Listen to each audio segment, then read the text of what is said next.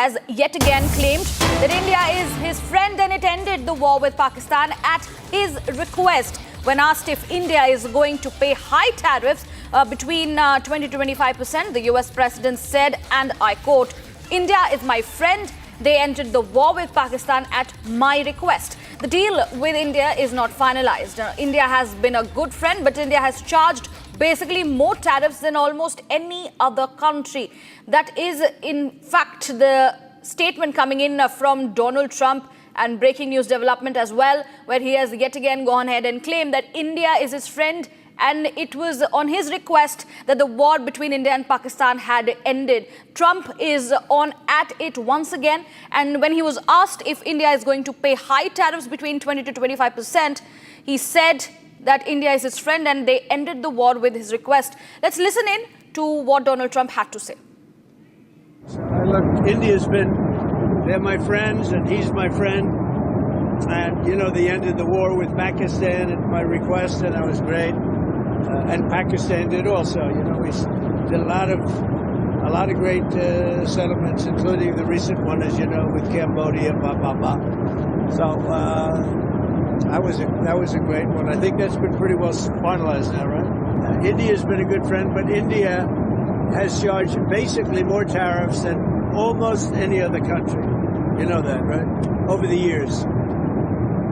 But now I'm in charge, and you just can't do that. I think the trade deals are working out very well, hopefully for everybody, but for the United States, they're very, very good. Now, shifting our focus, in a powerful address to the Lok Sabha, Prime Minister Narendra Modi hailed Operation Sindur as a defining moment in India's fight against terrorism. Now, responding to the April 22 Pahalgam terror attack, the Prime Minister declared that India's precision strikes demolished the terror camps in Pakistan in just 22 minutes, showcasing the nation's military might and resolve. Now, in a fierce 1.5-hour takedown, he not only laid down the contours of the operation, but also gave a hard response to the naysayers. Take a look.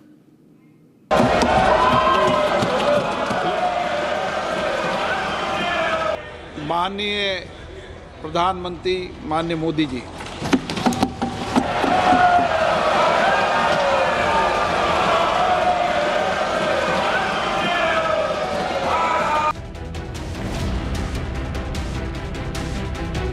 Bharat ने 6 मई रात और 7 मई सुबह जैसा तय किया था वैसी कार्रवाई की और पाकिस्तान कुछ नहीं कर पाया। 22 मिनट में 22 अप्रैल का बदला निर्धारित लक्ष्य के साथ हमारी सेना ने ले लिया।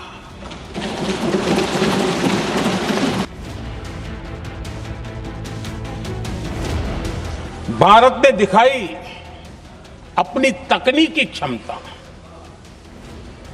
पाकिस्तान के सीने पर सटीक प्रहार किया। पाकिस्तान के एयरबेस एसेट्स को भारी नुकसान हुआ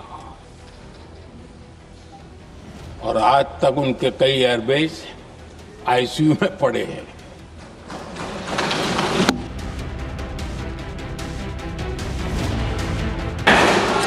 9 मई की मध्य रात्रि और 10 मई की एक प्रकार से सुबह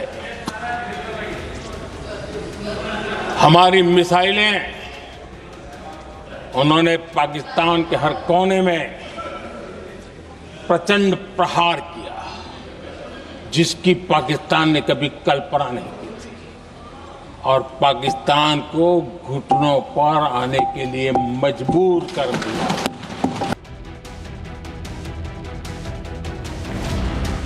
ऑपरेशन सिंदूर के दरमियान पहली बार हुआ जब आत्मनिर्भर भारत की ताकत को दुनिया ने पहचाना। Made in India drone, made in India missile, उसने पाकिस्तान के हथियारों की पोल खोल करके रख दी।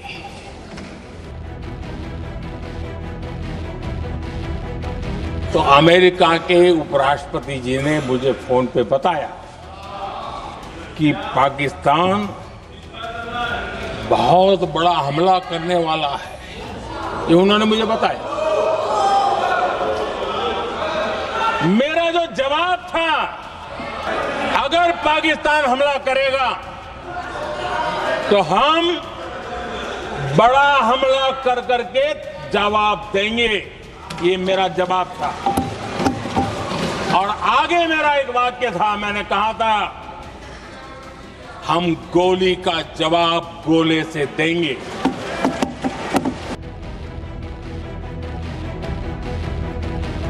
पहले दिन प्रेस कॉन्फ्रेंस में कहा है कि हमारा एक्शन नॉन एक्सीलेटरी है, ये हमने कह करके किया है। और इसके लिए साथियों हमने हमला रोका। अध्यक्ष जी, दुनिया के किसी भी नेता ने भारत के ऑपरेशन रोकने के लिए नहीं कहा।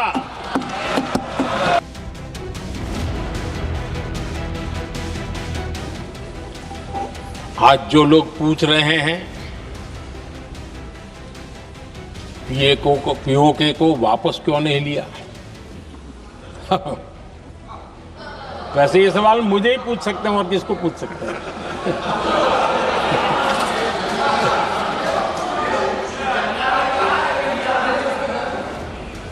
लेकिन इसके पहले जवाब देना होगा पूछने वालों को।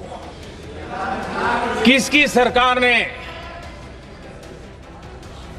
पीओके पर पाकिस्तान को कब्जा करने का अवसर दिया? जवाब साफ है, जवाब साफ है। जब भी मैं नेहरू जी की चर्चा करता हूं तो कांग्रेस और उसका पूरा इकोसिस्टम बिलबिला जाता है, पता नहीं क्या है।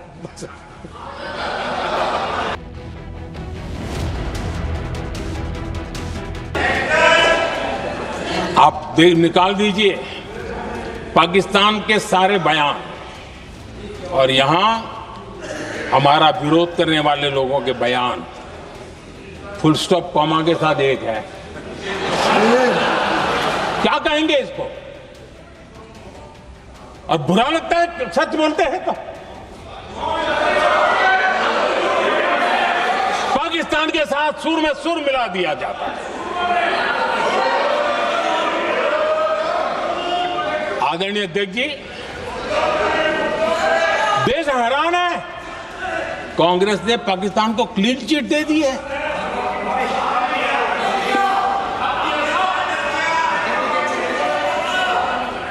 उनकी ये हिम्मत, और इनकी आदत जाती नहीं है, ये हिम्मत कि पहलगाम के आतंकी पाकिस्तानी थे, इसका सबूत दो।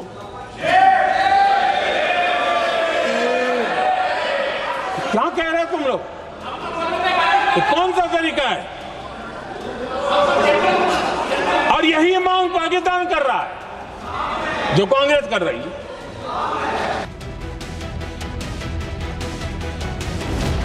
पाकिस्तान के लोगों के बयान है और देश ने देखे हैं, स्विमिंग पूल में नहा रहा था।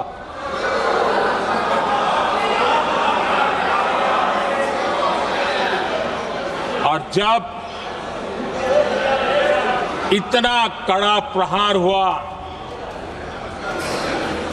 पाकिस्तान ने कभी सोचा तक नहीं था, तब जाकर के पाकिस्तान ने फोन करके डीजीएमओ के सामने फोन करके गुहार लगाई, बस करो, बहुत मारा, अब ज्यादा मार झेलने की ताकत नहीं है, प्लीज हमला रोक दो। ये पाकिस्तान के डीजीएमओ का फोन था।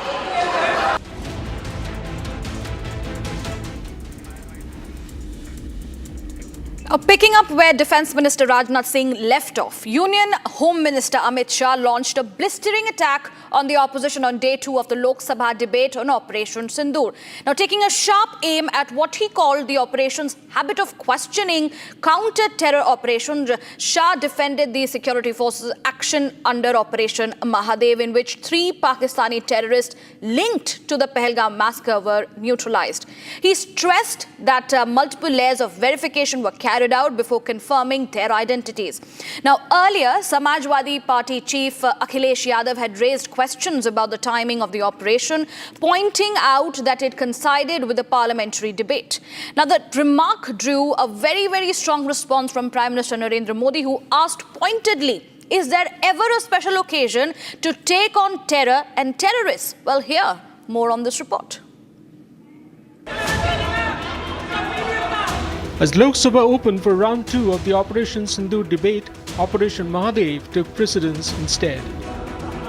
This after Samajwadi Party chief Akhilesh Yadav questioned the timing of the operation in which the cowards behind the Pahalgam massacre were gunned down. The SP Supremo insinuated that the operation was timed to coincide with Sawan Ka Somwar, an auspicious date in the Hindu calendar. आतंकवादी मारे जाते हैं, हम सब पक्ष में हैं कि आज महादेव ऑपरेशन पे मैं धन्यवाद क्यों नहीं दे रहा हूं? आखिरकार इनकाउंटर कल ही क्यों हुआ? Invoking the Pulwama terror attack of 2019, Akhilesh asked if the Central Probe agencies had such tech support as they claimed to at their disposal, then why couldn't they track the explosives-laden vehicle before it rammed into the CRPF bus? तो आखिरकार अध्यक्ष महोदय, पुलवामा में जो गाड़ी में RDX आया, वो गाड़ी आज तक क्यों नहीं पकड़ी गई? और शायद भारतीय जनता पार्टी के लोग ये जानते होंगे कि बहुत सारे विभाग सरकार के होते हैं, सैटेलाइट इमेजेस देते हैं। अगर आज भी भारतीय जनता पार्टी चाहे तो पुलवामा में जो गाड़ी आई है, सैटेलाइट इमेजेस से वो पता कर सकती है कि वो किस रास्ते से वो गाड़ी आई थी। आप हिम्मत क्यों नहीं जुटा पा रहे हैं उसके लिए? Congress chief Mallikarjun Kharge too questioned the timing of Operation Mahadev during a parallel debate in the Rajya Sabha on India's kinetic response to the Pahalgam terror attack. In a scathing retort to Akhilesh over his claim on Operation Mahadev, Prime Minister Narendra Modi questioned if there was an auspicious day or occasion to target terrorism or terrorists. क्या ये operation के लिए कोई सावन महीने का सोमवार ढूंढा गया था क्या? क्या हो गया है इन लोगों? हताशा, निराशा इस हद तक?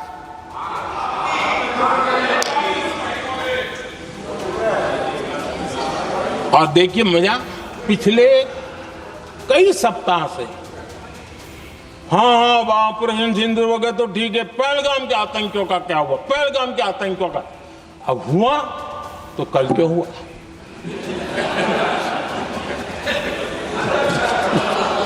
और कल ही क्यों हुआ? क्या हाल है अध्यक्ष जी का? Meanwhile, Union Home Minister Amit Shah launched a blistering attack on the opposition over its penchant to question counter-terror operations. आज मैं सदन को बताते हुए बहुत खुश हूं, मोदी जी ने ऑपरेशन सिंदूर कर आतंकवादियों को जिन्होंने आतंकवादियों को भेजा था, उनके आकाओं को जमीन में मिलाने का काम किया था। सेना और सीआरपीएफ ने वो आतंकवादियों को भी समाप्त कर दिया। Listing the multiple checks that were run on the terrorists before ascertaining the identities as the Pahalgam killers, Shah said even the chocolates they were carrying came from Pakistan. मैं आज चिदंबरम साहब को आपके माध्यम से कहना चाहता हूं, हमारे पास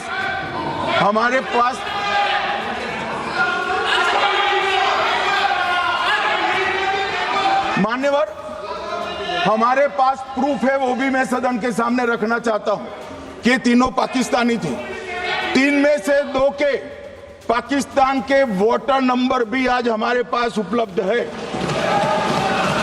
मान्यवर, ये राइफलें हैं, ये राइफलें भी हमारे पास उपलब्ध है।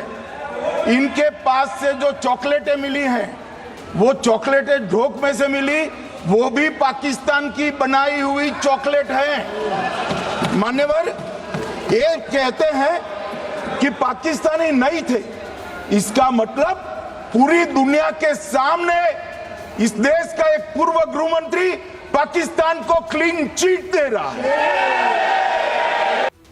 While their attempts to question and corner the centre have been thwarted and defeated, the opposition now faces public scrutiny over its stance on terror.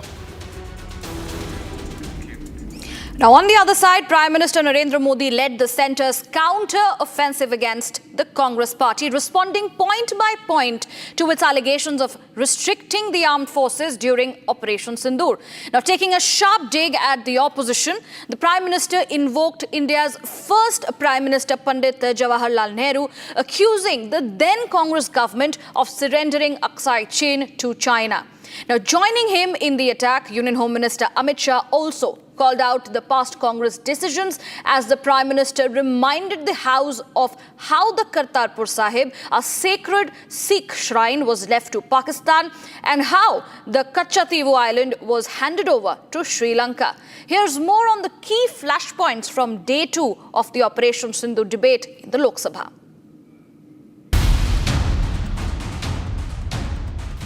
The big guns boomed on either side of the political aisle as the Treasury and the opposition went at each other blow for blow on an action-packed second day of the Operation Sindur debate in the Lok Sabha on Tuesday. Kicking up a firestorm not for the first time, leader of opposition Rahul Gandhi accused the centre of tying the forces' hands during Operation Sindur.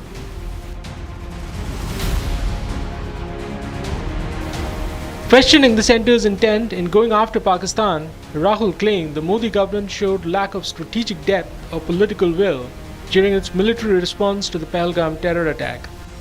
The DGMO of India was told by the government of India to ask for a ceasefire at 1:35 at night itself on the night of Operation Sindur. You told the Pakistanis exactly what you would do. You told them that we will not hit military targets.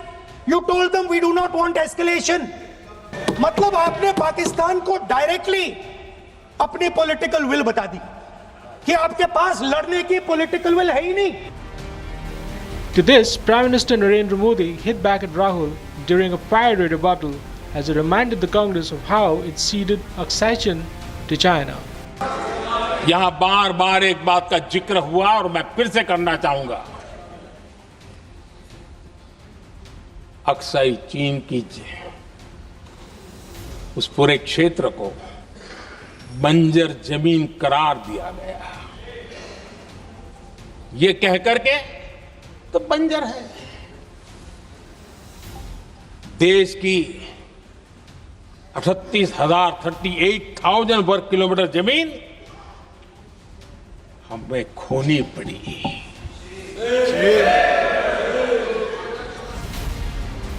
Not stopping at this, PM Modi also shamed the Congress for giving away the sacred Sikh religious site of Kartarpur to Pakistan in 1947 and the Kachativu Island of Tamil Nadu to Sri Lanka in 1974.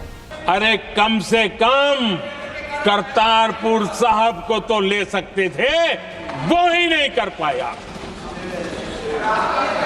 1974 Sri Lanka को कच्चथीवू द्वीप को gift कर दिया गया.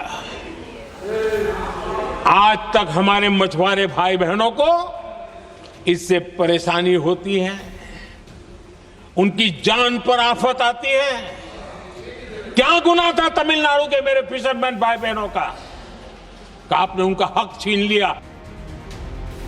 Union Home Minister Amit Shah too went ballistic at the Congress for questioning the centre's response to the Pahalgam attack. Walking the Congress back in time, Shah invoked how the first Prime Minister of independent India, Pandit Jawaharlal Nehru, trivialized national security, comparing barren Indian territory in Aksai Chin to his balding head. Shah said Nehru gave away oxygen in the 1962 war with China and defended it, saying not a blade of grass grew there. 62 के चीन में क्या हुआ, 62 के युद्ध में क्या हुआ मन? ये अभी कल कुछ कांग्रेस के सदस्य चीन का सवाल पूछ रहे थे। मैं आज पूछना चाहता हूं 62 के युद्ध में क्या हुआ? 38,000 वर्ग मीटर अक्साई चीन का हिस्सा चीन को दे दिया गया और वर्ग किलोमीटर ही बोला, वर्ग किलोमीटर। और मान्यवर ऐसी ही चर्चा उस वक्त सदन में हुई। मैं तो बड़ी गंभीरता से जवाब दे रहा हूं, मुझे बोलने नहीं देते। जवाहरलाल नेहरू जी ने क्या कहा? वहां घास का एक तिनका भी नहीं उगता है, वो जगह को क्या करे? As history returns to haunt the Congress, questioning the centre's Pahalgam response is a self-goal that Team Rahul might come to regret in the upcoming elections. Bharat 1 Minute brought to you by Canara Bank. Together we can. Hours after Prime Minister Narendra Modi hinted at ignoring US Vice President J.D. Vance's offer of mediation for a ceasefire between India and Pakistan post-Operation Sindur, President Donald Trump again claimed his role in the deal. To a question on whether India would pay tariffs of between 20-25% to the US, Trump said he thought so as Delhi ended the war with Pakistan at his request. Police teams from Madhya Pradesh are to be dispatched to West Bengal and Assam to ascertain the bona fides of some people from these two states living in Gwalior district. The city SP Robin Jain said that the process of identification of these people was still underway and action will follow if anyone was found to be living illegally. On the arrest of two Kerala nuns in Durg on suspicions of religion conversions and trafficking, BJP leader Rajiv Chandrasekhar said that the party's state unit reached out to the Chhattisgarh government, clarifying that the nuns were accompanying 3 adult girls with consent of their families and there was no trafficking issue.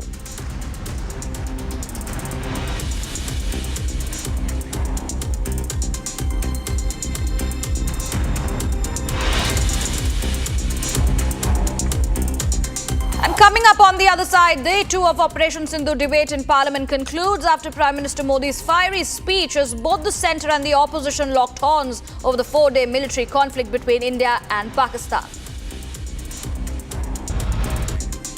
Also coming in after the break, Prime Minister Modi gave a sharp response to US Vice President J.D. Vance about Pakistan's action, warning that those supporting terrorism will pay a big price for their deeds.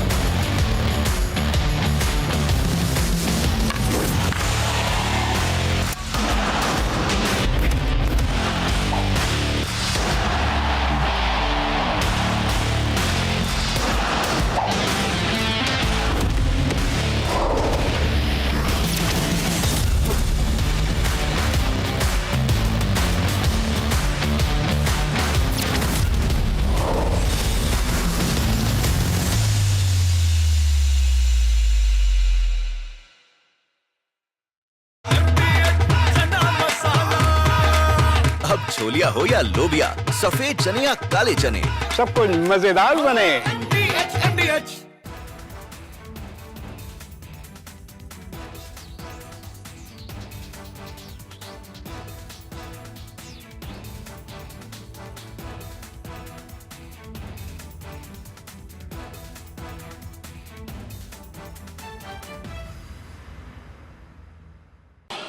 आदरणीय अध्यक्ष जी, और भी एक महत्वपूर्ण काम जो हुआ है, वैसे जब राजीव गांधी जी थे उस समय उनके जो एक डिफेंस का काम देखने वाले अमोस थे, उन्होंने जब मैंने सीडीएस की घोषणा की तो वो बहुत प्रसन्न होकर के मुझे मिलने आए थे और बहुत बहुत प्रसन्न थे वो। इस समय ऑपरेशन में नेवी, आर्मी, एयरफोर्स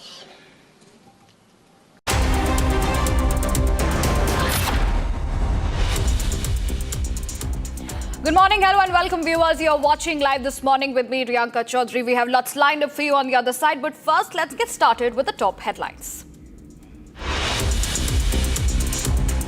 अमेरिका के उपराष्ट्रपति जी ने मुझे फोन पे बताया कि पाकिस्तान बहुत बड़ा हमला करने वाला है।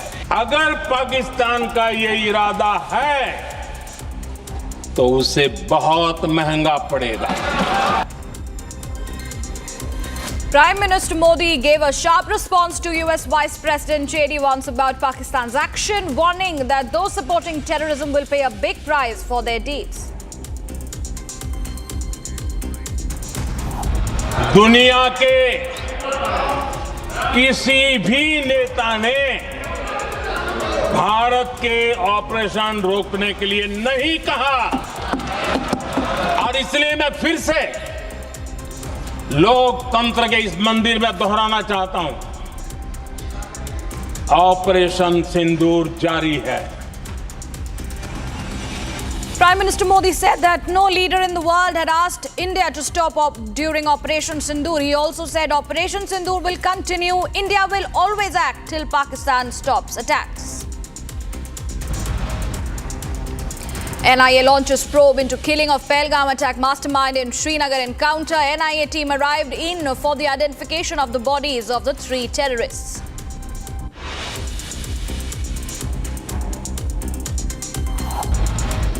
US President Donald Trump said that India may be hit with a tariff rate of 20% to 25%, but cautioned the final lever had still not been finalized as the two countries negotiate on a trade deal ahead of an August 1 deadline.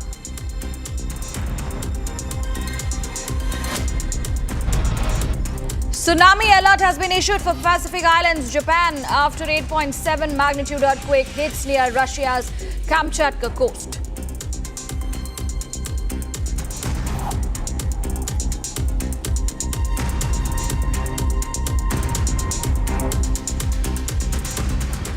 And viewers, breaking news coming in on top of this hour. Massive earthquake measuring 8.7 on the Richter scale has struck 126 kilometer southeast of Petropavlovsk, Kamchatka in Russia. Following the powerful quake, Japan has issued a tsunami warning, cautioning of waves up to 1 meter along its coastal areas. Now, a tsunami which is also in effect for several Pacific islands and parts of Japan, after what officials are now confirming was an 8.0 magnitude earthquake of Russia's eastern coast. The authorities are closely monitoring the situation, and more updates are also awaited on this note. So there has been a massive earthquake in Russia. On the other hand, there has been a tsunami alert also on the Pacific Islands and parts of Japan, and this after 8.7 earthquake had jolted Kamchatka in Russia. The authorities have issued an emergency, and also the visuals on your screens show you the massive impact and effects that were seen during the earthquake that hit this particular area in Russia. We are showing you the visuals earlier from a shopping complex where all the materials and packets were seen thrown on the floor. So this is the latest development coming in on the broadcast this very morning. An 8.7 earthquake has jolted Kamchatka area of Russia. Tanisha is joining me to give us more details. Tanisha, help us understand, because there has been a big earthquake that has hit Russia, and also on the other hand there has been a tsunami alert issued in Pacific Islands and parts of Japan. Well, absolutely, Priyanka. This is a magnitude of 8.7 earthquake that's happened in Russia, and it's in the far east. It happened early morning today, and it's prompted tsunami warnings in parts of Japan, Alaska, and Hawaii. Meanwhile, we'll also learn that damage and evacuations were reported in the Russian regions as far as the nearest and the quake's epicenter of the Kamchatka Peninsula is concerned. The Pacific Tsunami Warning Center has said that waves of nearly 1 to 3 meter yards above the tide level were possible along some coastal areas of Hawaii, Chile, Japan, and Solomon Islands as well. We also learned that waves of more than 3 meter yards were possible along some coastal areas of Russia and Ecuador. Now, Japan's meteorological agency, Riyanka, has issued a statement saying that a tsunami alert for Japan's Pacific coast, waves up to 3 meters, could arrive along the northern Japanese coast less than half an hour after the alert. So Japan is also on high alert as far as the tsunami warning is concerned. Now, the Pacific Tsunami Warning Center has also said that a tsunami had been generated by the quake that could cause damage along the coastlines of all the Hawaiian Islands. The quake, Riyanka, happened at 8:25 a.m. to be precise this morning. Japan time had a preliminary magnitude of 8.0. Japan and the United States seismologists said that Japan and the United States Geological Survey later updated that the measurements to 8.7 magnitude, and the USGS said the quake occurred at of nearly 19.3 kilometers, that is 12 miles. So it's the magnitude, if we talk about, Riyanka, is extremely heavy, as we see in our visuals as well on how everything started shaking as soon as the tsunami, as soon as the earthquake hit. It is a 8.7 magnitude earthquake that we're talking about. Now we learned that the quake was about 250 kilometers, that is nearly 160 miles away from Hokkaido. That is the northeastern of the Japan's 4 big islands, and was also felt only slightly, according to the Japanese television reports. Now, Russia's news agencies have been reporting that from the biggest city near the epicenter, that many people ran out on the streets without shoes or even their outwear. Cabinets toppled inside their homes, mirrors were broken, Riyanka. And also there are visuals where we see that cars have been swayed in the street and balconies on buildings that shook noticeably. Now the National Tsunami Warning Center based in Alaska has also issued a tsunami warning for the parts of Alaska Island and a watch for portions of the West Coast, including California, Washington, and Hawaii. Riyanka. Right. Tanisha, also, we understand how there has been such dramatic visuals also coming in from across channels of social media. And this particular area in Russia, Kamchatka is what we're talking about, where the tsunami has been hit. This place was already in a tsunami threat once before, past a week. And then people at that point in time were also asked to climb up to elevators because they were in a threat in terms of tsunami. So that particular area is now prone to tsunamis as well as earthquakes. So, well, we also understand that there has been already authorities in par with putting measurements in place.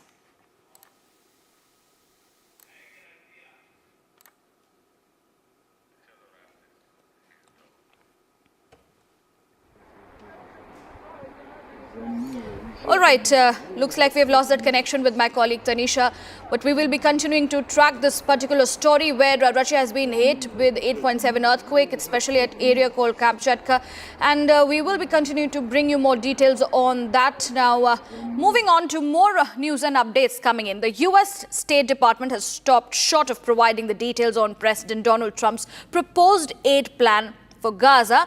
And speaking to the reporters in Washington, D.C., the State Department spokesperson Tammy Bruce sidestepped questions on how the aid package would be implemented. Now, meanwhile, the UN World Food Programme has raised concerns, saying only about half the aid it requested is actually reaching the Hamas-controlled territory. Well, here's a report in detail. Amid the crippling hunger crisis and claims of starvation in Gaza, the White House refused to elaborate on President Donald Trump's aid plan for the region. State Department spokeswoman Tammy Bruce said on Tuesday she would not elaborate on how the new aid plan announced by President Donald Trump would work. She said everybody should make a contribution to alleviate the suffering of the people in Gaza amid claims of an aid block. I think that when we look at the nature of remarks by the president, there's one thing that's clear that everyone can agree on, is that it is his humanitarian nature to focus on diplomatic solutions. But he is a realist and he'll go and do what he needs to realize what his goals are, which is peace and a ceasefire. And also, I think the recognition that no one has denied, we have not denied it in this room, that the humanitarian assistance to this point has not been enough. My argument is that it would never be enough in that obscene, unnatural environment. And so we're proceeding in that regard, and of course, with President Trump's leadership, as he noted yesterday, to do even more to assist when it comes to food and other aid. Meanwhile, Democrats in Congress implore the Trump administration to step up its role in addressing the suffering and starvation in Gaza. More than 40 senators signed a letter on Tuesday urging the Trump administration to resume ceasefire talks and sharply criticizing the Israeli-backed American organization that had been created to distribute food aid. The EU has been the world's biggest supplier of aid to the Palestinians. In a worrying development, UN World Food Programme said only about half the aid that it had requested for Gaza was reaching the Hamas-ruled territory. WFP wants 100 trucks per day entering the territory of over 2 million people as deaths from alleged starvation increase. Antoine Renard, WFP Country Director for Palestinian Territories, said the UN agency also needs assurance that no armed people or weapons would be around the convoys and that more trucks will be able to enter on a daily basis. The challenge that I have is that while we're doing everything that we can to actually respond to the current wave of starvation in Gaza, the conditions that we have are not sufficient to actually make sure that we can break that wave. I've never seen a level of despair in terms of how people are now starving, how rate of malnutrition are now in Gaza. As the UN flags concern over aid-starved Gaza, the big question is, does Trump really have a plan?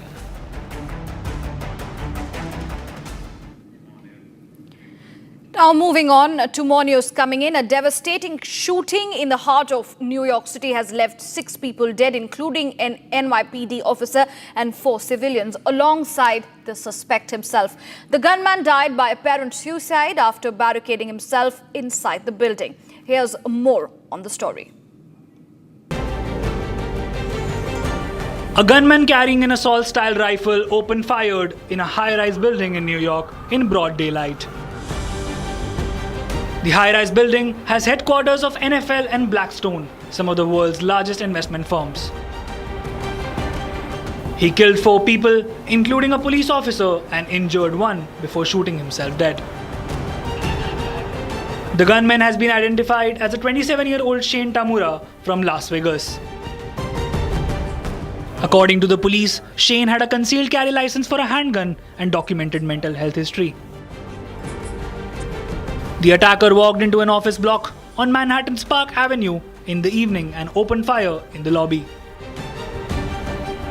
After that, he took the lift to the 33rd floor to continue his firing spree. First, we walking down the block, we see mad people walking, like running. We're like, what the hell going on? And then some lady, she couldn't stop talking. She said, oh, is somebody gunned this and that? So we asked questions, what was going on? They said somebody was on the floor. Was on the floor. He got messed up. Supposedly he got cut on the neck. And some shit like that. And then after that, they said somebody's inside with a gun. Upon getting the information, police reached the spot and deployed a drone, while dozens of officers surrounded the area. The New York police quickly managed to get hold of the attacker before he could do any more damage. Additionally, the shooter is dead of an apparent self-inflicted gunshot wound. To be clear, 6 total tonight died, 1 including the perpetrator. And I'm sorry, 6 total were shot tonight, 1 including the perpetrator. No words can describe this act of evil. A man who takes the life of others who are innocent. No words can fill the void that has been left by this tragedy. Our hearts break for the families and friends of the victims. Pray for the swift, the safe recovery of the injured. Horrific crime reminds us all how easy it is to gain access to a gun. Gun violence has scarred so many neighbors and ripped apart too many families across this entire country. We will continue the fight to do all we can to protect our city. But tonight we mourn for those who were killed. We pray for the families as they go through this painful moment. And as I stated, 5 innocent people were shot.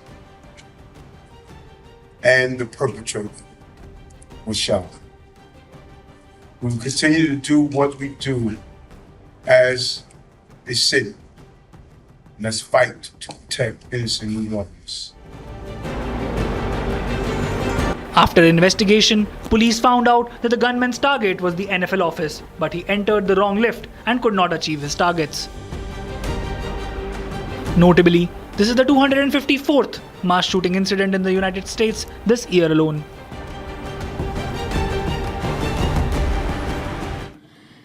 Moving on now, Iraq's Prime Minister Mohammad Shia al-Sudani is walking a tightrope, I beg your pardon, keeping the country out of direct conflict amid rising pressure from both Iran-backed groups and the Western powers. Now, amid reports of a potential US military withdrawal from the war-torn nation, al-Sudani remains hopeful of forging closer ties with Washington. Here's more.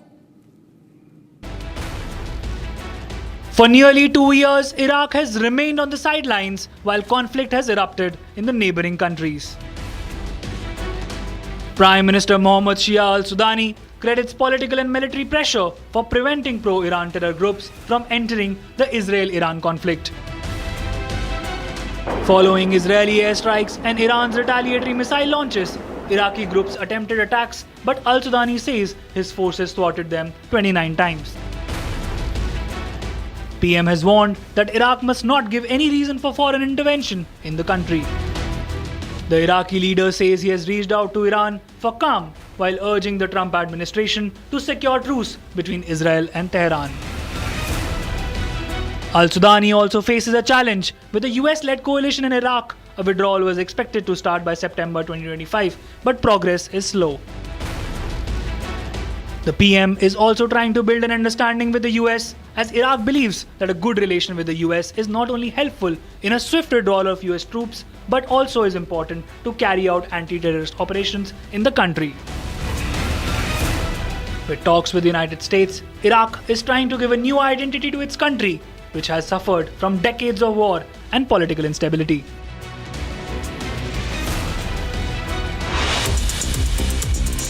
And on the other side, Prime Minister Modi said that no leader in the world had asked India to stop during Operation Sindur. He also said Operation Sindur will continue. India will always act till Pakistan stops its attacks. And also, President Donald Trump said that India may be hit with a tariff rate of 20% to 25%, but cautioned the final levy had still not been finalized as the two countries negotiate on a trade deal ahead of an August 1 deadline.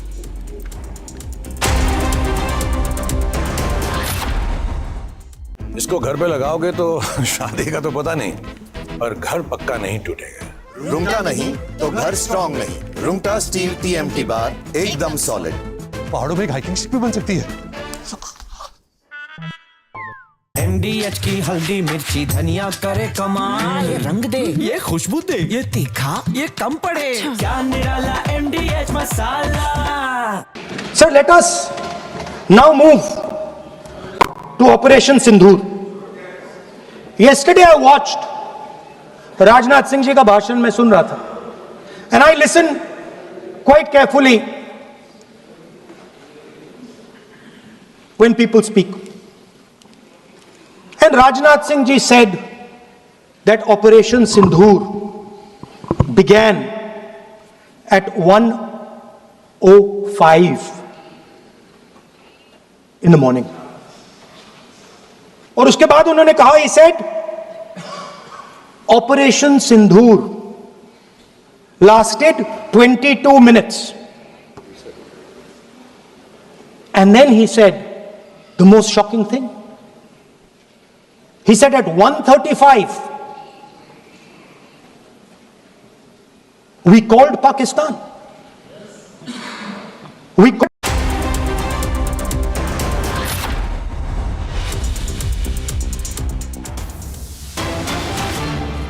Breaking news coming in. Encounter broke out after infiltration bid foiled in Digwar sector of Poonch. Group of 2 terrorists trapped in a joint operation of the Jammu and Kashmir Police and the Indian Army. The group was trying to sneak inside India from Pakistan-occupied Jammu and Kashmir. That is the latest breaking news coming in on at this point in time that we are tracking for our viewers. But there has been an encounter which is currently underway after there was an infiltration bid which was foiled by our forces. And it is a joint operation of the Jammu and Kashmir Police and Indian Army group. This particular terror group was indeed trying to sneak in inside India from Pakistan-occupied Jammu and Kashmir. Gursimran, my colleague, is joining us live at this point in time. Gursimran, give us more details of this fresh encounter that is underway.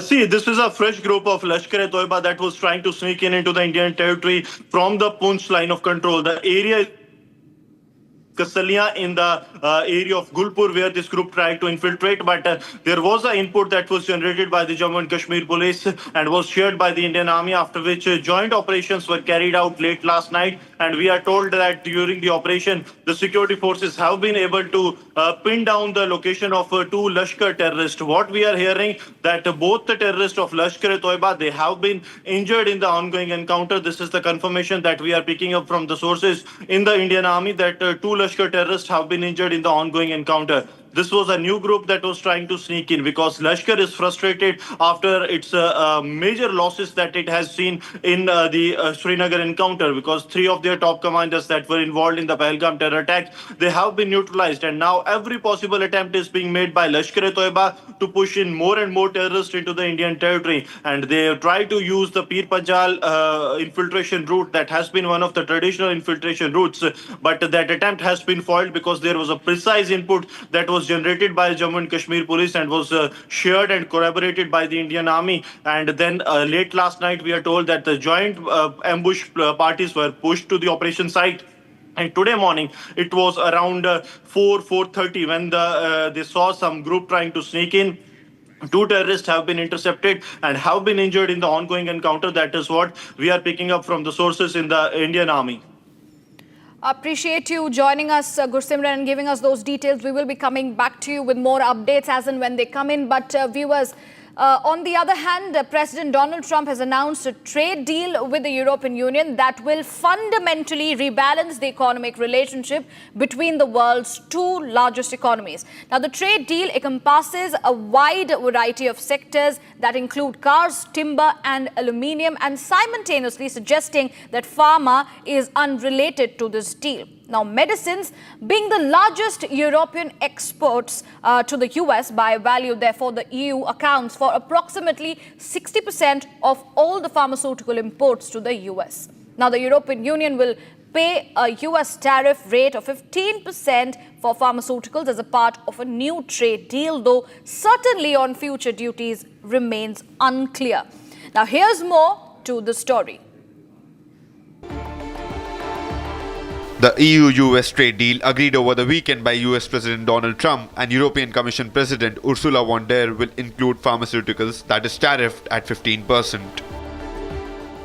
On Sunday, the 2 presidents reached a deal, a political agreement. What we are doing now is taking that political agreement, fleshing out the details, making sure that everything we need to be in there is in there. That will lead to a joint statement. I can't tell you precisely when that joint statement will be ready, but it should be soon. That joint statement itself is not a legally binding document, but rather it's a roadmap. It's a political commitment, a series of political commitments, if you like. And from that, we can generate the stability I talked about, the predictability I talked about, that we can get back to doing what we do best in terms of transatlantic trade and investment. Our companies, our deeply integrated supply chains, moving products and services across the Atlantic on a daily basis, worth €1.6 trillion annually.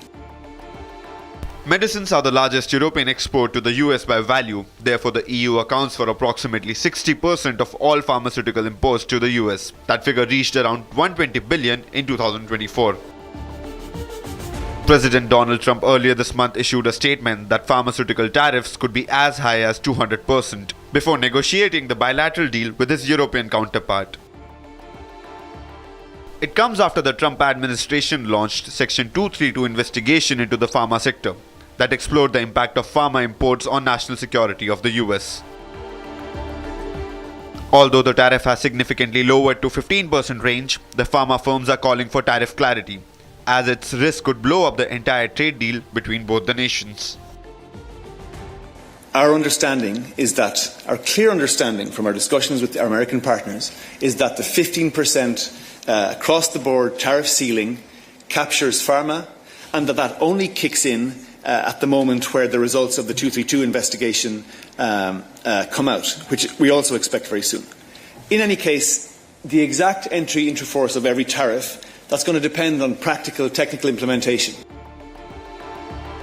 Despite being significantly lower than the 200% rate threatened by Trump, the deal is set to ramp up drug costs by billions.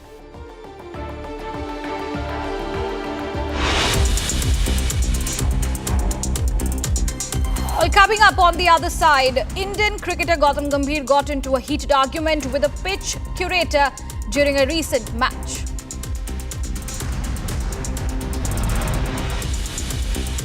And also tracking in more details after this break, Australia clinched victory in the fifth and final T20 against the West Indies at the Warner Park in St. Kitts, successfully chasing down 171 with 4 wickets to spare.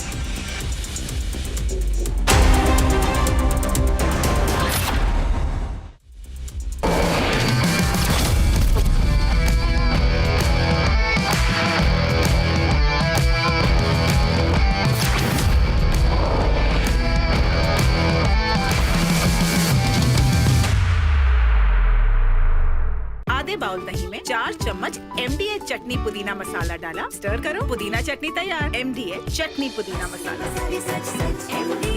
MDH।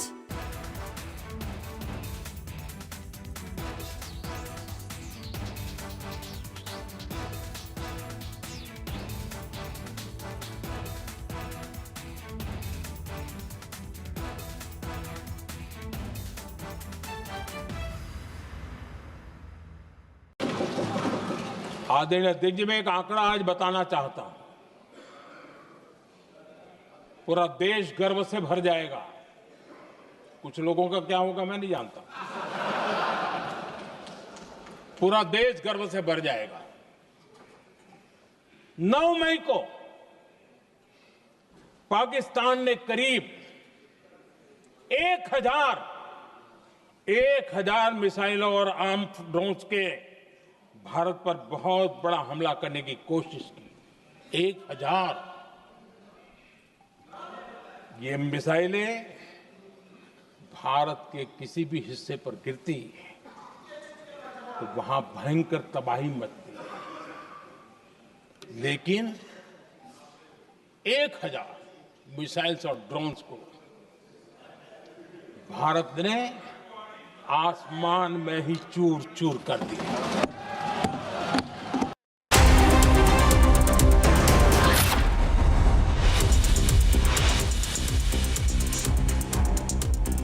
India head coach Gautam Gambhir clashed with Oval curator Lee Fortes, sharply telling him, "You don't tell us what we need to do," while pointing towards the ground staff. The spat occurred ahead of the 5th test between India and England after players were asked to stay 2.5 metres from the pitch. Batting coach Sitanshu Kotak confirmed no official complaint would be filed. Australia clinched victory in the 5th and the final T20 against the West Indies at the Warner Park in St. Kitts, successfully chasing down 171 with 4 wickets to spare. This marked their 5th consecutive run chase win in the series, equaling India's rare achievement of sweeping all matches in a 5-game T20I series, a milestone first reached 5 years ago. Despite over 100 nations participating in the format, such a feat has only been accomplished 6 times, with Australia now joining the elite club. New Zealand's Tom Latham has been ruled out of the first test against Zimbabwe, with Michelle Stantner set to lead the side in Bulawayo starting July 30. A seasoned campaigner with 30 test matches under his belt, Stantner recently guided the Black Caps to victory in a T-series involving the Zimbabwe and the South Africa.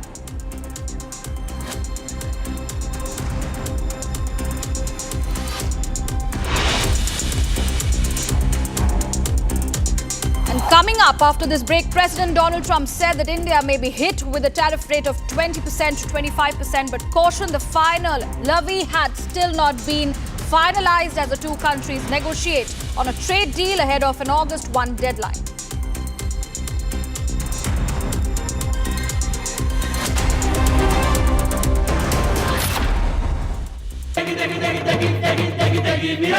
MDH की देगी मीरज, देगी मिर्च का तड़का, अंग अंग फड़का। MDH की देगी मीरज। इसको घर पे लगाओगे तो शादी का तो पता नहीं, पर घर पक्का नहीं टूटेगा। रुंगटा नहीं तो घर स्ट्रॉन्ग नहीं। रुंगटा स्टील TMT बार एकदम सॉलिड। पहाड़ों में एक हाइकिंग शिप भी बन सकती है।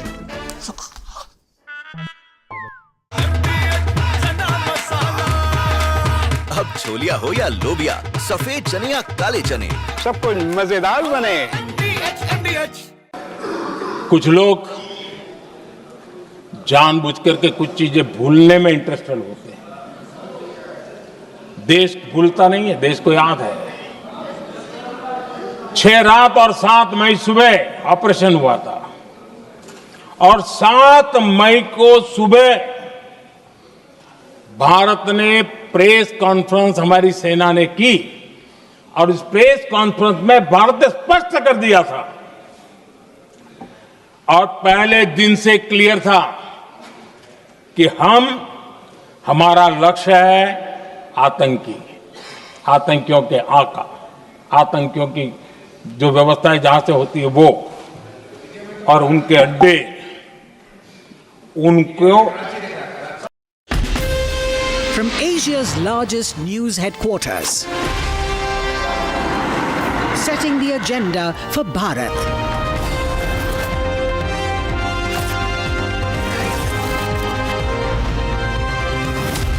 You're watching Republic.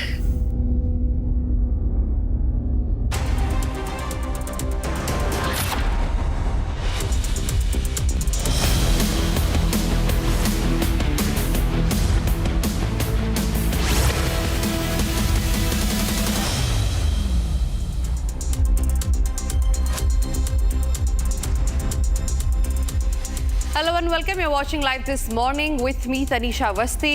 Yesterday, the Prime Minister schooled the opposition. He presented facts and he got specific when it comes to the Operation Sindur debate.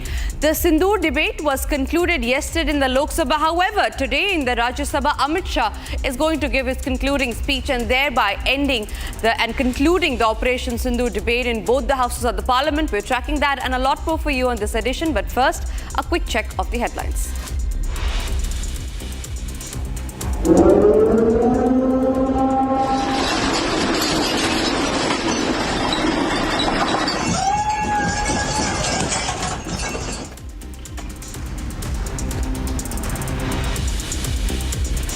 Tsunami alert issued for Pacific Islands, Japan, after 8.7 magnitude earthquake hits near Russia's Kamchatka coast.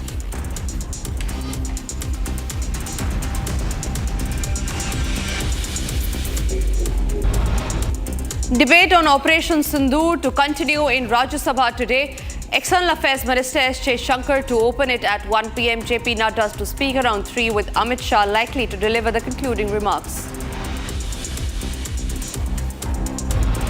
America के उपराष्ट्रपति जी ने मुझे phone पे बताया कि पाकिस्तान बहुत बड़ा हमला करने वाला है। अगर पाकिस्तान का ये इरादा है तो उसे बहुत महंगा पड़ेगा। And that's the Prime Minister in the floor of the House in Lok Sabha giving a clear-cut warning to Pakistan, saying that they will have to pay a heavy price for any further attack.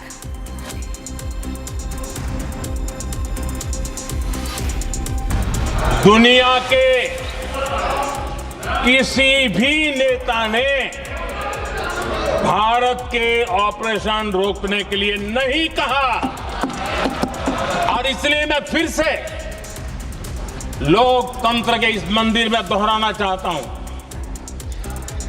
Operation सिंदूर जारी है। Clear message from the Prime Minister. Operation Sindur will continue and that no country can ask India to stop the war. In one of its most anticipated missions in recent years, ISRO will now launch Nisar, a sophisticated and expensive Earth observation satellite developed in collaboration with NASA from Sriharikota today. Another tariff war that has been initiated by Trump, and this time on India, where he says that India may be hit with a tariff rate of nearly 20-25%, but cautioned the final levy had still not been finalized as the two countries negotiate on a trade deal ahead of the August 1 deadline.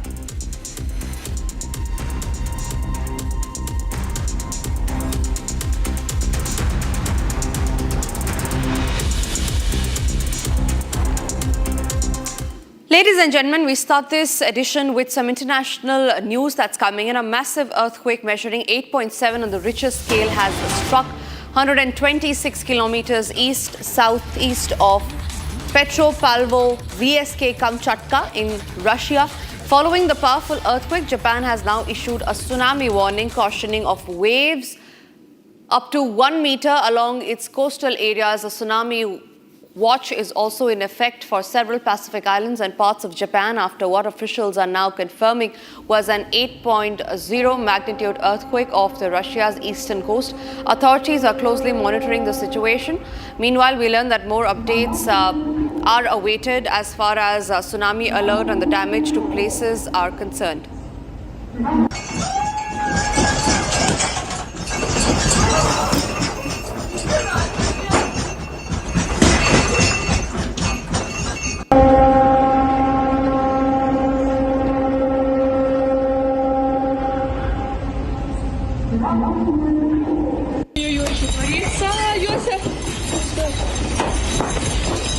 Господи, боже мой!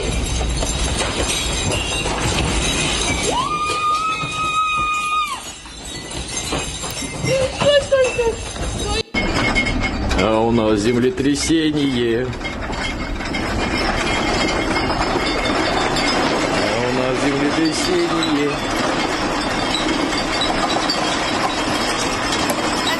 Visuals that we have got to you from several places, starting from Russia. Remember, Japan has also issued a tsunami alert for Hawaii as well. The Consulate General of India in San Francisco is monitoring the potential tsunami threat following the recent 8.7 magnitude earthquake of Russia's Kamchatka Peninsula.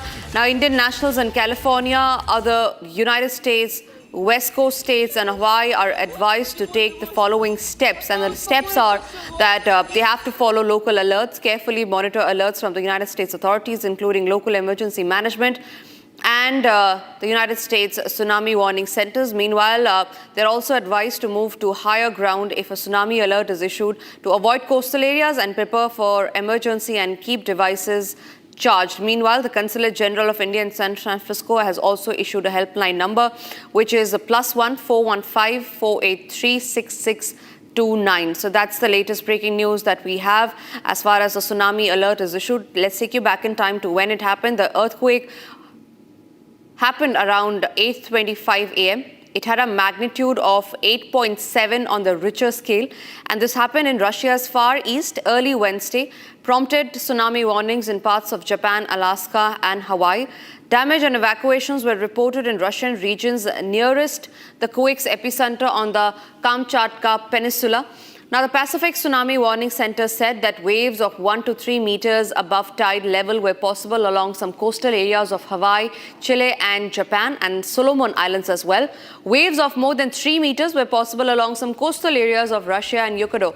Now, Japan's meteorological agency has also issued a tsunami alert for Japan's Pacific coast, saying waves up to 3 meters could arrive along the northern Japanese coast less than half an hour after the alert was issued. Meanwhile, the Pacific Tsunami Warning Center said that a tsunami had been generated by the quake that could cause huge damage along the coastlines of the Hawaiian Islands. The quake at 8:25 a.m. Japan time had a preliminary magnitude of 8.0 on the Richter scale. Japan and the United States seismologists have said this. Japan and the United States, meanwhile, have also said that Geological Survey later updated their measurements to 8.7 magnitude, and the quake occurred at the depth of 19.3 kilometers. The quake, ladies and gentlemen, was about 250 kilometers away from Hokkaido, the northernmost of Japan's 4 big islands, and was felt only slightly, according to Japan's local area networks. Russia news agencies have also reported that from the biggest city near the epicenter, that many people ran out onto streets with shoes, without outwear. Cabinets have toppled inside homes, mirrors were broken, cars were swayed in the street, and balconies on buildings shook noticeably. The Tsunami Warning Center, based in Alaska, has now issued a tsunami warning for parts of Alaska and Aleutian Islands and a watch for portions of the West Coast, including California, Oregon, and Washington, along with Hawaii. Remember, it was earlier in June when 5 powerful quakes, the largest with a magnitude of 7.4, struck in a sea near Kamchatka. The largest quake was at the depth of 20 kilometers and was 144 kilometers east of the city of the biggest Russian city, which had a population of nearly 180,000 people.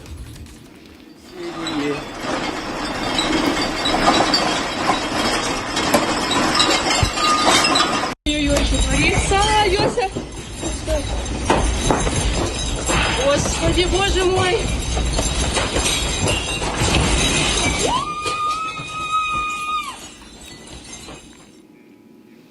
Shifting our focus to what's happening back here in India, where a JPC meeting on One Poll, One Nation will be held today at 3 p.m. nearly in the main committee room of the Parliament. We also learned that N.K. Singh, the former Rajya Sabha member and chairman of 15th Finance Commission of India and noted economist on the said bills, assisted by Dr. Prachi Mishra, Professor of Economics and head, will depose before the committee. So the Joint Parliamentary Committee today is going to discuss about the further course of action as far as One Nation, One Poll is concerned. Remember, the meeting is going to take place at 3 p.m. today inside the Parliamentary House. What is to be awaited is what will be decided. Remember, the bill was introduced already in the previous session.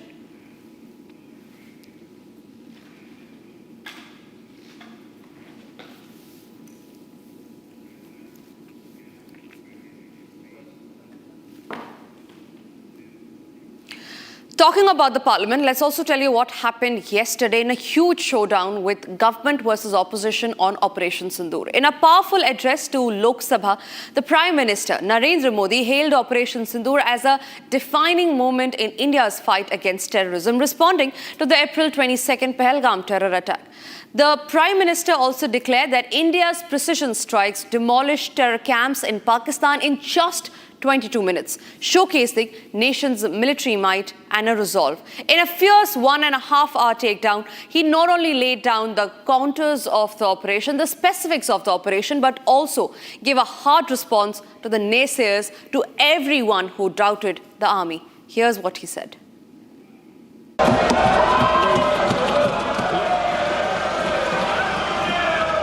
माननीय प्रधानमंत्री माननीय मोदी जी,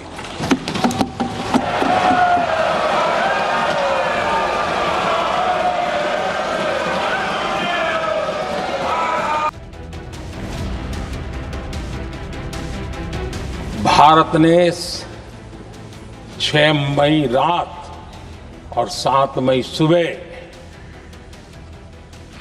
जैसा तय किया था वैसी कार्रवाई की और पाकिस्तान कुछ नहीं कर पाया। 22 मिनट में 22 अप्रैल का बदला निर्धारित लक्ष्य के साथ हमारी सेना ने ले लिया।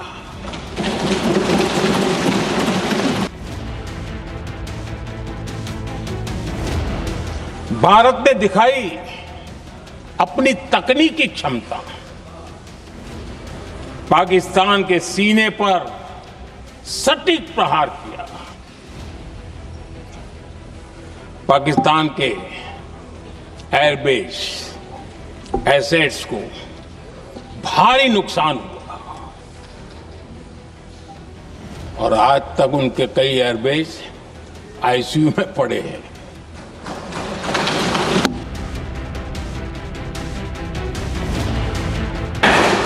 9 मई की मध्यरात्रि और 10 मई की एक प्रकार से सुबह हमारी मिसाइलें उन्होंने पाकिस्तान के हर कोने में प्रचंड प्रहार किया, जिसकी पाकिस्तान ने कभी कल्पना नहीं की थी और पाकिस्तान को घुटनों पर आने के लिए मजबूर कर दिया।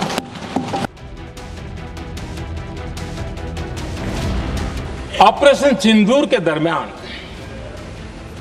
पहली बार हुआ जब आत्मनिर्भर भारत की ताकत को दुनिया ने पहचाना। Made in India drone, made in India missile ने पाकिस्तान के हथियारों की पोल खोल करके रख दी।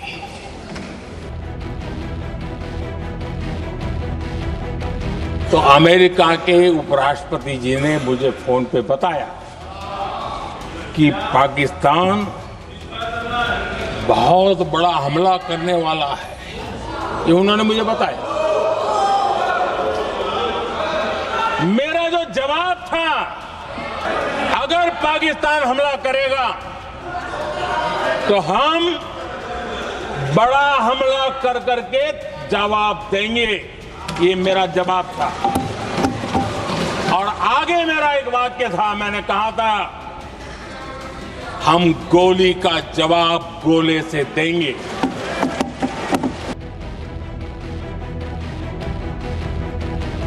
पहले दिन प्रेस कॉन्फ्रेंस में कहा है कि हमारा एक्शन नॉन एक्सीलेटरी है, ये हमने कह करके किया है और इसके लिए साथियों हमने हमला रोका। अध्यक्ष जी,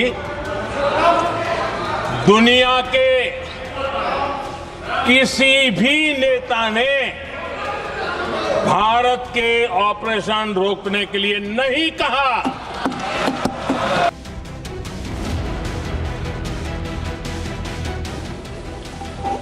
आज जो लोग पूछ रहे हैं पीओके को वापस क्यों नहीं लिया, वैसे ये सवाल मुझे ही पूछ सकते हैं और किसको पूछ सकते हैं।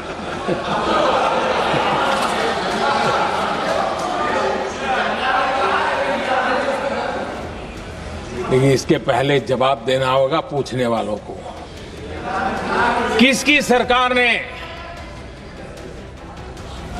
पीओके पर पाकिस्तान को कब्जा करने का अवसर दिया? जवाब साफ है, जवाब साफ है।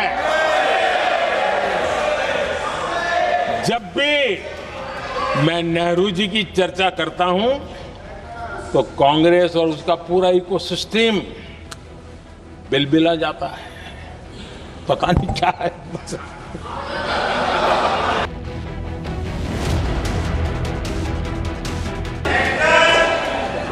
आप निकाल दीजिए पाकिस्तान के सारे बयान और यहां हमारा विरोध करने वाले लोगों के बयान, फुल स्टॉप कॉमा के साथ एक है। क्या कहेंगे इसको? और बुरा लगता है सच बोलते हैं तो। पाकिस्तान के साथ सुर में सुर मिला दिया जाता है।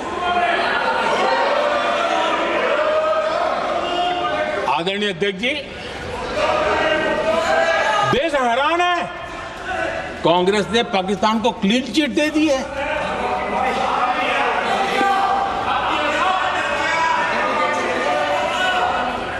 उनकी ये हिम्मत, और इनकी आदत जाती नहीं है, ये हिम्मत कि पहलगाम के आतंकी पाकिस्तानी थे, इसका सबूत दो।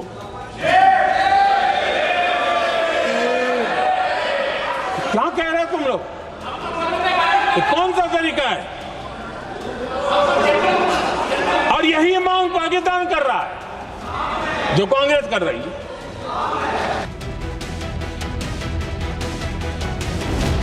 पाकिस्तान के लोगों के बयान है और देश ने देखे हैं, स्विमिंग पूल में नहा रहा था।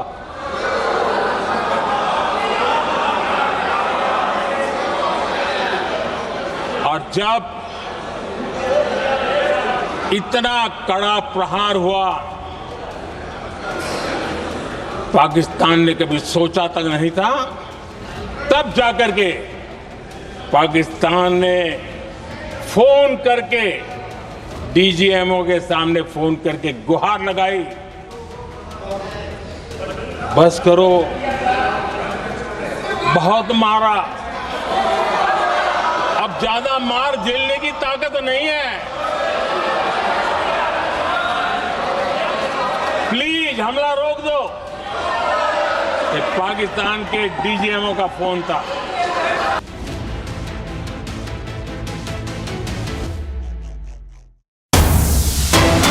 Breaking news now coming in. A tsunami has hit the coastal areas of Russia's Kuril Island and Japan's large northern island of Hokkaido. This is what the foreign news agency have reported. Remember, earlier today, a 8.7 magnitude earthquake had hit Russia, several northern cities of Russia, after which Japan had sounded an alert on tsunami. But now we learn a tsunami has hit coastal areas of Russia's Kuril Island and Japan's large northern island of Hokkaido. Details on damage are awaited. But what we learn is that an early emergency evacuation process has been issued as far as Japan and Russia are concerned. Helpline number has also been issued by Indian Embassy in San Francisco, and they have been asked to stay indoors and not move around the coastal areas. This is one of the world's strongest earthquakes that has struck Russia's Far East early on Wednesday. It is an 8.7 magnitude trembler that has set off a tsunami in the northern Pacific region and prompted warnings for Alaska, Hawaii and south toward the New Zealand. And the latest breaking news now coming in, the tsunami has hit Russia's Kuril Islands as well. The Japan Meteorological Department agency has said a first tsunami wave of about 30 centimeters had already reached Nemuru on the eastern coast of Hokkaido. Priyanka, my colleague, is joining me live from the newsroom on that. Priyanka, what is the latest that you can share about the tsunami that has now hit Russia and Japan?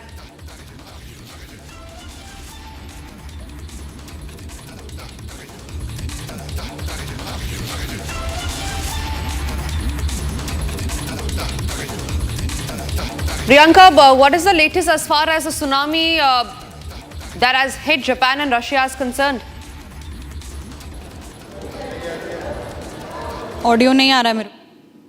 All right, we seem to have some audio connection problem with Priyanka. We'll try getting her back on the line, but the latest, ladies and gentlemen, tsunami has hit Russia's Kuril Island, also Japan's northern island in Hokkaido. An alert was already issued. Damage and evacuations were reported in Russian regions nearest the earthquake's epicenter on the Kamchatka Peninsula. Now, the Pacific Tsunami Warning Center had said that waves up to 1 to 3 meters above the tide level were possible, and so is what has happened right now. The earthquake occurred around 8:25 a.m. Japan that time had a preliminary magnitude of 8.0. Japan and the United States seismologists have also been quoted said. Meanwhile, I believe Priyanka is back with us from the newsroom. On that note, Priyanka, what is the latest update as far as the tsunami hitting Russia and Japan are concerned?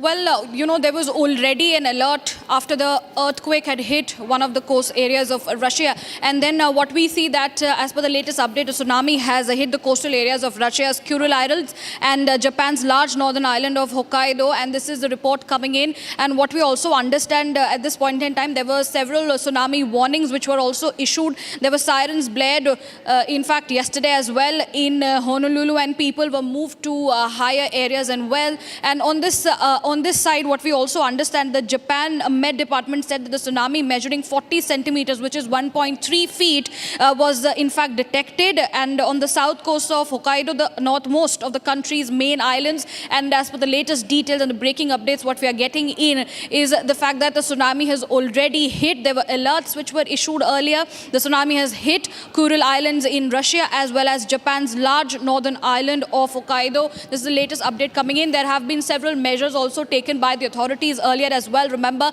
last week also there was a tsunami threat which was issued in islands of Russia. And today, what we understand at this point in time, the tsunami hitting these coastal areas of both Russia and Japan has in fact brought in the sirens blazing, and the people have been shifted to higher areas just like they had exercised last week. We have to wait and see in terms of the other reports that come in regarding the tsunami, but the authorities are already putting forward all the measures that are required at this point in time in order to safeguard the people living in these areas.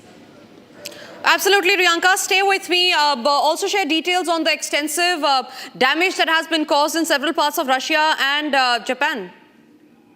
Well, the first tsunami wave hit the coastal area of Severo-Kurslik, the main settlement on the Russia's Kuril Islands in the Pacific. And according to the local governor, he said the residents were safe. So that is the latest development coming in. As for the governor, the residents are safe is what we understand. And they are staying on the high ground until the threat of a repeat wave was gone. So in terms of the damage, well, when we had seen those visuals coming in from Russia, several areas when the earthquake had hit, we saw that several items, from a shopping mart were thrown on the ground. On the other hand, when it comes to the, visuals of the tsunami coming in near the coastal areas, we understand that for now there is no particular damage that has been seen, but the people have been moved in the higher areas is what we understand, and everybody is safe. That is the confirmation coming in from the governor. On the other hand, when it comes to Japan, Japan was also being issued with several signals of moving people upwards, given the fact that the tsunami alert was already given after the massive 8.8 magnitude earthquake had hit Russia early yesterday. So we have to wait and see next what happens, given the fact that there will be more visuals coming in across social media regarding this particular information. Absolutely, Riyanka. Thank you very much for sharing those details. Top story that remains on Republic Today. Meanwhile, it's time for us to have a quick check of the other stories. Bharat 1 Minute brought to you by Canara Bank. Together, we can. Hours after Prime Minister Narendra Modi hinted at ignoring the United States Vice President J.D. Vance's offer of mediation for a ceasefire between India and Pakistan post-Operation Sindur, President Donald Trump again claimed his role in the deal to a question on the whether India would pay tariffs of between 20 to 25% to the United States. Trump said he thought so as Delhi ended the war with Pakistan at his request.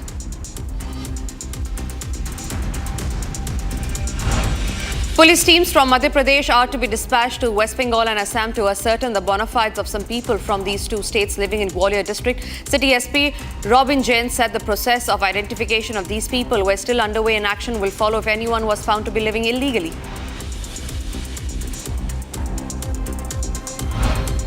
On the arrest of two Kerala nuns in drug on suspicious of religious conversion and trafficking, BJP leader Rajesh Chandrasekhar said the party's state unit reached out to the Chhattisgarh government, clarifying the nuns were accompanying 3 adult girls with the consent of their families and there was no trafficking issue.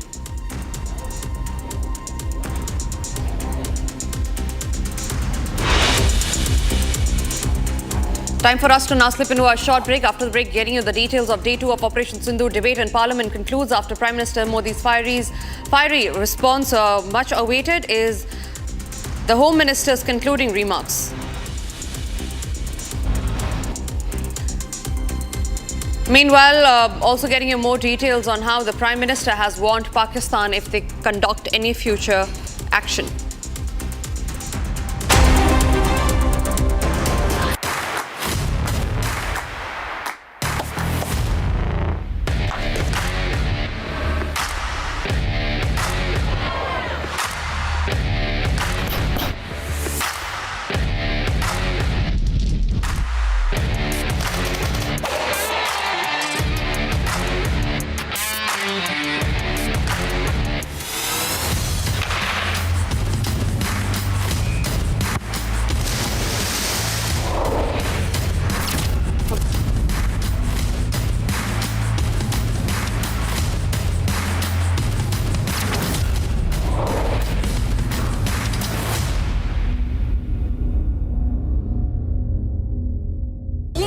Favourite recipe MDH का जीरा SIP jaljeera मसाला।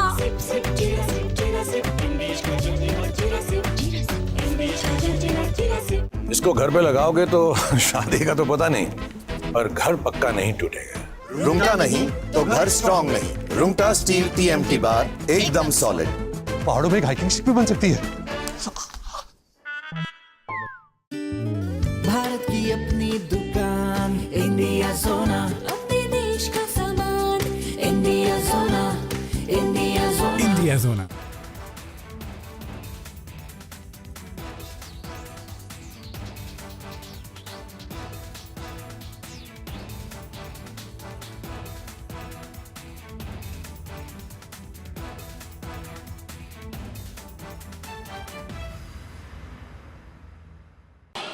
आदरणीय अध्यक्ष जी, और भी एक महत्वपूर्ण काम जो हुआ है, वैसे जब राजीव गांधी जी थे उस समय उनके जो एक डिफेंस का काम देखने वाले अमोज थे, उन्होंने जब मैंने CDS की घोषणा की। Bharat 1 Minute brought to you by Canara Bank. Together we can. Hours after Prime Minister Narendra Modi hinted at ignoring US Vice President J.D. Vance's offer of mediation for a ceasefire between India and Pakistan post-Operation Sindur, President Donald Trump again claimed his role in the deal. To a question on whether India would pay tariffs of between 20-25% to the US, Trump said he thought so as Delhi ended the war with Pakistan at his request. Police teams from Madhya Pradesh are to be dispatched to West Bengal and Assam to ascertain the bona fides of some people from these two states living in Gwalior district. The city SP Robin Jain said that the process of identification of these people was still underway and action will follow if anyone was found to be living illegally. On the arrest of two Kerala nuns in Durg on the suspicions of religion conversions and trafficking, BJP leader Rajiv Chandrasekhar said that the party's state unit reached out to the Chhattisgarh government, clarifying that the nuns were accompanying 3 adult girls with consent of their families and there was no trafficking issue.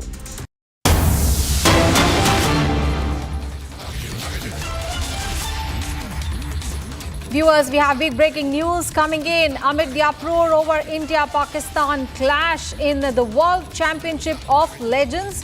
Now, travel portal Ease My Trip has said that it will not be associated with the India versus Pakistan match in the WCL.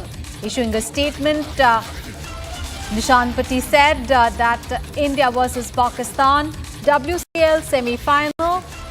We applaud Team India for their outstanding performance in the World Championship of Legends. You have made the nation proud. However, the upcoming semi-final against Pakistan is not just another game. Terror and cricket cannot go hand in hand. The Ease My Trip said, we stand with India. We cannot support any event that attempts to normalize relations with a country that promotes terrorism. The people of India have spoken and we hear them. Ease My Trip will not be associated with the India versus Pakistan match in the WCL. It further added, some things are bigger than sport. Nation first, business later. Anyways. So that is the big story that we are tracking for you. Ease My Trip has withdrawn from the India versus Pakistan WCL semi-final. Nishan Piti says that terror and cricket cannot go hand in hand. So this is the big statement coming in as far as India versus Pakistan match is concerned. Remember, the issue had also led to had also reverberated in Parliament. And now Ease My Trip co-founder Nishant Piti has announced that the travel platform will not be associated with the upcoming India versus Pakistan semi-final match in the WCL. And he noted that terror and cricket cannot go hand in hand. And he said this in his platform that his platform stands with India. and criticized any event that he believes attempts to normalize relations with a country that promotes terrorism. Here he was speaking about Pakistan, of course, and the decision to withdraw from the match sponsorship, he said, was guided by public sentiment. He said that the people of India have spoken and we hear them, he noted.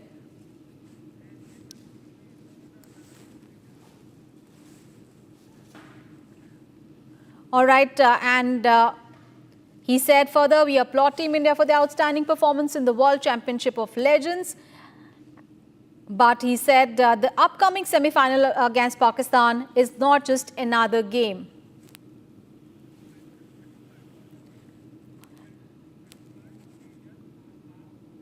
All right, Major Samarpal Toor, who's a defense expert, is now joining us on the phone line. Sir, very good morning and thank you so much for joining us here on Republic TV. Sir, how would you react to this new development that has come in? What do you feel about, these India versus Pakistan matches? Because Ease My Trip has pulled out of the India versus Pakistan WCL semi-final, and it has said that terror and cricket cannot go together. What is your take, sir? See, I'm very glad that this company Ease My Trip. See, the main motive is for the people to know about this certain company or an organization. So I seriously feel that this company has a conscience, this company is patriotic, and this company is, for the nation and for the people of the nation. This is one of the, I believe this is a start. This is an important start that somebody had to take the initiative. And now that it has begun, I am very sure that other prominent companies will follow forth. But the main motive is that, Pakistan should not be taking part in the series. So this is a criticality which has to be addressed. And with BCCI and its influence on the ICC, and with Pakistan having a very negative influence on the world, it should be Pakistan which should be expelled from the series. India should not be boycotting this championship, this trophy which is being held in Dubai. So the Asia Cup, why should India suffer? Why should India, having all the talent, exit? Why should India be at the receiving end? In fact, it should be the other way around. That Pakistan should be asked to leave the tournament. Pakistan should be penalized. Pakistan should be made to sit aside. So this is what the norm is supposed to be. And I'm sure that other companies will get encouraged and will take a conscious call. And it is, I'm sure, not about the money. These companies have money. That is the reason why they're sponsoring this tournament. So it is about morals, the moral grounds, and how they are valuing the sentiments of the people of India. And I'm sure Ease My Trip has gained a lot of respect by taking this initiative. And people will definitely oblige these companies by applying for their services in the coming few weeks. So it's a positive sign ahead. Right. Sir, you stay with us. We'll just come back to you. Let's get all the updates. Riyanka, my colleague, is now joining us live from the newsroom. Riyanka, what updates do we have on this story? Of course, there is a very, very, strong statement that has coming in from the Ease My Trip. But what more updates you can tell us? Well, terror and cricket cannot go hand in hand, and that is the same chorus that we've also been talking about. And Ease My Trip now coming forward, in fact, and putting its all support to India. And when it comes to, playing cricket with Pakistan, there has been a huge controversy over that. Now, Ease My Trip goes ahead and pulls back its sponsors, and also makes it very clear that this particular company will not be siding with any such events. Where, it pulls the fact that how India and Pakistan are now, playing cricket together, of course, but there has been several words of controversy moving forward to that. Now, Nishant Pitti, who is the co-founder of Ease My Trip, he has announced that the travel platform will not be associated with the upcoming India versus Pakistan semi-final match of the WCL. And he also said, and said that, the platform stands with India and criticized any event that he believes attempts to normalize relationships between India and Pakistan at this sensitive time. Remember, there has been debate going on in the parliament as well regarding Operation Sindur, and this game between India and Pakistan has been raising several eyebrows, and with Ease My Trip coming forward and putting its support to India is also a big step that this particular platform has in fact taken. The decision to withdraw from the match sponsorship was guided by the public sentiment. I would also like to go across to Major Samarpal who was also speaking with us. Sir, you also rightly mentioned that it is a stand of morale at this point in time. It is not just about sponsorship or money, but it is about morale and how this platform has gone ahead and criticized any event which associates, making it normalizing this particular situation between India and Pakistan. What do you have to say on that? See, what I have to say is basically it's going to be something like, it's going to be a chain reaction. That is what we Indians positively think about it, that it is going to, and see, the ultimate thing is money is the most critical element that keeps these tournaments going. So now if a major sponsor is pulling out, is a warning sign, and it is time for them to, smell the coffee and wake up.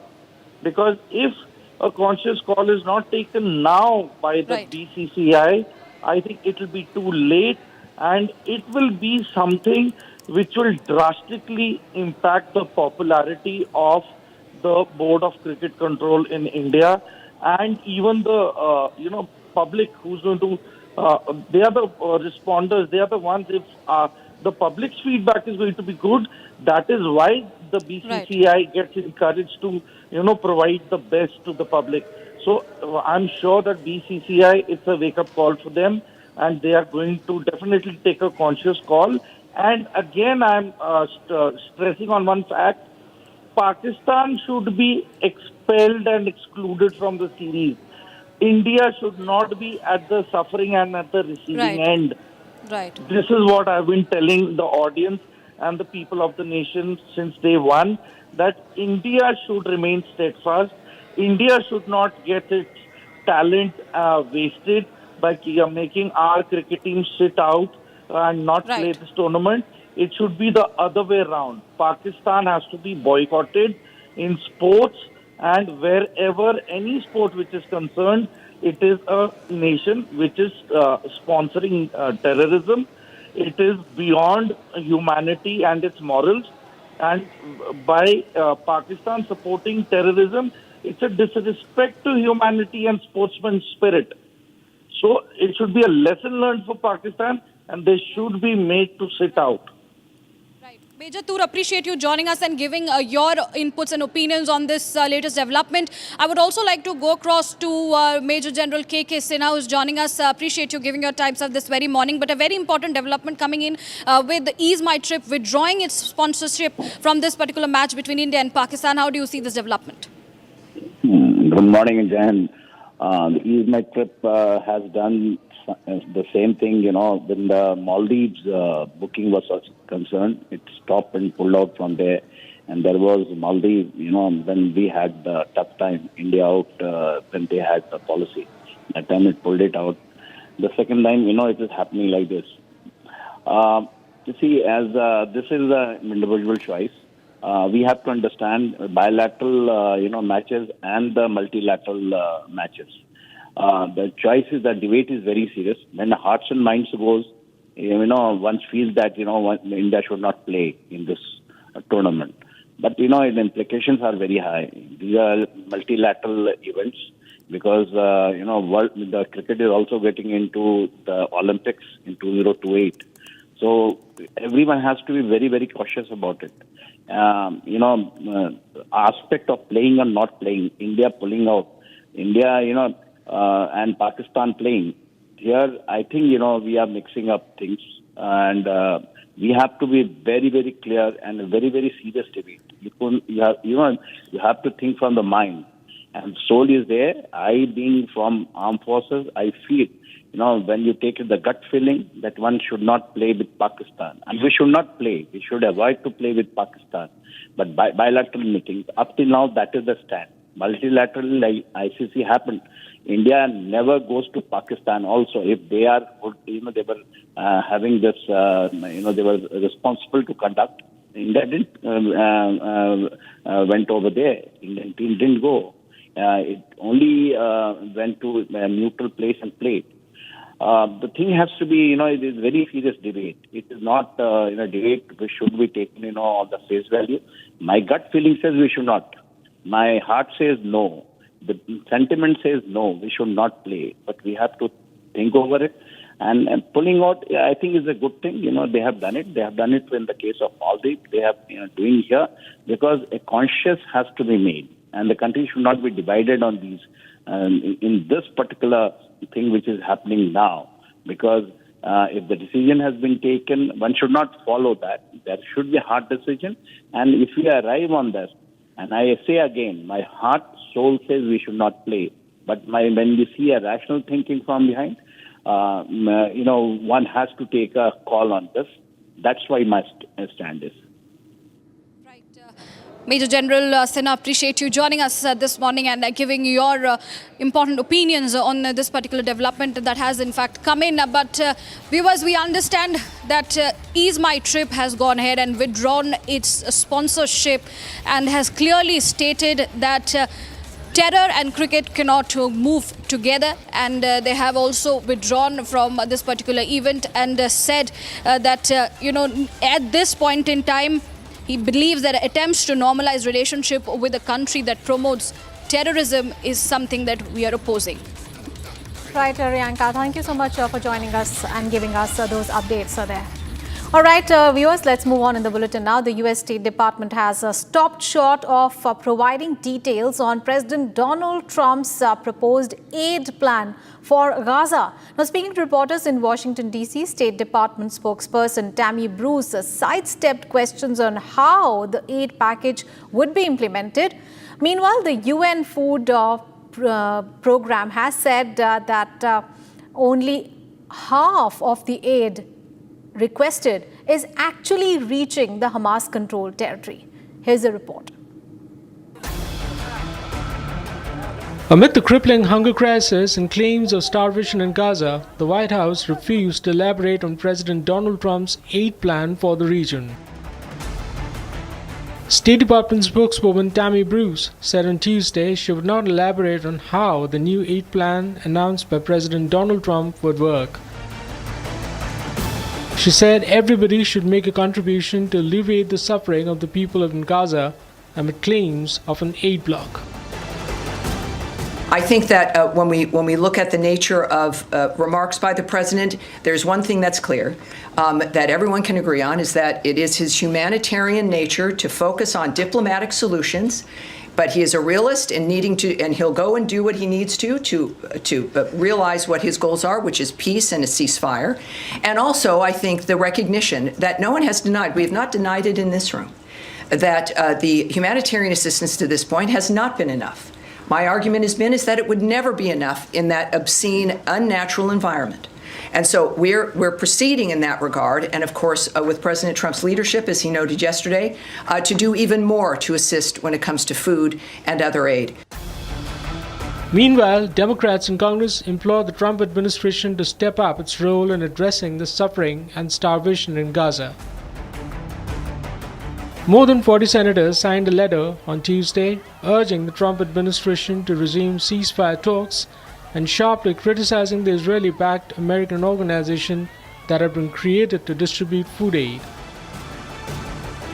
The EU has been the world's biggest supplier of aid to the Palestinians.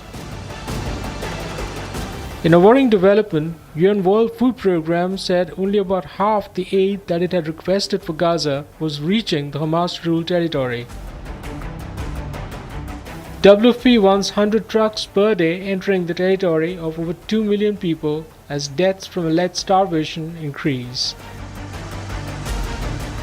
Antoine Renard, WFP Country Director for Palestinian Territories, said the UN agency also needs assurance that no armed people or weapons would be around the convoys and that more trucks will be able to enter on a daily basis. The challenge that I have is that while we're doing everything that we can to actually respond to the current wave of starvation in Gaza, the conditions that we have are not sufficient to actually make sure that we can break that wave.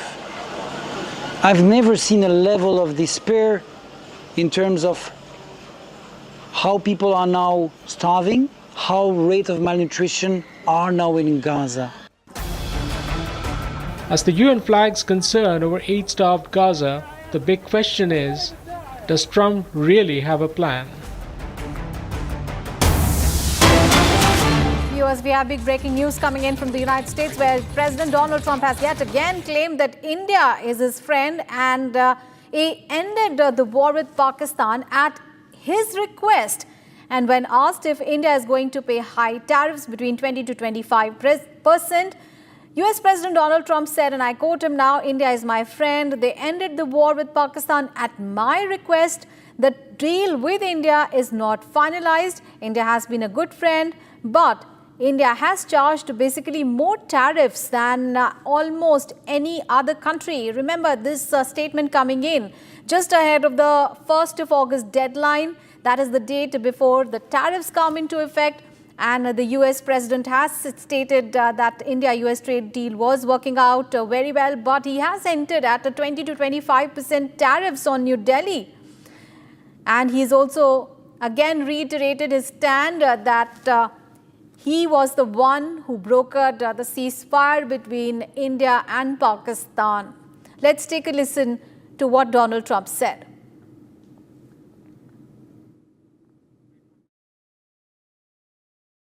Look, India's they're my friends and he's my friend. And, you know, they ended the war with Pakistan at my request, and that was great. And Pakistan did also. You know, we did a lot of great settlements, including the recent one, as you know, with Cambodia, So that was a great one. I think that's been pretty well finalized now, right? India's been a good friend, but India has charged basically more tariffs than almost any other country. You know that, right? Over the years. But now I'm in charge, and you just can't do that. I think the trade deals are working out very well, hopefully for everybody, but for the United States, they're very, very good.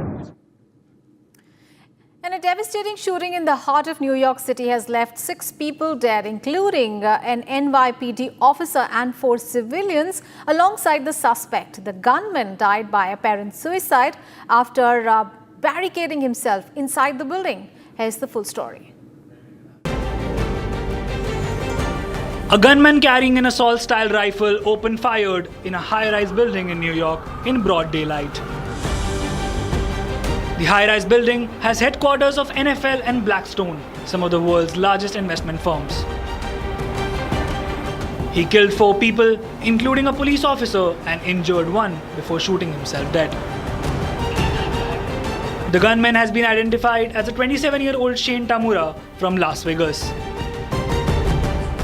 According to the police, Shane had a concealed carry license for a handgun and documented mental health history. The attacker walked into an office block on Manhattan's Park Avenue in the evening and opened fire in the lobby. After that, he took the lift to the 33rd floor to continue his firing spree. First, we walking down the block, we see mad people walking, like running. We're like, what the hell going on? And then some lady, she couldn't stop talking. She said, oh, is somebody gunned this and that? So we asked questions, what was going on? They said somebody was on the floor. Was on the floor. He got messed up. Supposedly he got cut on the neck. And some shit like that. And then after that, they said somebody's inside with a gun. An eminent British Indian economist, Lord Meghnad Desai, passed away in London on Tuesday. He was 85 at the time of his death. Prime Minister Narendra Modi led the tributes for the long-time member of the British House of Lords, remembering him as a distinguished thinker, writer and economist who stayed rooted to Indian culture. And here is a brief report.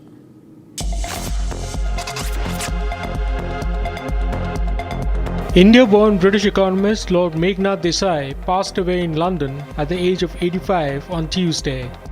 Born in Vadodara in 1940, Desai earned his doctorate in economics from the University of Pennsylvania in the United States on a scholarship in 1963. He later moved to London and joined the London School of Economics as a lecturer, later going on to become a professor and professor emeritus at the same institution. He served the London School of Economics for over 4 decades, during which he wrote more than 200 academic articles in journals and over 30 books. Desai specialized in macroeconomics and development studies and is credited with framing the Human Development Index along with other economists. Prime Minister Narendra Modi led the tributes for Lord Desai, remembering him as a distinguished thinker, writer, and economist who stayed rooted to India and Indian culture.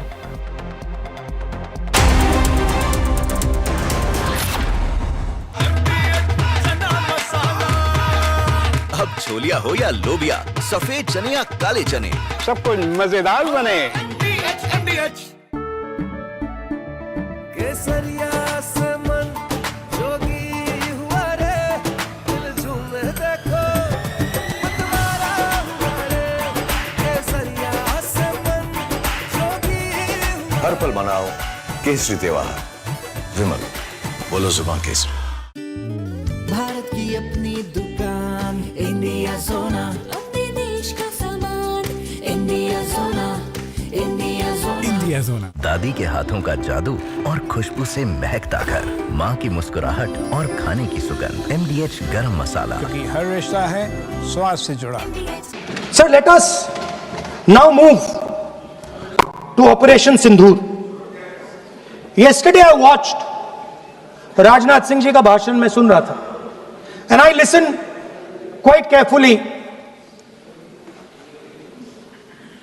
when people speak. And Rajnath Singh ji said that Operation Sindur began at 1:05. Bharat 1 Minute brought to you by Canara Bank. Together we can. Hours after Prime Minister Narendra Modi hinted at ignoring US Vice President J.D. Vance's offer of mediation for a ceasefire between India and Pakistan post-Operation Sindur, President Donald Trump again claimed his role in the deal. To a question on whether India would pay tariffs of between 20-25% to the US, Trump said he thought so as Delhi ended the war with Pakistan at his request. Police teams from Madhya Pradesh are to be dispatched to West Bengal and Assam to ascertain the bona fides of some people from these two states living in Gwalior district. The city SP Robin Jain said that the process of identification of these people was still underway and action will follow if anyone was found to be living illegally. On the arrest of 2 Kerala nuns in Durg on the suspicions of religion conversions and trafficking, BJP leader Rajiv Chandrasekhar said that the party's state unit reached out to the Chhattisgarh government, clarifying that the nuns were accompanying 3 adult girls with consent of their families and there was no trafficking issue.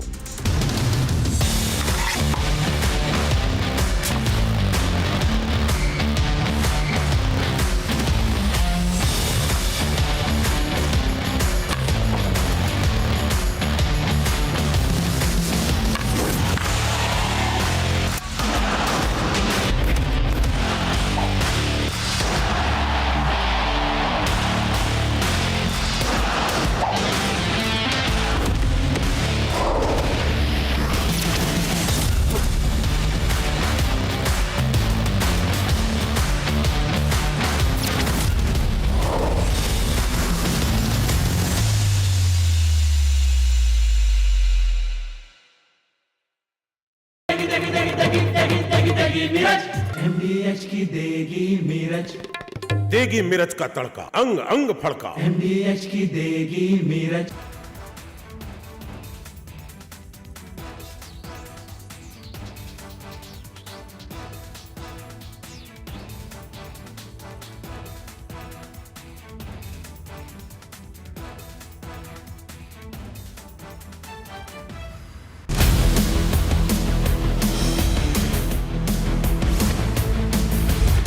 Republic Jack Pollywall studio. Stay tuned for all the breaking news and updates. I'm Akanksha Khajuria. Let's get started.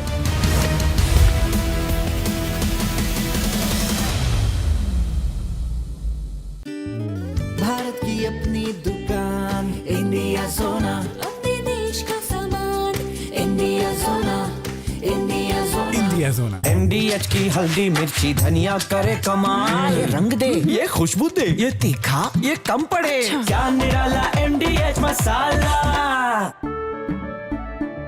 केसरिया से मन जोगी हुआ रे, दिल झूमे देखो मतवारा हुआ रे, केसरिया से मन जोगी हुआ। हर पल मनाओ केसरी त्योहार।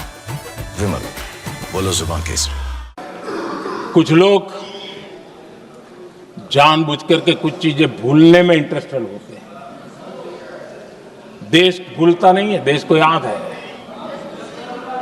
6 रात और 7 मई सुबह ऑपरेशन हुआ था और 7 मई को सुबह भारत ने प्रेस कॉन्फ्रेंस हमारी सेना ने की और इस प्रेस कॉन्फ्रेंस में भारत ने स्पष्ट कर दिया था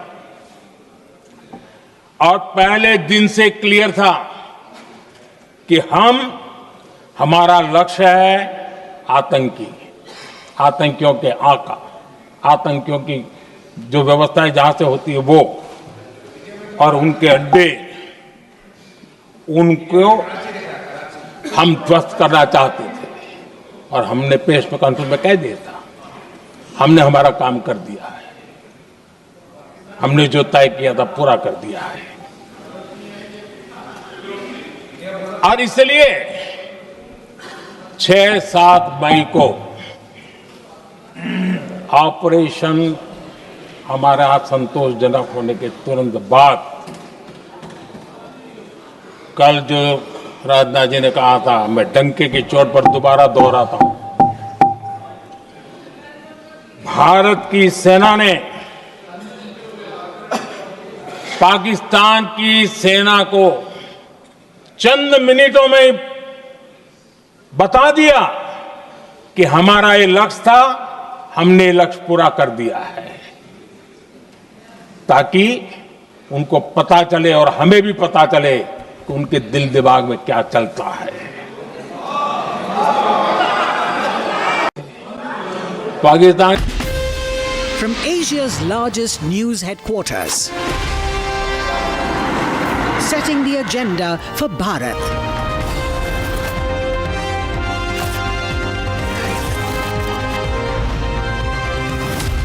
You're watching Republic.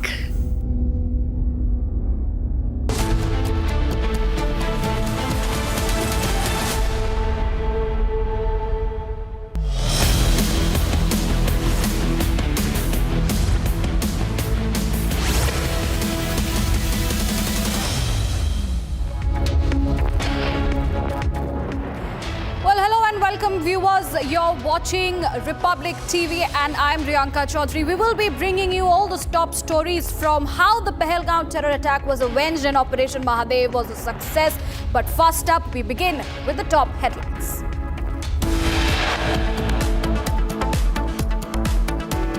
Ease My Trip co-founder Nishan Pitti announced that the company will not be associated with the much-anticipated India versus Pakistan semi-final in the ongoing World Championship of the Legends.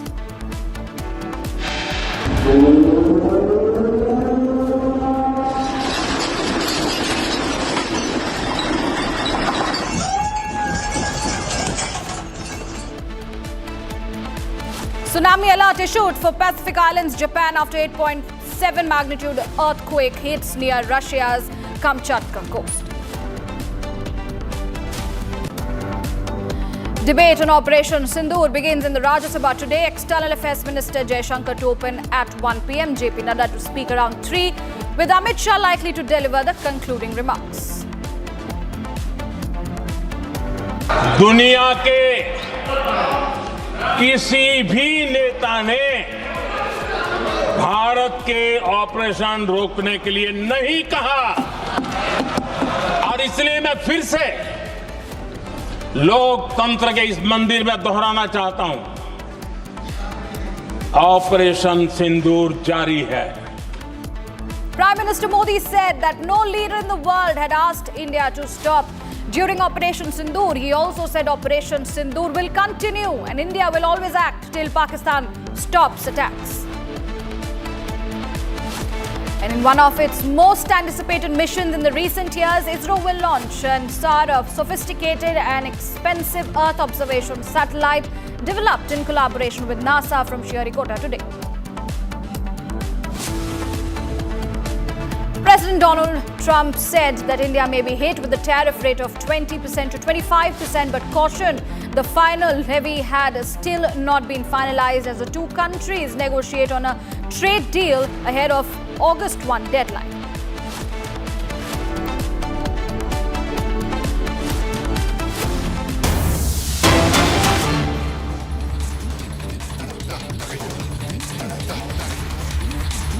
And viewers, breaking news coming in. 2 Lashkar terrorists have been killed in the encounter in Jammu and Kashmir's Poonch district, which was underway a few hours ago. And that is the latest development coming in. 2 Lashkar-e-Toiba terrorists have been killed, successfully killed in this particular encounter, which was underway in Poonch.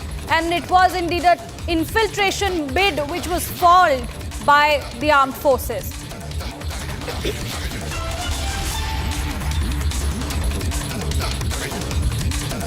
We'll get more details on the other side, but that is the latest big development coming in from the encounter which was underway in Poonch. And we can confirm that 2 Lashkar terrorists have been killed in Poonch encounter. They earlier tried to infiltrate through the POK.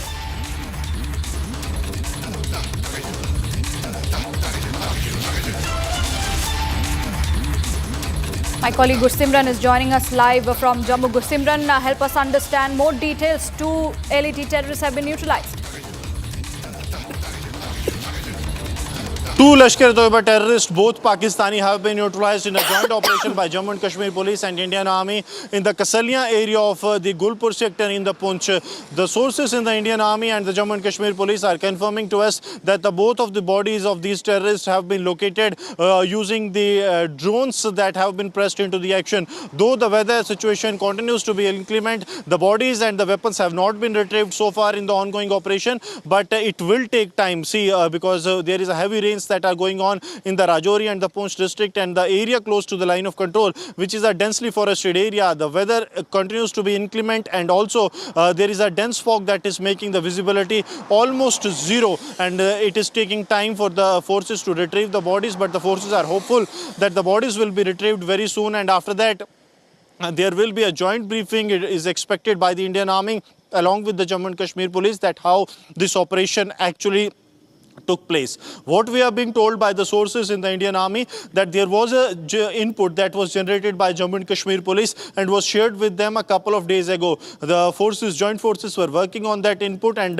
late last night at around 3 to 4 in the morning, there was some suspected movement of 2 Pakistani Lashkar terrorists that was seen along with the weapons, and they were intercepted and fired upon, in which 2 Lashkar terrorists have been neutralized in the ongoing operation. The sources are confirming that the input that the police had was very specific to the Pakistani terrorists trying to escape and sneak into the Indian territory. So we can say that 2 Pakistani terrorists of Lashkar-e-Toiba have been neutralized. This was a desperate attempt by Lashkar-e-Toiba, coming at a time when 3 of their top commanders have been neutralized in the Srinagar encounter, where we saw that how the Pahalgam butchers, they were killed by the security forces in the ongoing encounter, and now as we speak, the security forces are carrying out the search operations not only to retrieve the bodies and weapons, but also to ensure that if any accomplice or any of other terrorists or overground worker is there, they can also be neutralized at an earliest in the operation that is underway in Poonch.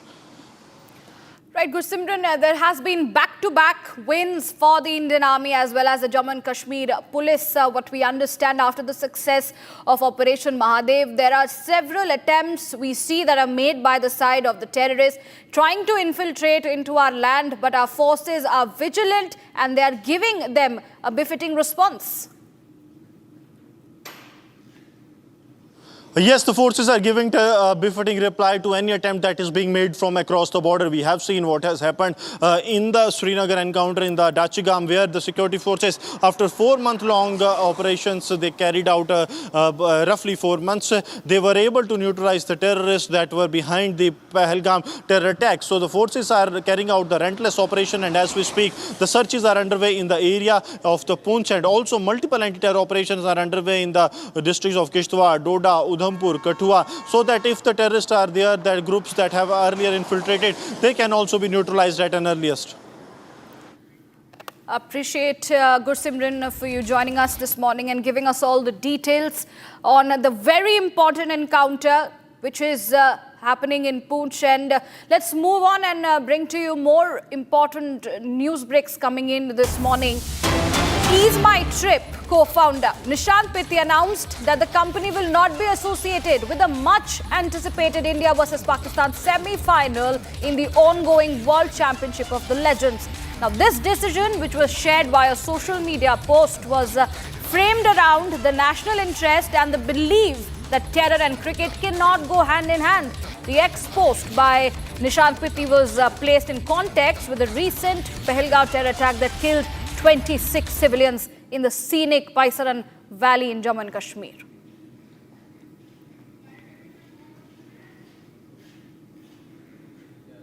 Latest developments coming in. That is a big move made by Ease My Trip, the travel agency which has withdrawn its sponsors, and its co-founder Nishant Pitti went ahead and announced that the company will not be associated with the much anticipated India versus Pakistan semi-finals, which is in the ongoing World Championship of Legends. And this particular decision, which was shared via social media post, was framed around the national interest and the belief that terror and cricket cannot go hand in hand, something that we have been telling our viewers time and again and raising the same chorus, that terror and cricket will not go hand in hand. It is the national interest first, it is the nation first, and cricket and terror won't be simultaneously happening together. Now, Ease My Trip coming forward, placing its context with the recent Pahalgam terror attack, remember, which had killed nearly 26 civilians in the scenic Baisaran Valley in Jammu and Kashmir. And its co-founder from Ease My Trip has given a very, very strong statement saying that they criticize any event that bring together this particular nation that promotes terrorism. So that is a big move coming in. And Ease My Trip has shown its support to India and the fact that there can be no cricket with Pakistan until and unless Pakistan is taking accountability of bringing down infiltration and terrors. Now, it was just 2 days back when the AIMIM chief Asauddin Owaisi joined the opposition clamour against the upcoming India-Pakistan match, voicing his discomfort with watching the Asia Cup match scheduled to be played 5 months after the Pahalgam terror attack. Listen in to what he had said. मैं आपकी तरफ से हुकूमत से चंद सवालात करना चाहूंगा कि वजीर आजम ने कहा कि खून और पानी एक साथ नहीं बह सकते, आतंकवाद और बातचीत एक साथ नहीं हो सकती। तो मेरा सवाल आपके जरिए से वजीर आजम और हुकूमत से यह है, फिर जिन इंसानों को बैसारा की वादी में मारा गया था, क्या आपका ज़मीर इस बात की इजाजत देता है कि आप ट्रेड बंद कर दिए, पाकिस्तान का एयरक्राफ्ट हमारे एयर स्पेस में नहीं आ सकता, उनकी कश्ती हमारे पानी में नहीं आ सकती, ट्रेड खत्म हो चुका है डायरेक्ट इनडायरेक्टेड, आपका ज़मीर जिंदा क्यों नहीं है? किस सूरत से आप पाकिस्तान से क्रिकेट मैच खेलेंगे जब हम पानी नहीं दे रहे हैं? 80% पानी पाकिस्तान का हम रोक रहे हैं, ये कहकर के पानी और खून नहीं बहेगा, आप क्रिकेट मैच खेलेंगे? मैडम, मेरा ज़मीर तो गवारा नहीं करता कि मैं उस मैच को देखूंगा। क्या इस हुकूमत में इतनी हिम्मत है कि उन 25 मरने वालों को फोन करके कहे कि देखो हमने ऑपरेशन सिंदूर में बदला ले लिया, अब तुम पाकिस्तान का मैच देखो? बड़ी अफसोस की बात है मैडम। मैडम, अकाउंटेबिलिटी किस पर है? पहलगाम किसने किया? 7.5 लाख हमारी फौज और सेंट्रल पैरामिलिट्री फोर्स है, ये कहां से 4 चूहे घुसकर हमारे भारत के नागरिक को मारे? अकाउंटेबिलिटी किस पर फिक्स होगी? Well, so as we understand how there is an accountability demanded from the stakeholders, given the fact that cricket and terrorism will not go hand in hand, will not go together.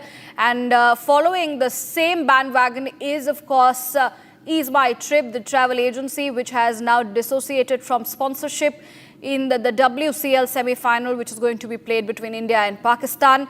They have pulled out, and the co-founder has very clearly shown full support and strength to our nation, to the country. It has been very clearly mentioned that how it is going to be nation first, and cricket can wait until unless Pakistan goes ahead and brings down its tactics.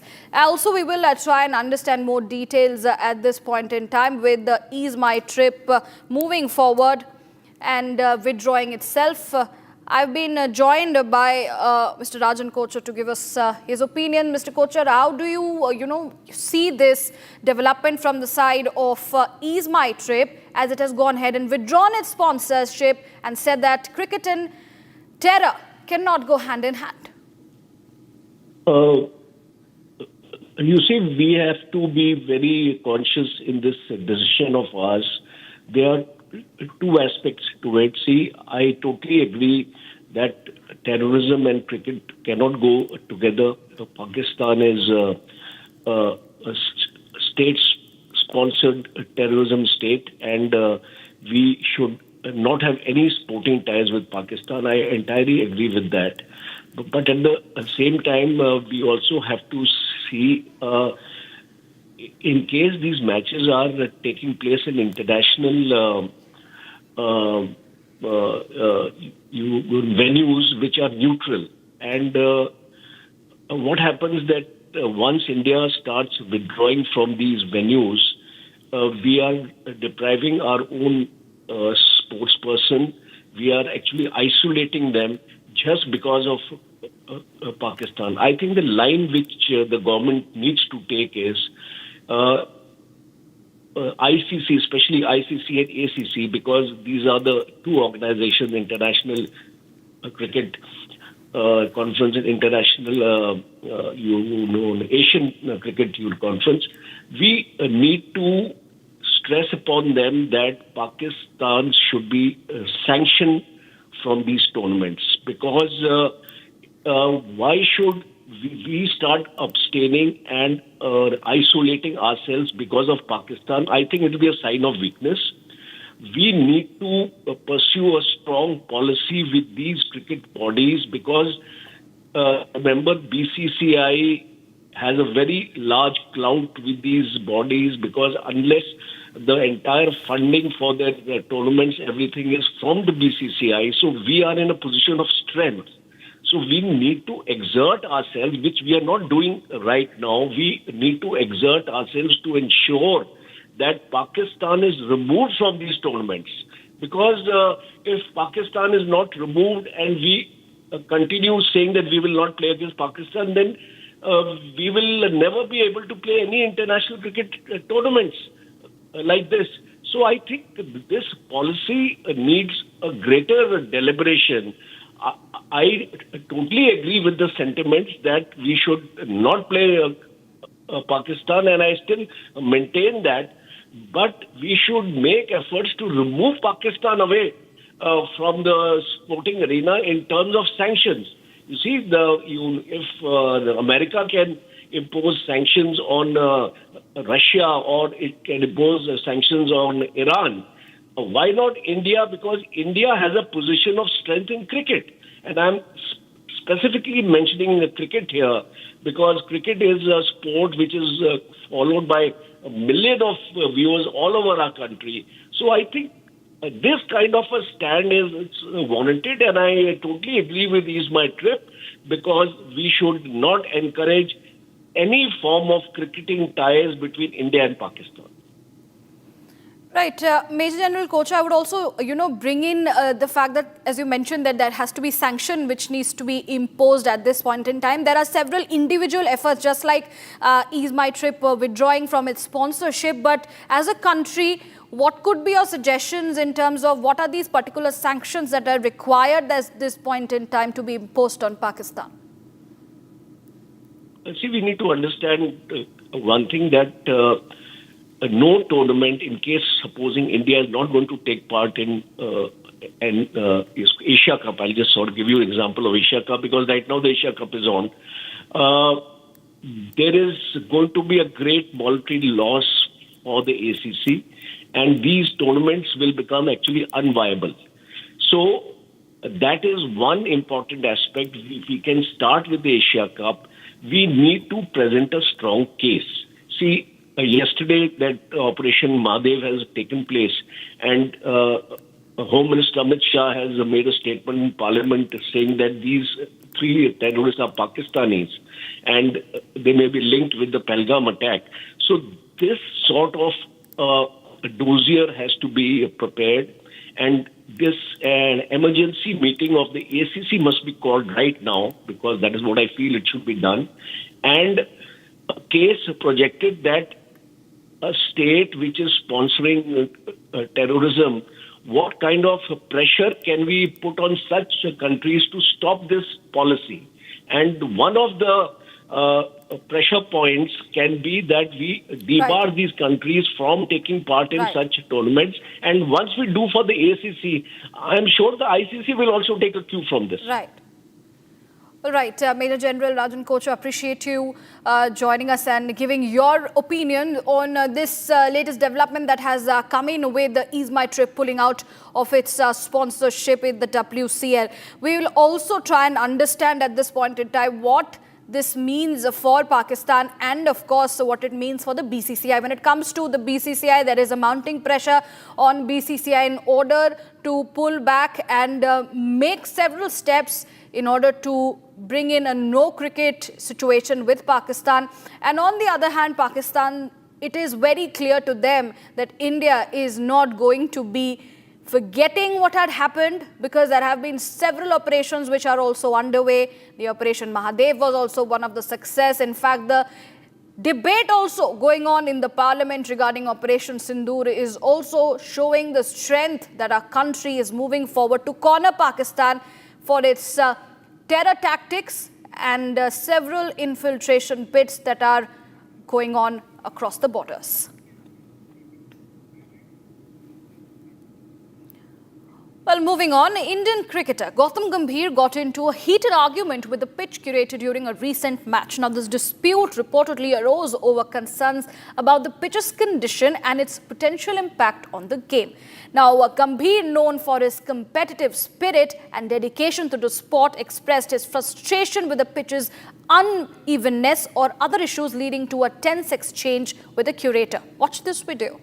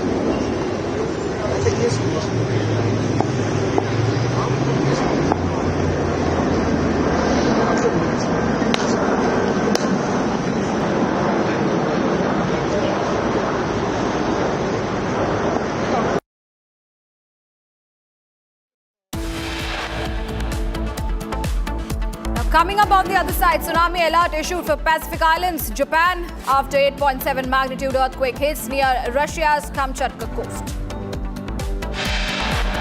And also, debate on Operation Sindur begins in the Rajya Sabha today. External Affairs Minister S. Shankar to open at 1 p.m. and JP Nadda will speak around 3 p.m. with Home Minister Amit Shah likely to deliver the concluding remarks.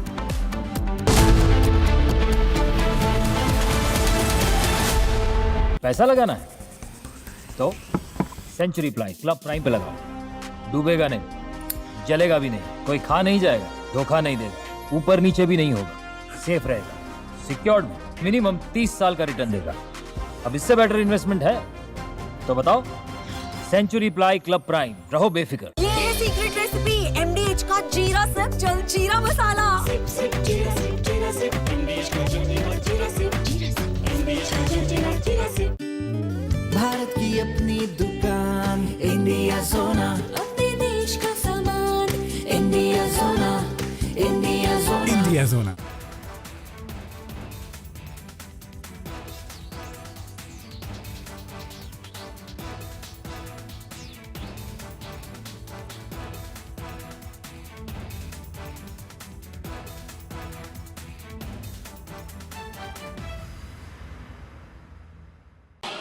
आदरणीय अध्यक्ष जी, और भी एक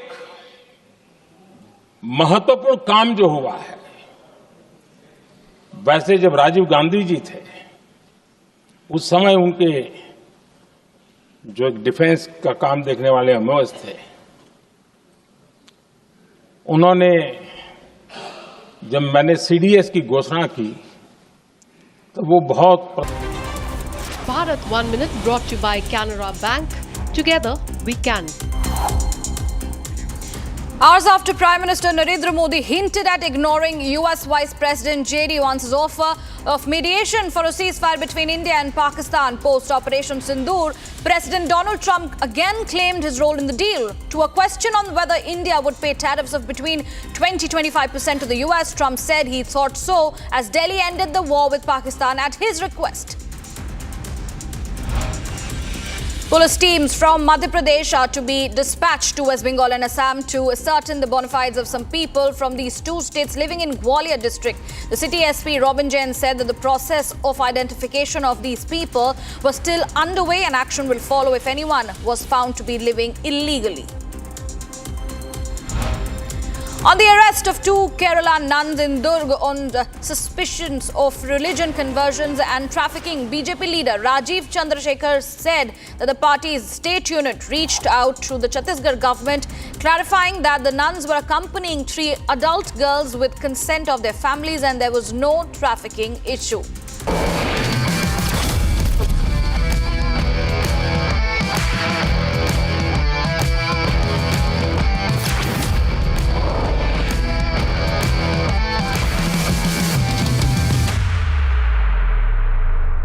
दादी के हाथों का जादू और खुशबू से महकता घर, माँ की मुस्कुराहट और खाने की सुगंध, MDH गरम मसाला, क्योंकि हर रिश्ता है स्वाद से जुड़ा।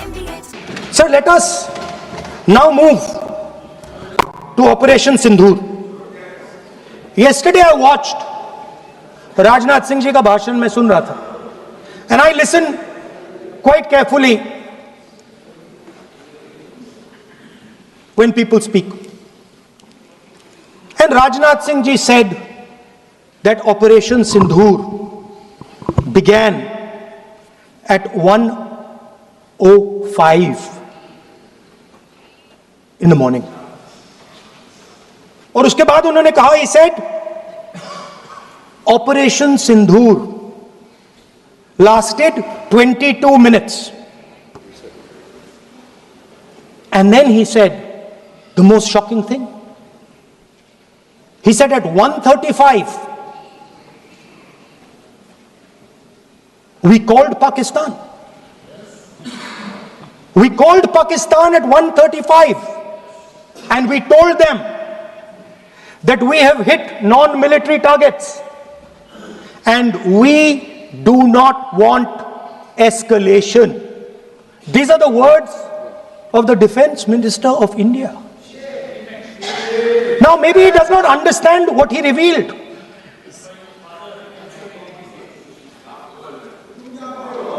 The DGMO of India was told by the government of India to ask for a ceasefire at 1:35 at night itself, on the night of Operation Sindur. You told the Pakistanis exactly what you would do. You told them that we will not hit military targets. India-born British economist Lord Meghnad Desai passed away in London at the age of 85 on Tuesday.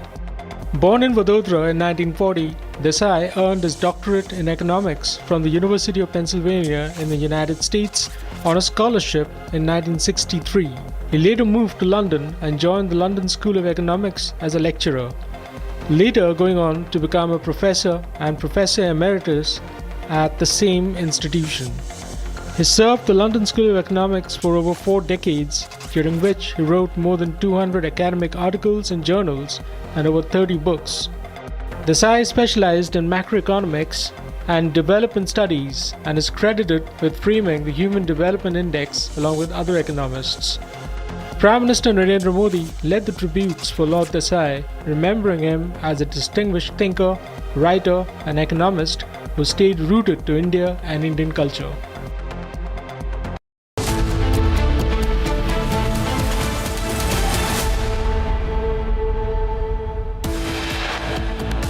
MyTrip co-founder Nishant Pitti announced that the company will not be associated with the much-anticipated India versus Pakistan semi-final in the ongoing WCL, that is the World Championship of Legends.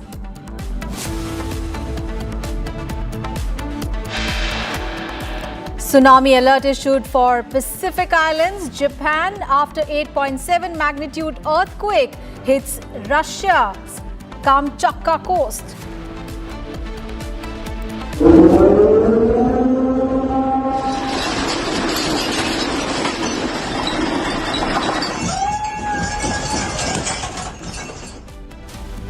Debate on Operation Sindur in the Rajya Sabha today. External Affairs Minister S. Jaishankar to open at 1 p.m. JP Nadda to speak at around 3, with Amit Shah likely to deliver the concluding remarks.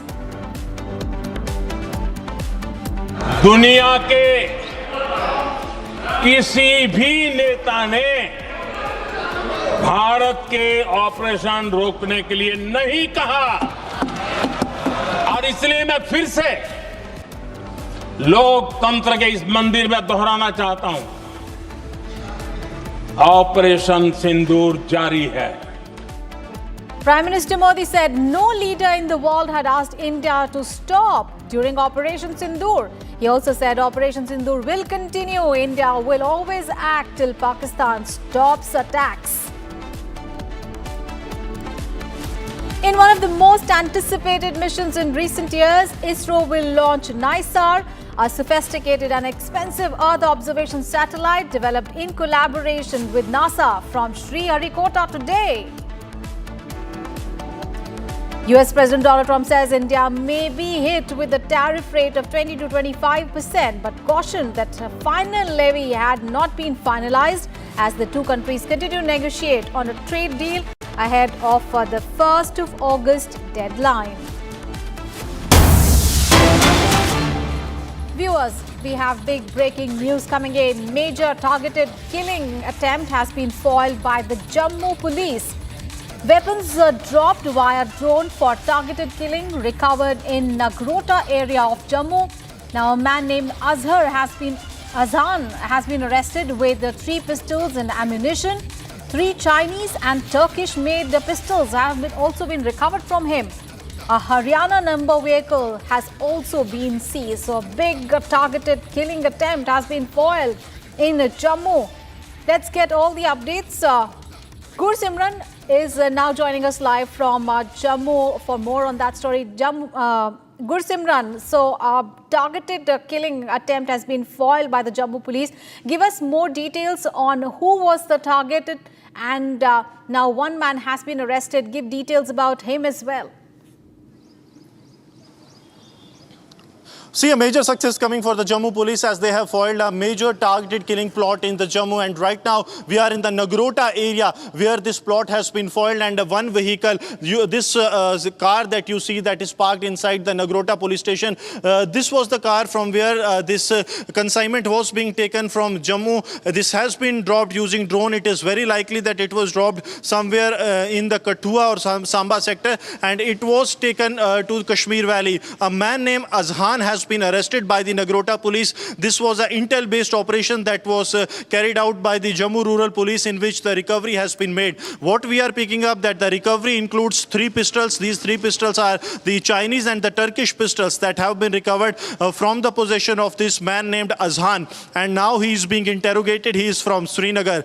Also 8 rounds have been recovered. 2 rounds were used rounds and 8 were the live rounds that have been recovered from the possession of Azhan. As we speak, the interrogation of Azhan is underway. We are told that the senior police officials will also be reaching the spot in a short while from now at the Nagrota police station, because this was a major targeted attempt that was done by the terror groups, because they were smuggling the weapons from across the border. There were 3 pistols, we are told. 1 pistol is of the Chinese manufacturer, other pistol is of the Turkish manufacturer, and third is another foreign-made pistol that was being smuggled from across the border. This vehicle that you see, this is a Etios vehicle, the Haryana number vehicle with a yellow number plate. This was the one in which this person named Azhan was traveling, and what Azhan was doing, he was carrying this consignment of weapons from Jammu to Srinagar. See, he's a Srinagar-based individual and he was carrying the weapons to the Kashmir Valley. But due to the timely input that was generated by the Jammu Rural Police, the Nagrota Police launched an operation late last evening and has apprehended Azhan along with the weapons, and now the recovery has been made. We are told that the senior officials, they will also be interrogating Azhan because he was part of a larger module. It is believed that this has been done on the behest of the Pakistan-based terror groups, which are the handlers that are involved, is now being interrogated by the security forces. But a major terror plot has been busted by Jammu and Kashmir police in Jammu with the recovery of weapons that have taken place. Absolutely, and Gursimran, this is a repeated pattern that we've been seeing for the last few years, especially the dropping of weapons along the LOC in Jammu and Kashmir has been happening. Pistols, ammunition, explosives. There have been a number of instances where the anti-national elements are doing this. These dropping of weapons has become commonplace. How is the police and the security forces looking to thwart such attempts in the future as well?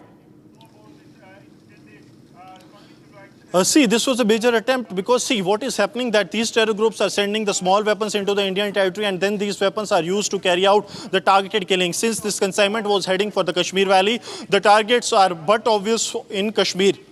But due to the timely intervention, this attempt has been foiled. I'll request Sarjeevan to once again go to the visuals that the security has been beefed up here at the Nagrota police station as well. You will see the armed police, these sentries have been deployed at the multiple locations because yesterday the recovery that has been made by the security forces, this is a major recovery. This includes the 3 weapons, that includes the Chinese and the Turkish made pistols. And this is really concerning because during Operation Sindur as well, we have seen that how Pakistan was actively getting the help of the Chinese as well as the Turkish groups, those who were actually part of these operations that Pakistan attempted to carry out against India. And now the recovery of the Turkey-made and the Chinese weapons by the Jammu and Kashmir police in the Nagrota area in an operation that was launched late last evening. This shows that the Pakistan is actively getting the help from the Chinese as well as from the terror groups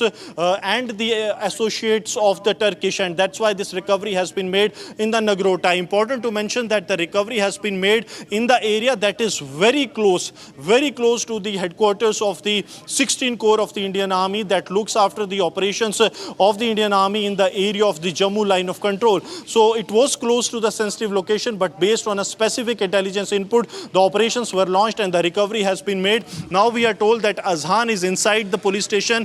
The Azhan, the individual individual who has been arrested along with the 3 pistols and 10 magazines, and he is presently being questioned by the security forces at Nagrota police station, because this was a major catch that the security forces had from the Azan, as the recovery of 3 Chinese and the Turkish weapons that have been recovered from his possession. All right. Thank you so much for those details there, Gursimran. We'll keep coming back to you for more on that story. And viewers, here is some more breaking news related to the Parliament's session today. And that is that the debate on the Operation Sindur begins in the Rajya Sabha today. External Affairs Minister S. Shankar is going to open at 1 p.m. JP Nadda is also going to speak, and that will be around 3.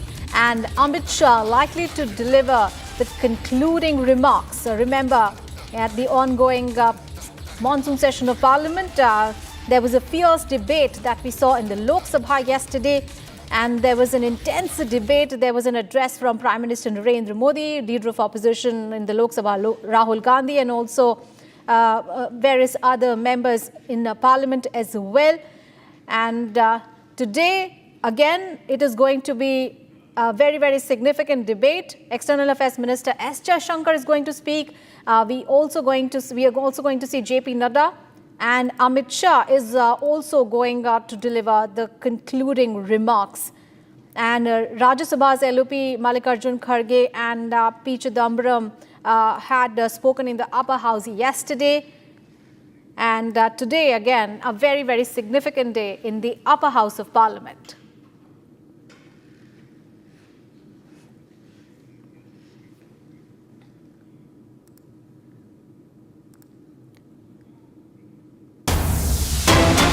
All right, the big international focus that we are tracking at the moment is on Russia. Magnitude 8.8 earthquake that struck off Russia's far eastern Kamchatka Peninsula is among the 10 largest earthquakes ever recorded. The massive tremors let off a huge tsunami in the coastal areas of Russia's Kuni Islands and also Japan's large northern island of Hokkaido. So the big international focus continues to be the earthquake that has struck Russia, and that has led to a huge tsunami there. And all right, we are right now joined in by Mr. Anil Gupta, who is a seismologist, who is joining us on the phone line. Thank you so much, sir, for joining us here on Republic TV. Sir, how do you look at the big tsunami that has been generated because of the earthquake, 8.8 magnitude earthquake that has struck off Russia? And, you know, there is a warning that has been issued for Japan and US coasts as well. How big this tsunami is going to be? See, am I audible? Yes, sir. Please continue, sir. Yeah. The kind of earthquake that has hit has been basically is rare. And the level of preparedness that Japan had, that has witnessed that they have immediately started issuing the tsunami warning and created evacuation of the people. So that has been very proactive. But the devastation can be seen more in terms of losses to infrastructure, losses to other kind of property, natural systems, because now what has been witnessed over past 25 years or so, that with our better preparedness, we are able to reduce the loss of life. That has been seen in this particular incidents also, like the casualty almost negligible, but the losses to infrastructure, yes, to some extent, despite of the best level of technology and best level of the mitigation measures in place. Japan, we consider that one of the leading country in the world, demonstrating the both technological interventions as well as the behavioral preparedness. Because in such cases where large-scale evacuations are required, the behavioral dimensions besides the local preparedness, both are very important. Many times what happens that when the warnings are issued, people do not respond it properly. But in case of both Japan, Russia and these kind of countries, this is not a challenge, and they can evacuate the people in as per the requirement or as per the protocol. So this has been a major disaster, and this is also leading to a global lesson, because these are the countries which are having the best level of preparedness. If such kind of damages, such kind of challenges can be seen here, so how do we relate to the situations in India and situations in other countries of the South Asia or Asia Pacific, where the risk of such kind of major earthquake, the risk of such kind of tsunamis are also possible. So we have to see both ways. We have to watch the situation, how the things are taking place there, how the situations are being handled there, but how do we draw the lessons? Both are important, in fact. Right. Yeah. Sir, looking at, this is a magnitude of 8.8 earthquake that we are talking about, but evacuations are currently underway, as you mentioned, along the US West Coast, Hawaii, as well as, of course, Japan as well. And there are also speculations that there could be some impact on China as well. So looking, since you've been you've been an expert, so how do you expect this entire tsunami to spread? Because we're talking about the Pacific area, and the entire Pacific area that we're talking about. How much damaging really it could be for the entire Pacific region? This is very important aspect, basically.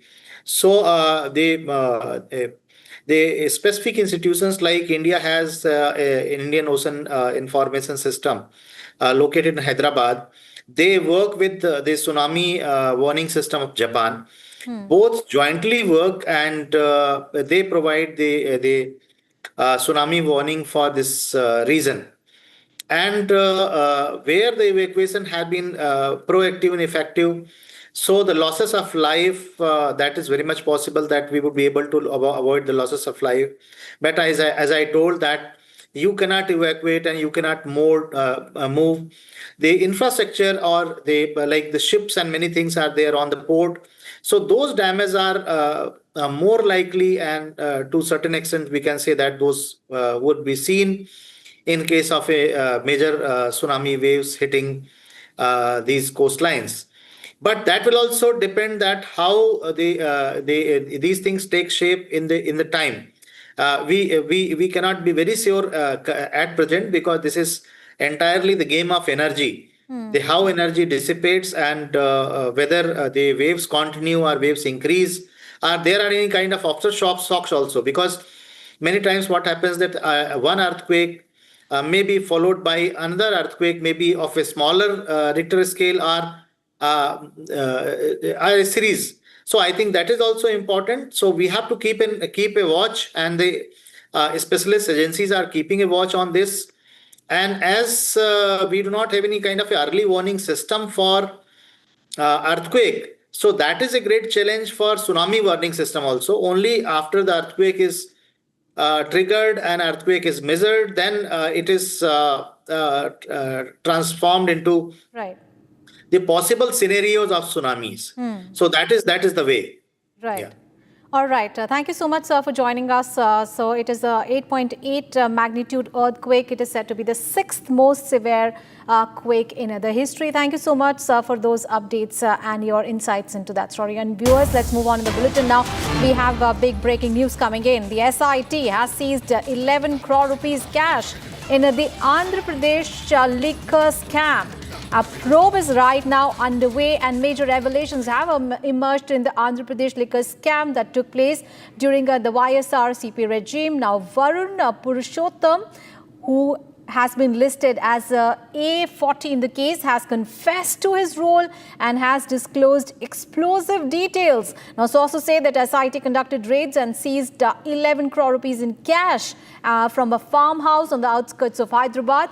The scam allegedly involving thousands of crores is now under investigation. The SIT has accelerated its probe in these recent days and is believed to have gathered crucial information about the involvement of senior YSR Congress party leaders. So SIT has got a major breakthrough as far as the Andhra Pradesh liquor scam is concerned. 11 crore rupees cash has been recovered from the SIT. Remember, this is a case that has been ongoing for some time now. And number of people have been arrested already. A case right now is underway and many leaders from the YSR Congress party have been also named as as accused in the case. And so far, the SIT has now seized 11 crore rupees in cash from a farmhouse on the outskirts of Hyderabad. And there are a number of leaders from the YSR Congress party who have been named as accused in the Andhra Pradesh liquor scam case. So there have been arrests also recently made, but this is a major breakthrough for the SIT as 11 crore rupees cash has been seized in the case from a farmhouse.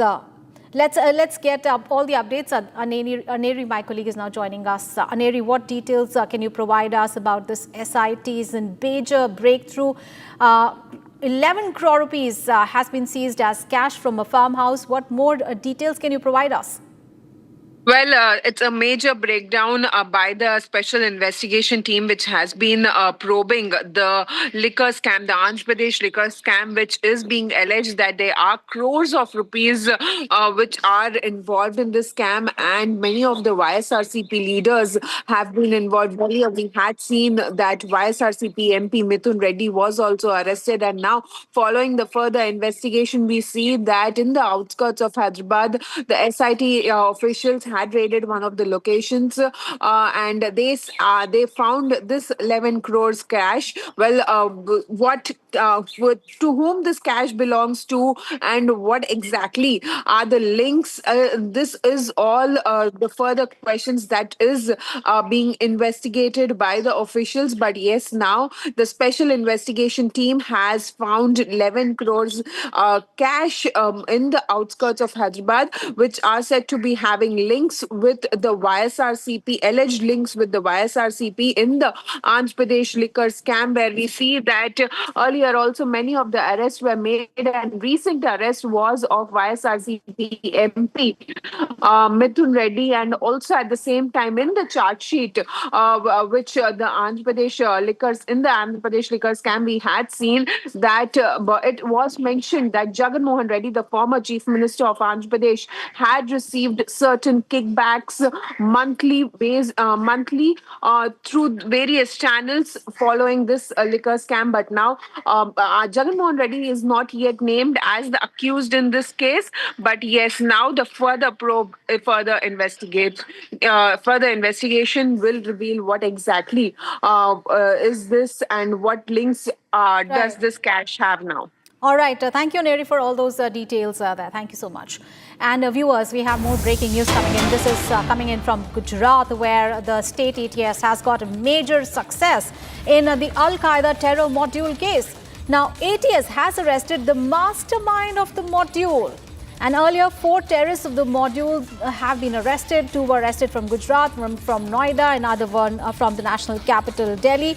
And now the mastermind of the module has been arrested. Gopi, my colleague, is now joining us for more details. Gopi, we earlier saw Al-Qaeda module busted by ATS in Gujarat. 4 terrorists were arrested, and now the mastermind of the case has also been arrested. Give us more details. Well, in fact, it was just a few days back, 8 days back, that 4 terrorists were nabbed from different parts of the country. 2 were nabbed from Gujarat, while 1 each from Noida, which is Uttar Pradesh, and Delhi. 4 terrorists were nabbed, and major revelations were made by the Gujarat ATS, wherein this particular module was operating from an Instagram group, and they were also a part of various social media pages.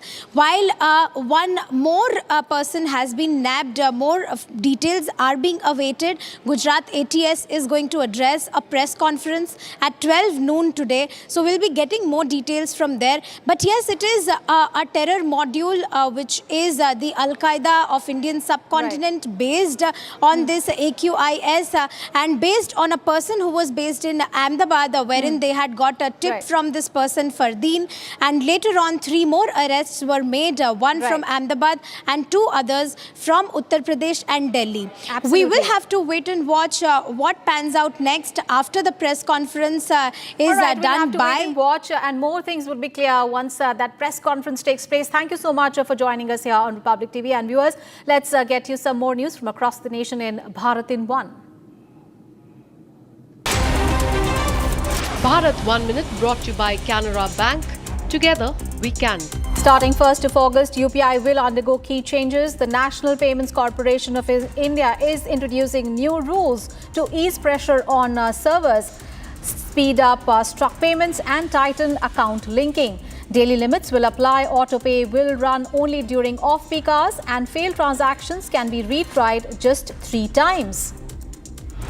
A man was caught at Puri's Jagannath temple using a hidden camera in his spectacles to film the deities during the Mangal Aarti, violating the strict no camera rule. Security detained him, deleted the footage and released him after questioning. However, the incident has sparked renewed calls for stricter enforcement inside the temple. BJP's Sumendu Adhikari has filed a complaint against West Bengal Chief Minister Mamata Banerjee, accusing her of sharing a fake video to incite unrest. The video alleged Delhi police assaulted a Bengali woman, but police say that it was staged at a Bengal political worker's behest.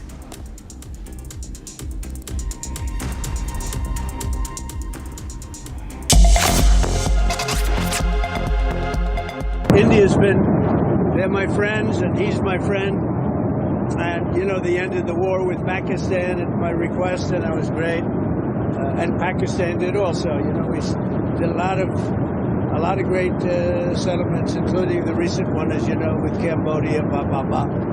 So that was a great one. I think that's been pretty well finalized now, right? I did a good job in about 5 different wars. You think I'll get credit for it? No. So, will I get credit for it? She'll say yes. Okay. So what rate are you expecting? Well, we're going to see. We're going to see. But India's been a good friend. But India has charged basically more tariffs than almost any other country. You know that, right? Over the years. But now I'm in charge, and you just can't do that. I think the trade deals are working out very well, hopefully for everybody. But for the United States, they're very, very good. पैसा लगाना है तो century ply club prime पे लगाओ, डूबेगा नहीं, जलेगा भी नहीं, कोई खा नहीं जाएगा, धोखा नहीं देगा, ऊपर नीचे भी नहीं होगा, सेफ रहेगा, सिक्योर्ड में मिनिमम 30 साल का रिटर्न देगा। अब इससे बेटर इन्वेस्टमेंट है तो बताओ। सेंचुरी प्लाई क्लब प्राइम, रहो बेफिक्र। भारत की अपनी दुकान, इंडिया सोना, अपने देश का सामान, इंडिया सोना, इंडिया सोना, इंडिया सोना। MDH की हल्दी मिर्ची धनिया करे कमाल, ये रंग दे, ये खुशबू दे, ये तीखा, ये कम पड़े, क्या निराला MDH मसाला।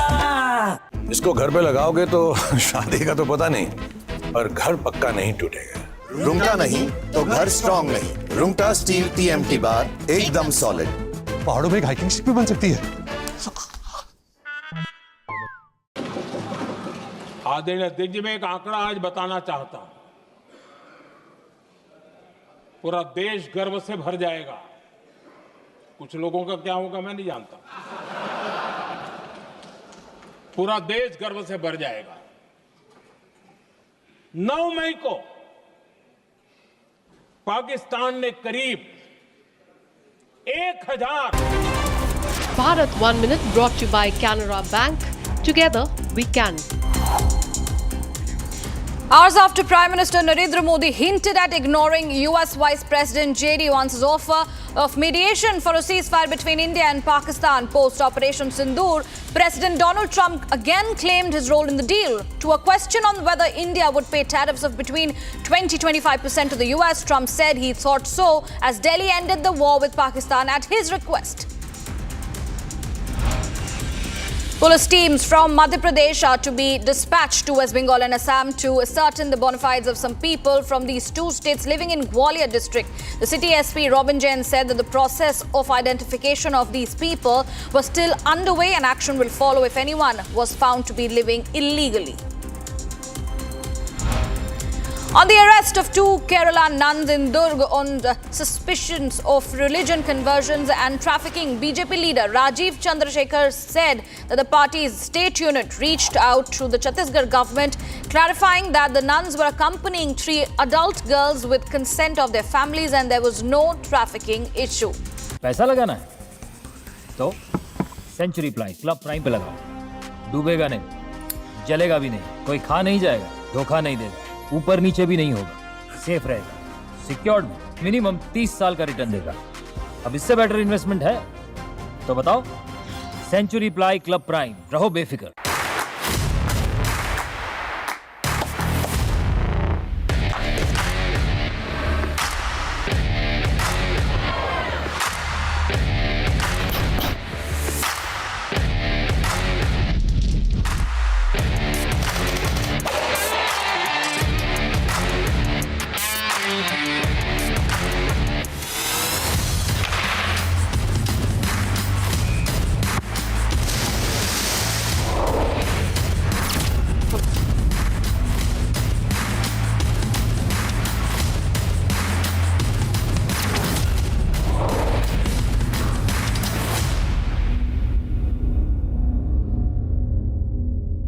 आधे बाउल दही में 4 चम्मच MDH चटनी पुदीना मसाला डाला, स्टर करो, पुदीना चटनी तैयार। MDH चटनी पुदीना मसाला। कुछ लोग जानबूझकर के कुछ चीजें भूलने में इंटरेस्टेड होते हैं। देश भूलता नहीं है, देश को याद है।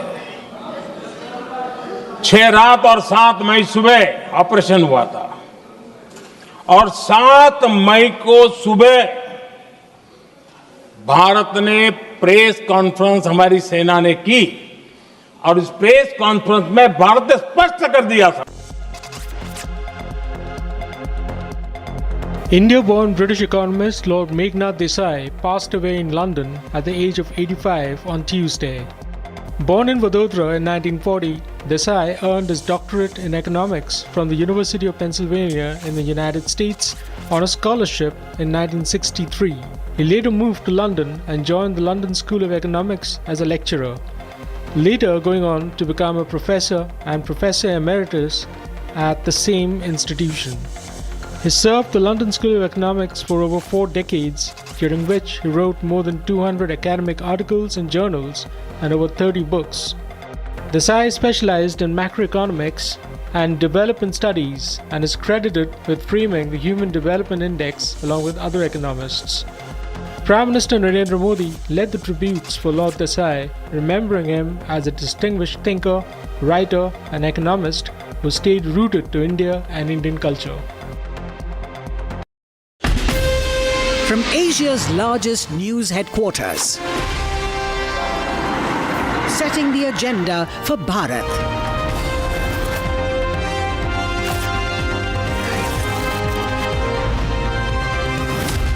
You're watching Republic.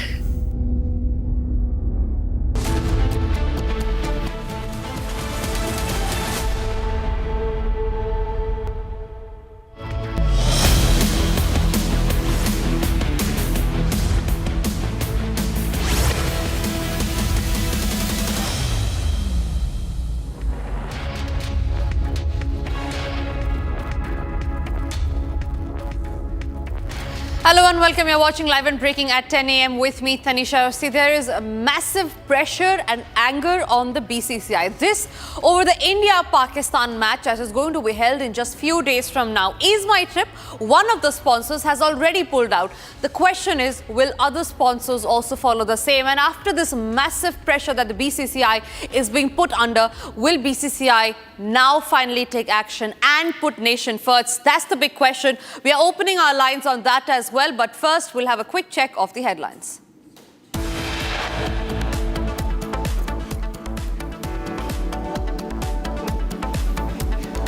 Is My Trip co-founder Nishant Pitti announced that the company will not be associated with much anticipated India versus Pakistan semi-finale in the ongoing World Championship of the Legends.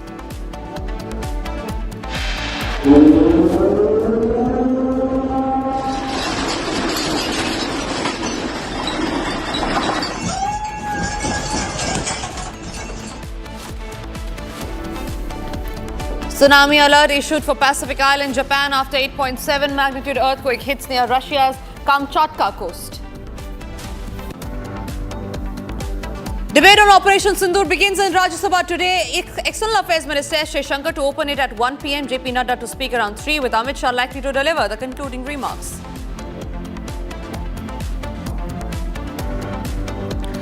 Two Lashkar terrorists neutralized by forces in Jammu and Kashmir's Poonch district after encounter that broke out earlier in the morning.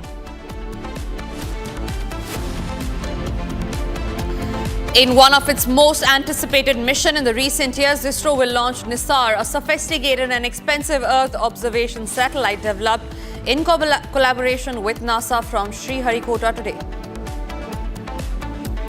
Major revelations have emerged in the Andhra Pradesh liquor scam that allegedly took place during Jagan's government. SIT has now seized rupees 11 crore cash in Andhra Pradesh liquor scam. The probe is underway.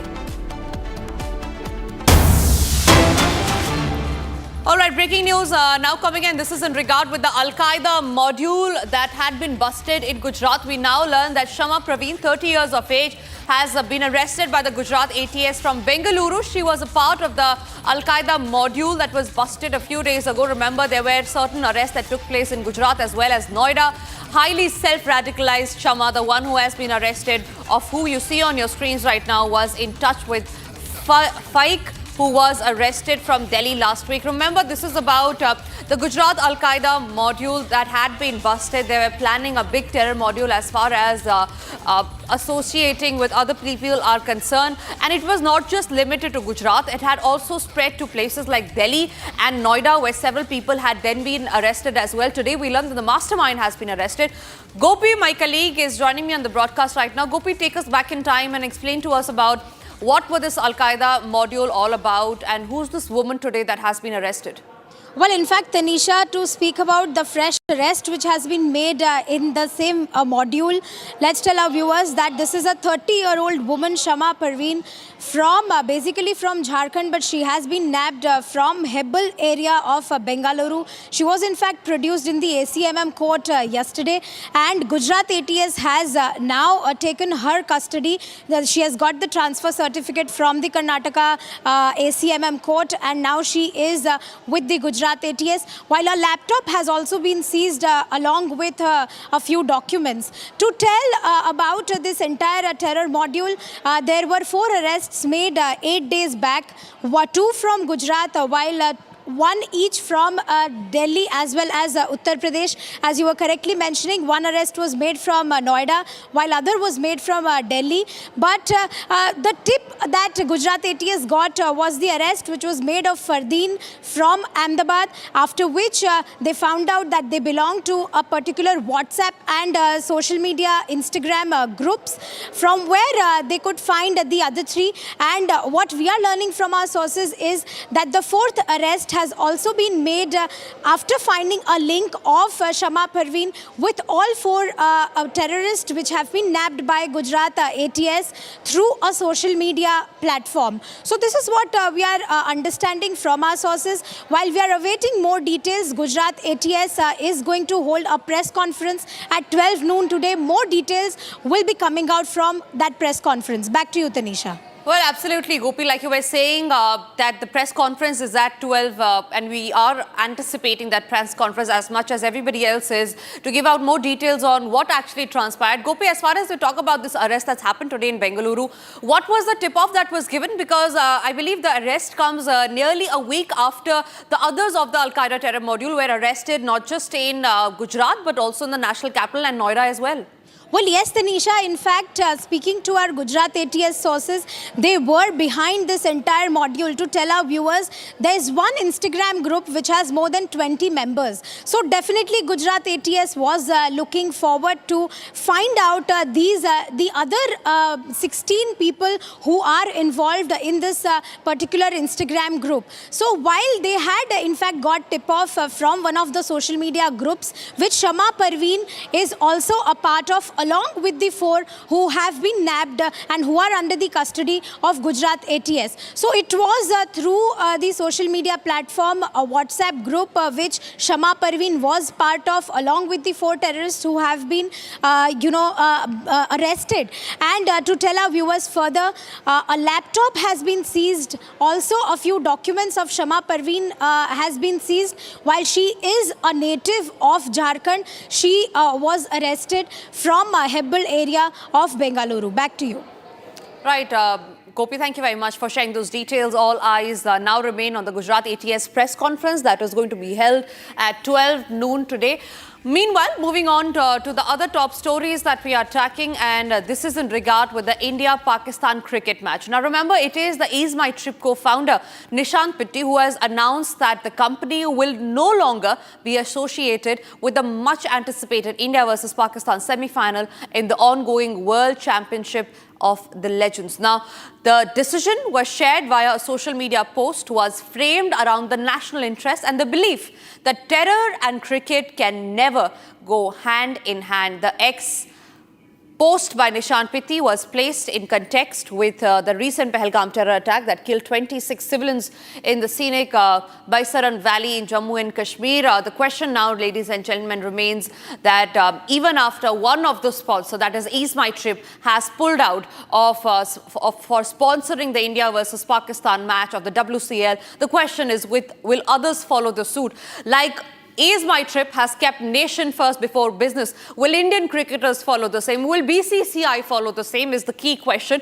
And for that, we are opening our nationalist collective movement on that as well. There is a number that is being flashed on the bottom of your screens. And if you believe that cricket and terror can never go hand in hand, and it is nation first, that was always be kept at priority. So send us your videos on the number that is being flashed on the bottom of your screens. And while you do that, we are also being joined by Samar Paltur, defense expert. Samar Paltur, thank you very much for joining us this morning. A major decision that has been taken by Ease My Trip, one of the main sponsors of the India-Pakistan match. They have made it clear that it's nation first before business. What is it according to you? I think, Tanisha, that the decision taken by Nishant Pitti it reflects the consciousness of a true patriot and an Indian. And we should also recall that, when the Maldives gave an anti-India rhetoric and gave lewd remarks regarding our Prime Minister, it was Ease My Trip which initially, boycotted and cancelled all the bookings for Maldives. Right. So I think Mr. Nishant Pitti's conscience is very clear. He's a true patriot, and this is going in favor of Ease My Trip, and the people and the public of India will have more trust in this brand because it has a conscience, it has a patriotic blueprint. So we are definitely going in for this organization. We respect Ease My Trip's decision that it has taken. And you see, moreover, what I am trying to stress upon is, why should the BCCI come under pressure and let India, exit this Asia Cup? It should be rather Pakistan that should be pressurized to leave. The PCB should be condemned. The PCB should be taken to task. The PCB should be asked to exit this tournament. And, International Cricket Council has to take notice. And with Jai Shah sitting there and, with the Home Minister of India, and with the present terrorism and everything, all the violence that is being sponsored by Pakistan, and very loose statements being given by Shahid Afridi, who's one of the role models and looked upon cricketer of Pakistan and to the world. He is the supporting terrorists and giving such wrong comments, which is leaving a wrong impression in the field of sports. And sportsman spirit does not project or encourage these acts, and acts of terror have to be condemned. But the Indian cricket team going into the ground with a black band on their arms is not going to suffice, is not going to be enough. A lot needs to be done. And the BCCI has to call out Pakistan, and the Pakistan Cricket Board has to be responsible for the act of their nation against the atrocities against the Indian innocent citizens who've been massacred. Who is the public which goes to watch these matches? It is the Indian public. Who was massacred on the 22nd of April? It was the Indian public.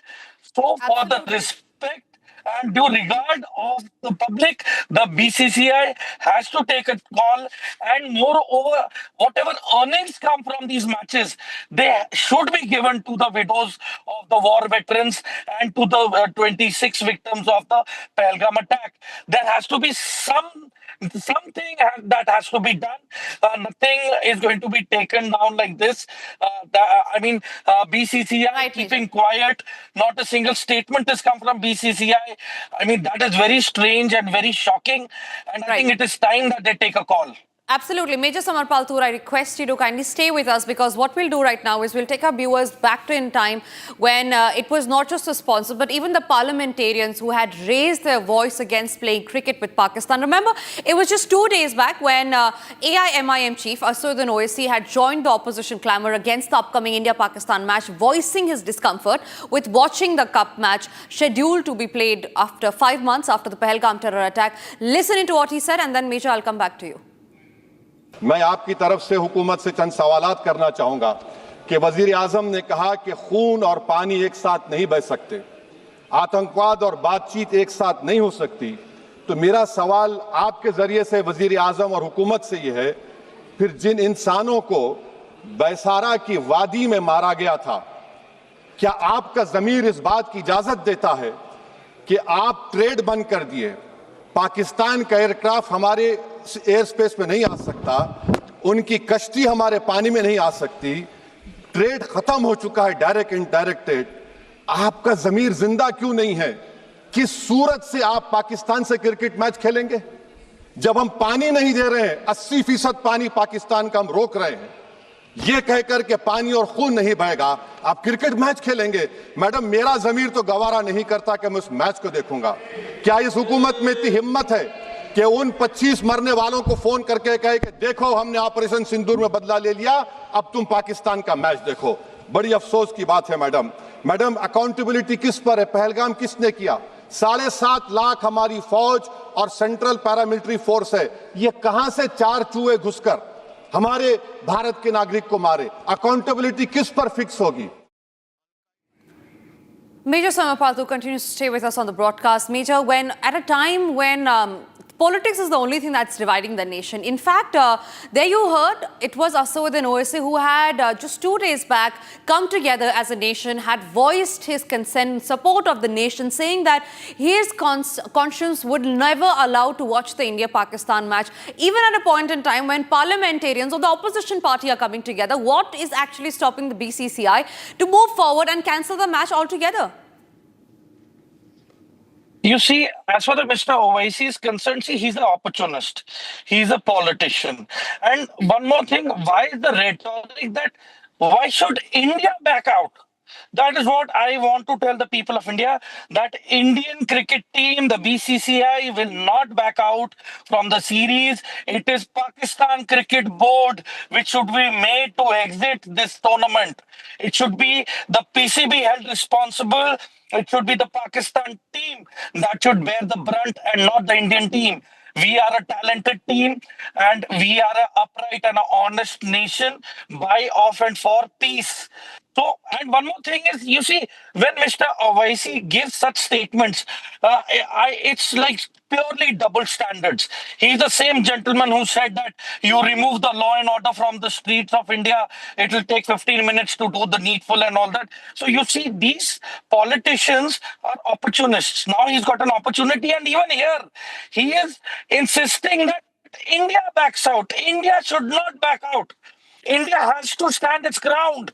India has to stress to the International Cricket Council that Pakistan should be held accountable for supporting and spreading terrorism, and hence Pakistan should be expelled. Pakistan should be penalized, not India. Right, so that is what, again, I've been stressing to the people of India, to the government of India, that enough pressure should be put upon ICC.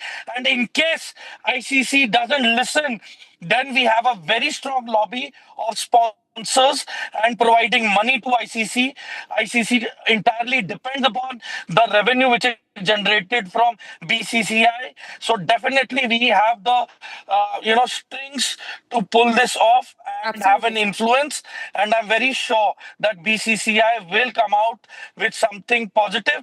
And in the end, it is going to be all about money. So once the sponsors start pulling out, it will be a wake-up call Absolutely, for BCCI. sir. We are, yes. Also. The nation is hoping that BCCI does act, because the nation is watching on which side is the BCCI going towards. Is it nation first for them or cricket? Thank you very much, Major, for joining us here on the broadcast. With that, we move on to some other stories that we are tracking, and this is in regard with the Gundaism of the MNS that has come to light yet again. In Kalyan, adjacent to the Mumbai, MNS workers have beat up a gaming zone employee in reference to children coming in school uniforms to the gaming zone. Now, the Kalyan MNS leader, Uhas Bhoyor, has alleged that children in school uniforms have stolen money from home and have gone to the gaming zone, and no one stops them in the gaming zone. In this regard, he reached the gaming zone with his workers and questioned the employees there. In fact, not just that, he's also given a final and last warning to the gaming zone employees, saying that if the gaming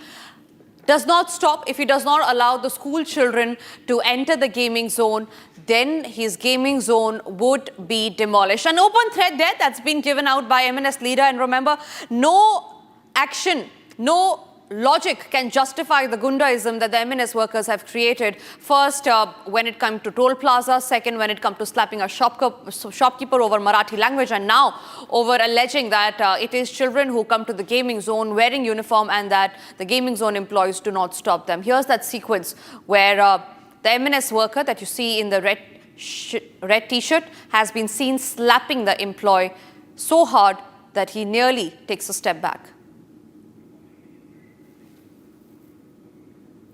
All right, we're trying to get in some political reactions on that story, but remember, this is a case that has come to light from Kalyan in Mumbai, where MNS Gundaism is on again, where this time it is a gaming zone employee that has been thrashed over allowing children in school uniform to enter their gaming zone. This is another slapgate in which the MNS workers have been embroiled in, this time over students visiting the gaming zone. The MNS leader, in fact, had also issued a first and last warning, quote unquote, saying that if children were seen in their uniforms in the gaming zone, it would be demolished.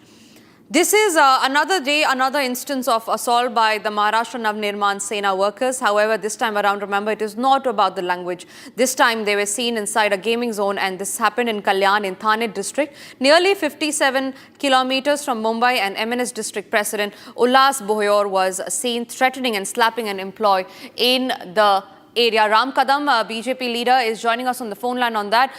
Ram Kadam, what do you take out of the videos actually that have come time and again of the Gundaism that's been spread in Maharashtra by the MNS workers? See, we do not support any kind of vandalism. And these MNS workers, they have been taking law in their hand. See, this is not battle of language of Marathi. This is just a battle of upcoming municipal corporation elections. And as you know that there is no MLA, there is no MP, there is no corporator from the MNS party. They have lost their voter base. So now what they have been trying to find out, some voting base from the one of the segment of Maharashtrian of locals, which is not possible. Just hitting somebody and On the one hand, they have been saying that they are trying to take it forward a Hindutva line. And on the other hand, under the pretend of the Marathi language, they are beating some other Hindu people. It is not acceptable. It is ludicrous. So we have been taking strong action against those who are taking law in their hand. We do not support any kind of vandalism. And as far as the Marathi people are concerned, this both the Thakres, they do not have anything, some emotional values of Marathi people.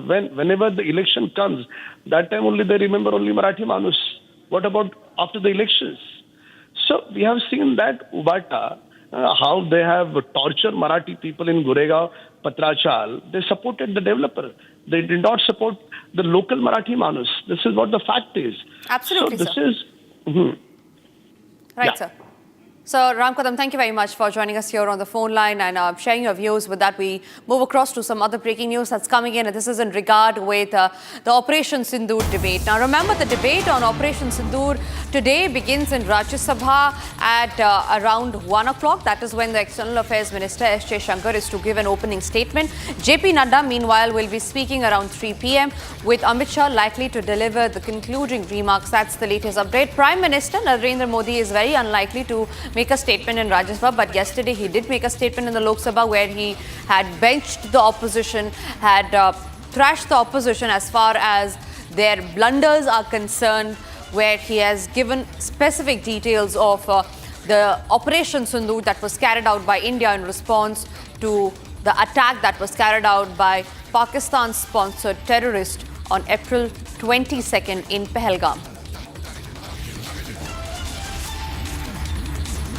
Three main pointers. The news points that are coming out of the breaking is that the Rajya Sabha Operation Sindur debate continues in Rajya Sabha today. It is the External Affairs Minister S. J. Shankar who is to make a statement, and that is around 1 p.m. Meanwhile, Union Minister J.P. Nadda is also to make a statement, and that is nearly at 3 p.m. And later in the evening today, we will see Home Minister Amit Shah giving out the concluding remarks as far as the Operation Sindur debate is concerned.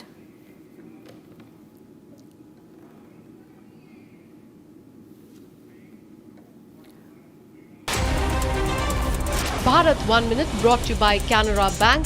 Together, we can. Quick check of the other stories that we're tracking in Bharat in 1 minute. In a major development in Andhra Pradesh liquor scam during the YSRCP regime, the SIT has seized 11 crore in cash from a farmhouse on the outskirts of Hyderabad. Varun Purushottam, listed as a A40, accused number 40 that is in the case, has confessed to his involvement and revealed explosive details. The scam, allegedly worth thousands of crores, points to the involvement of a senior YSRCP leader.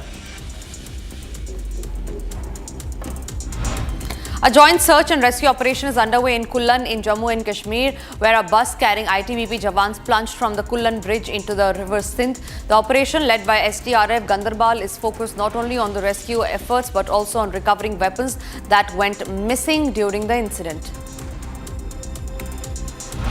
In Gonda in Uttar Pradesh, one criminal was injured and another arrested during a police encounter in Kanolganj police station area as a part of joint night checking operation. Police recovered a motorcycle without a number plate, a bag containing gold and silver jewellery, 8,500 in cash, an illegal pistol and cartridges from their possession.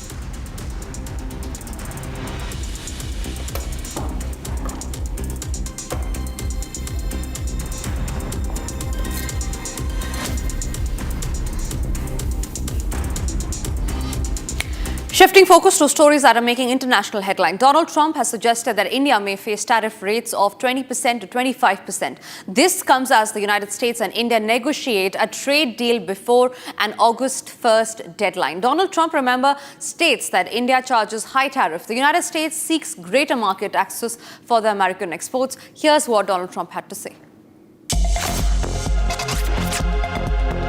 India's they're my friends and he's my friend. And, you know, they ended the war with Pakistan at my request, and that was great. And Pakistan did also. You know, we did a lot of great settlements, including the recent one, as you know, with Cambodia, So that was a great one. I think that's been pretty well finalized now, right? I did a good job in about 5 different wars. You think I'll get credit for it? No. So, Will I get credit for it? She'll say yes. so what rate are you expecting? Well, we're going to India? see. We're going to see. But India's been a good friend, but India has charged basically more tariffs than almost any other country. You know that, right? Over the years. But now I'm in charge, and you just can't do that. I think the trade deals are working out very well, hopefully for everybody, but for the United States, they're very, very good. It's time for us to now step into a short break, but after the break, getting into the details of the massive damage that has been caused in Russia after 8.7 magnitude earthquake, as shown on the Richter scale, caused severe damage in Russia and parts of Japan as well. Also coming after the break is the big build-up to the Operation Sindur debate that is going to be held in the Rajya Sabha today. The Home Minister is going to give concluding remarks on that.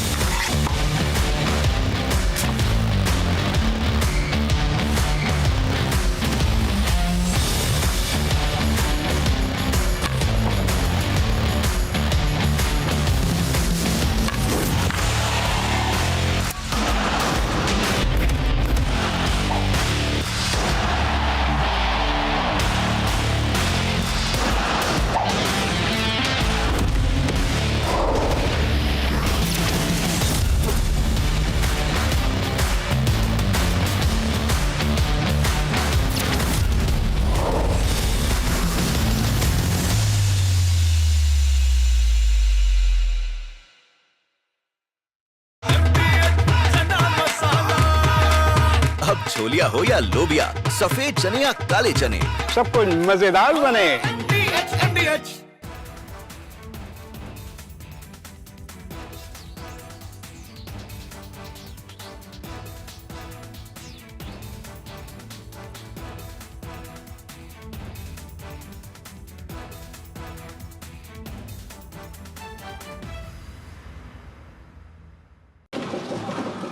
आदरणीय अध्यक्ष जी, मैं एक आंकड़ा आज बताना चाहता हूं। पूरा देश गर्व से भर जाएगा। कुछ लोगों का क्या होगा मैं नहीं जानता। पूरा देश गर्व से भर जाएगा। 9 मई को पाकिस्तान ने करीब 1000 मिसाइलों और आर्म्ड ड्रोन्स के भारत पर बहुत बड़ा हमला करने की कोशिश की। 1000 ये मिसाइलें भारत के किसी भी हिस्से पर गिरती है। Bharat 1 Minute brought to you by Canara Bank. Together we can. Hours after Prime Minister Narendra Modi hinted at ignoring US Vice President J.D. Vance's offer of mediation for a ceasefire between India and Pakistan post-Operation Sindur, President Donald Trump again claimed his role in the deal. To a question on whether India would pay tariffs of between 20-25% to the US, Trump said he thought so as Delhi ended the war with Pakistan at his request. Police teams from Madhya Pradesh are to be dispatched to West Bengal and Assam to ascertain the bona fides of some people from these two states living in Gwalior district. The city SP Robin Jain said that the process of identification of these people was still underway and action will follow if anyone was found to be living illegally. On the arrest of 2 Kerala nuns in Durg on suspicions of religion conversions and trafficking, BJP leader Rajiv Chandrasekhar said that the party's state unit reached out to the Chhattisgarh government, clarifying that the nuns were accompanying 3 adult girls with consent of their families and there was no trafficking issue.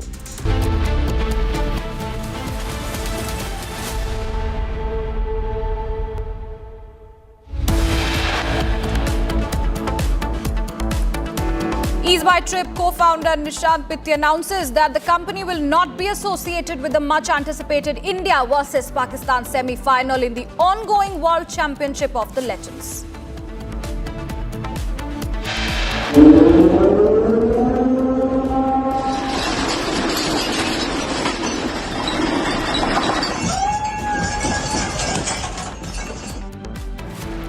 Tsunami alert issued for Pacific Islands, Japan after 8.7 magnitude earthquake hits near Russia's Kamchatka coast. Debate on Operation Sindur begins in the Rajya Sabha today. External Affairs Minister Jaishankar to open at 1 p.m. and JP Nadda will speak around 3 p.m. with Home Minister Amit Shah likely to deliver the concluding remarks. 2 Lashkar terrorists have been neutralized by the forces in Jammu and Kashmir's Poonch district after the encounter broke early this morning. In one of its most anticipated missions in the recent years, ISRO will launch NISAR, a sophisticated and expensive Earth observation satellite developed in collaboration with NASA from Sriharikota today. Major revelations have emerged in Andhra Pradesh liquor scam that allegedly took place during Jagan's government. SIT seizes 11 crore cash in Andhra Pradesh liquor scam probe underway.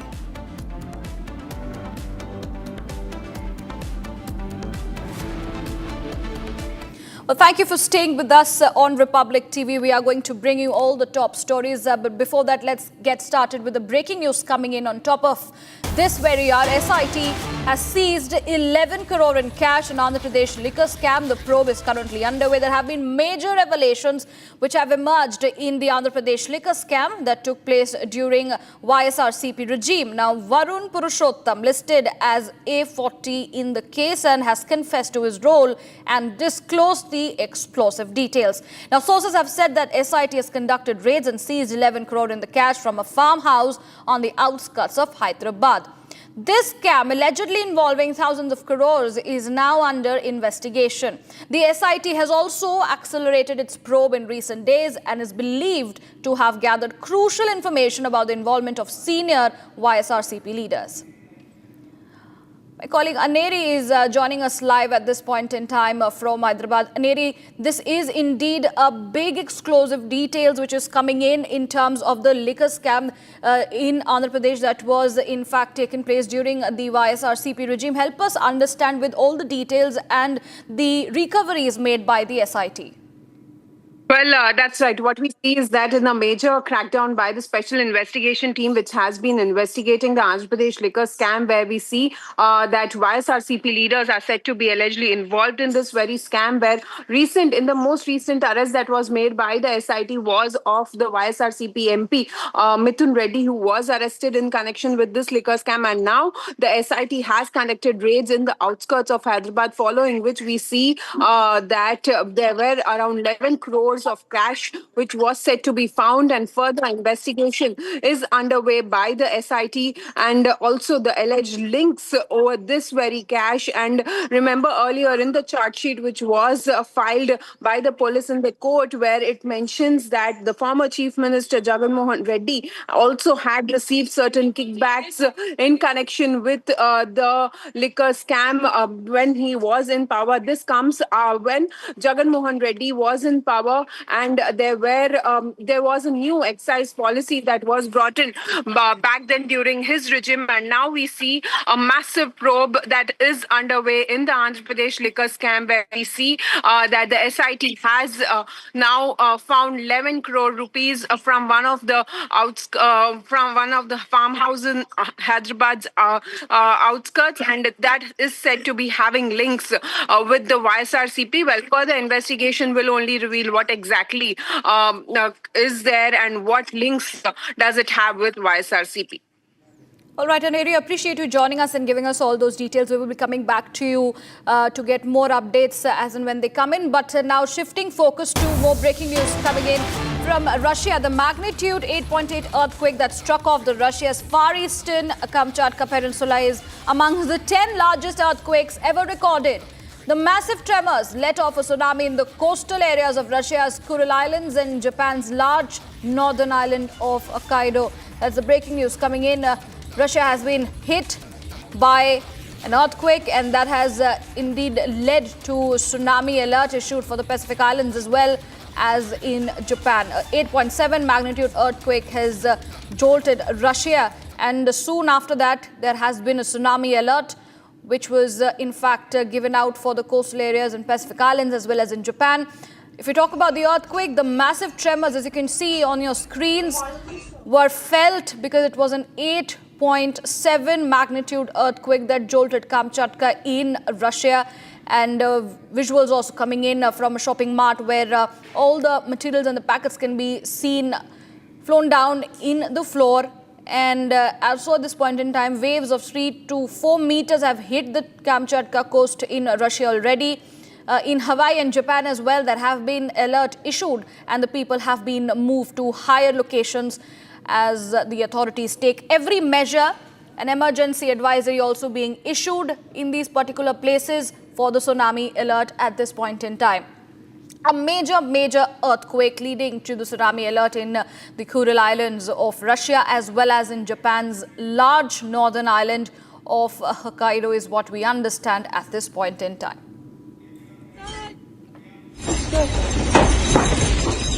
Господи, Боже мой!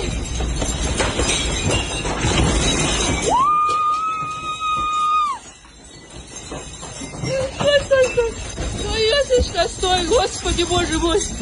Когда успокоится все, Господи! Ой-ой-ой, что творится, Йосиф! Господи, Боже мой! А у нас землетрясение. А у нас землетрясение.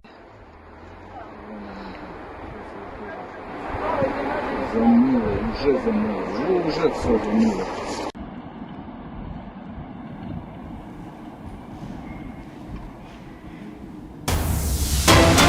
Breaking news coming in. Tsunami waves have hit the Russia's coastal area in the main settlement of the Kuril Islands in the Pacific. As we had also shown you that there have been alerts already issued previously.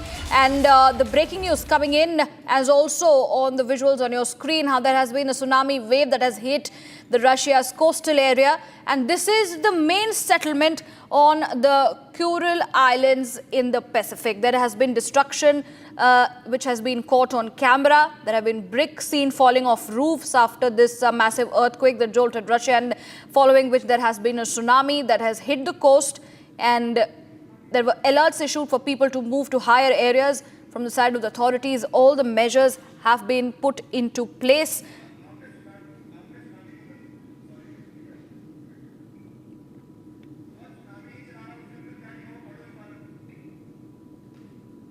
Visuals on your screens, viewers, with the massive earthquake jolting Russia, a tsunami leading to that, and alert also issued on that note, with several coastal areas of Russia being hit by the tsunami waves, the early waves of the tsunami alert, which was already issued earlier. There was destruction of the earthquake, which had hit in Russia's areas, were also caught on camera, and then there were bricks seen falling off roofs. There were materials from the shopping store which was seen falling.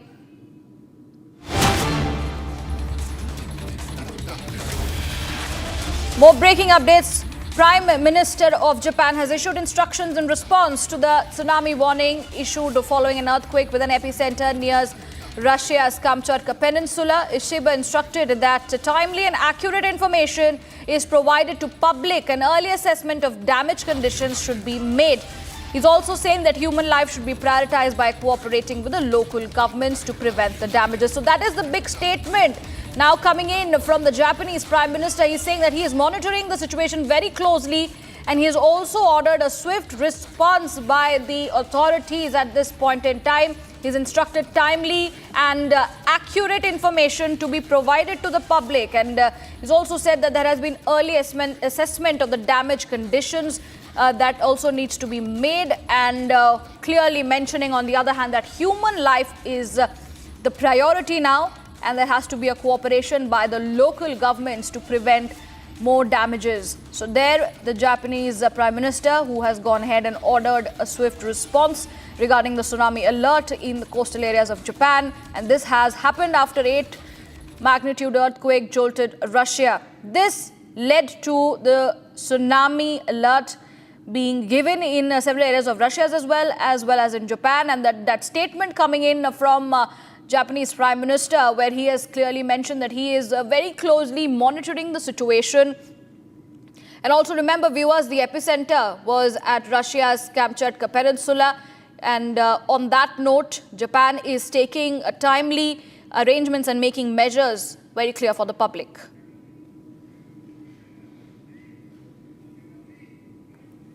And moving on from that, some more breaking news coming in from the national capital. Opposition leaders are now staging a protest over the SIR issue in the parliament once again.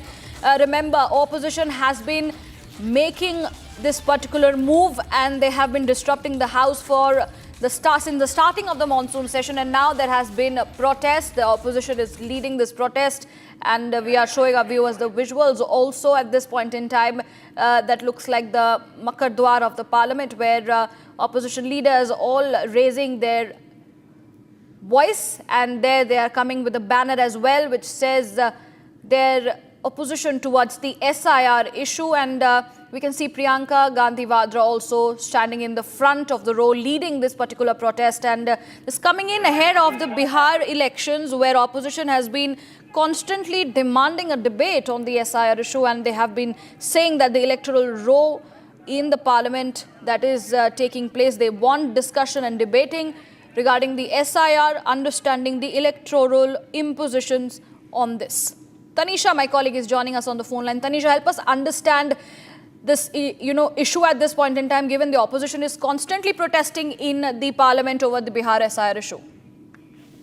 Well, absolutely, Riyanka. There was a huge banner, as you see, in front of the opposition leaders, which says, drop the SIR, and also read SIR is an attack on democracy. And this is as they lined up and staged a protest. And for the 8th consecutive day, the protest is still underway in the parliament. There are several MPs of the Indi bloc, including the Congress chief Mallikarjun Kharge, Sonia Gandhi, and Congress parliamentary chairperson, who protested in the Parliament House complex against the Election Commission's voter roll revision in Bihar, and have demanded its rollback. But remember, this also comes at a time when the EC has said that SIR will not just be issued in states like West Bengal and Bihar, but also nationwide. And the opposition now alleges that it is an attempt to give an upper hand to the BJP, to the NDA government as far as the elections is concerned. Bihar elections are already knocking at the doorstep, and the opposition fearing that the SIR could give BJP and the NDA alliance an edge, and that is why they are demanding the rollback. Now, this is, remember, ahead of the day's proceedings as well is when the opposition protests. They are willing and they are wanting and looking forward, in fact, to corner the government inside the Lok Sabha and Rajya Sabha as far as the SIR issue is concerned. Last week as well, we saw how the opposition did corner the government, stormed the well of the House, and started sloganeering as soon as the session commenced, so as to corner the government over the SIR issue. And just few minutes after the commencement of the session, we saw how the session was stalled in both the houses of parliament. Minimum hours of business hours that was taken, no question hour was held, and all of this after the storming of the session. Now, remember, the government has been stern on their demand. They have been stern as far as the reply is concerned, as far as discussion is concerned, saying that every issue, starting from an SIR to debate on Operation Sindur, will be taken up, but it will be taken up in a more civilized manner, but where both sides are ready for discussion and not hounding one side over the other. Riyanka. Absolutely, Tanisha. I appreciate you giving us those details and help us understand what exactly has been happening in the parliament. With that, we will be keeping a close eye on the developments that happened today as well. But moving on for now, we have some more breaking news coming in on the broadcast at this point in time. Well, breaking news updates coming in. What we understand, there have been 2 Lashkar terrorists who have been killed in the encounter in Jammu and Kashmir's Poonch district, and this comes after 3 terrorists who were involved in the April 22 Pahalgam terror attack were gunned down by the security forces in Operation Mahadev in Jammu and Kashmir yesterday. Now, Union Home Minister Amit Shah has confirmed in the parliament that the terrorists who were killed in the Operation Mahadev had their role in the Pahalgam terror attack. And following that, there has been a big efforts made by the army and the Jammu and Kashmir police, where they have neutralized successfully 2 Lashkar terrorists in the encounter that broke up this morning in Jammu and Kashmir's Poonch. Well, several arms and ammunitions have also been recovered from them, and there are more details that are going to be coming in. We will be trying to get my colleague to give us more details on that. But All right, let's listen in to Home Minister Amit Shah's reaction on the success of Operation Mahadev.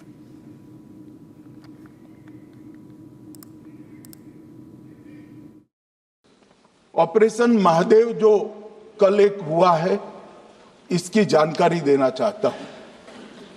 माननीय अध्यक्ष जी, कल operation Mahadev में सुलेमान उर्फे फैजल जट, अफगान और जिब्रान, 3 आतंकवादी सेना, CRPF और Jammu Kashmir police के संयुक्त अभियान में ऑपरेशन महादेव में मारे गए। और माननीय अध्यक्ष जी, ये जो सुलेमान है, ए श्रेणी का लश्कर तोयबा का कमांडर था। पहलगाम हमले में और गगनगिर आतंकी हमले में वो लिप्त था। इसके ढेर सारे सबूत हमारी एजेंसियों के पास है। अफगान ए श्रेणी का लश्कर तैयबा का आतंकवादी था और जिब्रान भी ए ग्रेड आतंकवादी था। और माननीय अध्यक्ष जी, मैं सदन को और सदन के माध्यम से पूरे देश को बताना चाहता हूं, जिन्होंने बेसरन घाटी में हमारे प्रवासियों को, नागरिकों को मारा था, ये तीनों आतंकवादी ये थे और तीनों मारे गए। All right, to give us more details, my colleague Gursimran is joining us from Jammu, as well as Zeenat, who is joining us from Srinagar. Gursimran, let me begin, by asking you, there has been a big force that has been gone ahead with 2 Lashkar terrorists being killed in the encounter. It is a big win for the forces today. Help us understand more details and what have been the recoveries made. A big success is coming from the Poonch, where the security forces have neutralized 2 Pakistani Lashkar-e-Toiba terrorists in an encounter that started early this morning. It was based on intel that was generated by the Poonch police that Indian Army reacted, and in a joint operation, both the terrorists have been neutralized. Now coming to the recoveries that have been made, we are told that a total of 3 weapons have been recovered. 2 weapons are the AK series rifle, 1 is a pistol, and along with this, 2 IEDs have been recovered. There were credible inputs with the Poonch police and the Jammu and Kashmir police that after the killing of 3 top Lashkar-e-Toiba commanders that include Jibran, Suleiman and Hamza. All right, more breaking news coming in. At this point in time, the Resistance Front had twice claimed responsibility for the Pahalgam terror attack and published a photograph of the attack site. This is what the UN Security Council Sanctions Monitoring Team has said. The team in a report also cited the assertions that the attack could not have happened without the support of Pakistan-based LET. The 36th report of the Analytical Support and Sanctions Monitoring Team concerning the ISIL, Al-Qaeda and associated individuals and entities were released. This also mentions the April 22 Pahalgam terror attack in which 26 civilians were killed, saying that 5 terrorists attacked a tourist spot in Pahalgam in Jammu and Kashmir. That is the big breaking news coming in, viewers, on the broadcast with the TRF included in UNSC, and they have gone ahead and said the monitoring committee report has included the TRF at this point in time.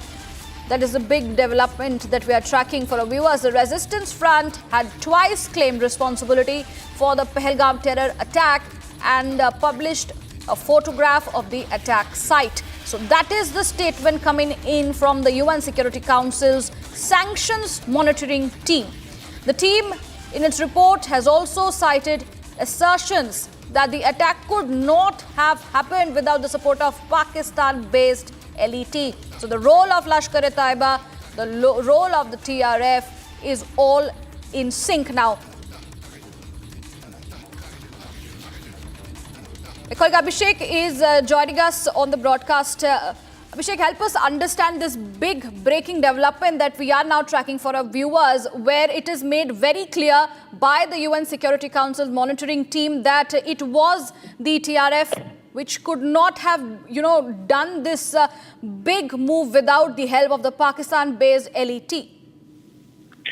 Well, you see, this is a major diplomatic win that the Resistance Front, the terror organization which carried out the Pahalgam terror attack on April 22, has been put up in the Monitoring Committee report of the United Nations Security Council.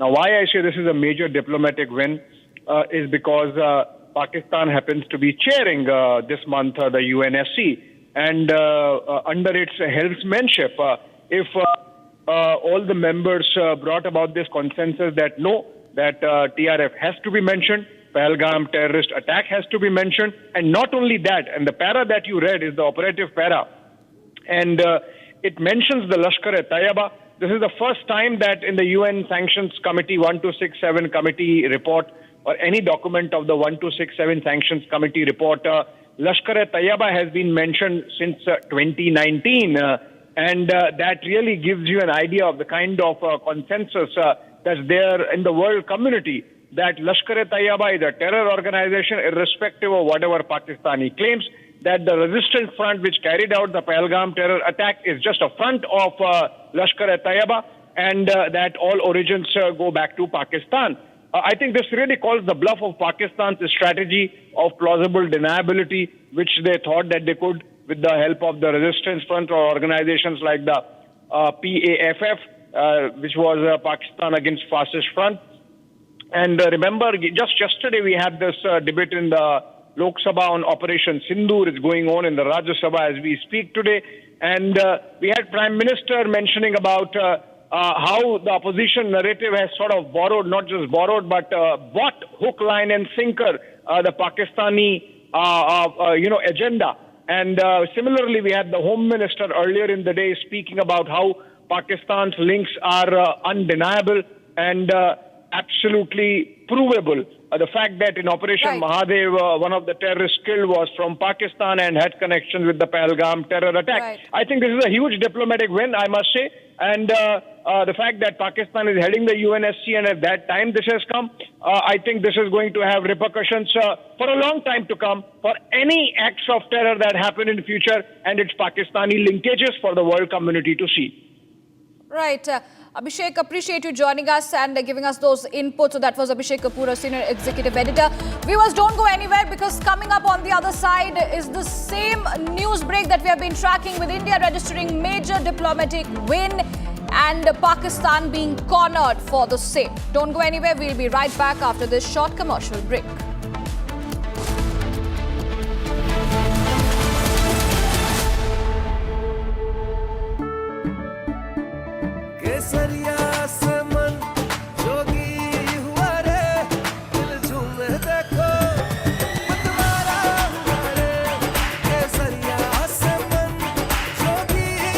हर पल मनाओ केसरी त्योहार। विमल, बोलो जुबान Kesari. MDH की हल्दी मिर्ची धनिया करे कमाल, ये रंग दे, ये खुशबू दे, ये तीखा, ये कम पड़े, क्या निराला MDH masala. Sir, let us now move to Operation Sindur. Yesterday I watched Rajnath Singh ji का भाषण मैं सुन रहा था, and I listened quite carefully when people speak. And Rajnath Singh ji said that Operation Sindur began at 1:05 in the morning. और उसके बाद उन्होंने कहा, he said, Operation Sindur lasted 22 minutes. And then he said the most shocking thing. He said at 1:35, we called Pakistan. We called Pakistan at 1:35 and we told them that we have hit non-military targets and we do not want escalation. These are the words. India-born British economist Lord Meghnad Desai passed away in London at the age of 85 on Tuesday. Born in Vadodara in 1940, Desai earned his doctorate in economics from the University of Pennsylvania in the United States on a scholarship in 1963. He later moved to London and joined the London School of Economics as a lecturer, later going on to become a professor and professor emeritus at the same institution. He served the London School of Economics for over 4 decades, during which he wrote more than 200 academic articles in journals and over 30 books. Desai specialized in macroeconomics and development studies and is credited with framing the Human Development Index along with other economists. Prime Minister Narendra Modi led the tributes for Lord Desai, remembering him as a distinguished thinker, writer and economist who stayed rooted to India and Indian culture.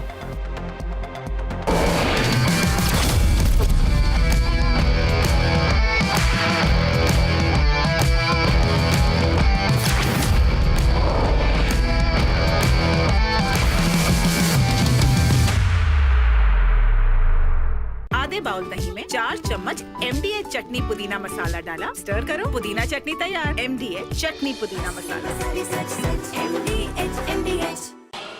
आदरणीय अध्यक्ष जी, और भी एक महत्वपूर्ण काम जो हुआ है, वैसे जब राजीव गांधी जी थे उस समय उनके जो एक डिफेंस का काम देखने वाले अमोस थे, उन्होंने जब मैंने CDS की घोषणा की तो वो बहुत प्रसन्न होकर के मुझे मिलने आए थे और बहुत बहुत प्रसन्न थे वो।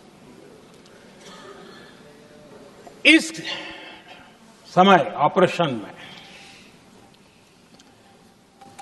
नेवी, आर्मी, एयरफोर्स तीनों सेनाओं का जॉइंट एक्शन, इसके बीच की सिनर्जी, इसने पाकिस्तान के छक्के छुड़ा दिए।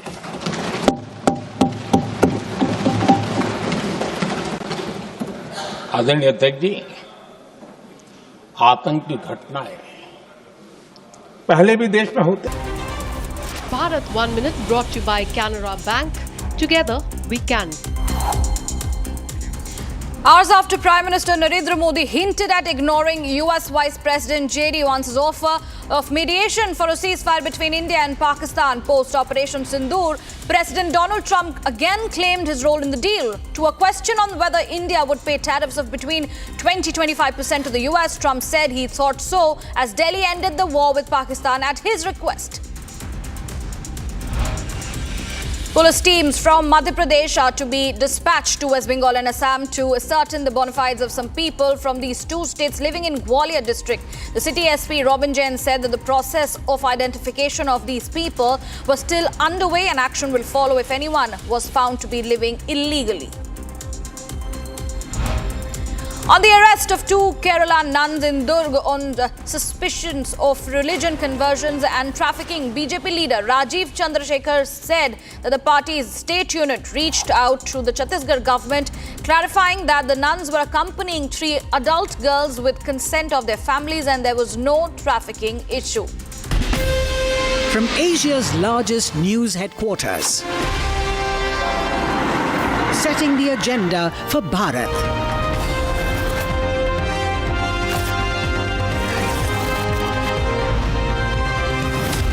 You're watching Republic.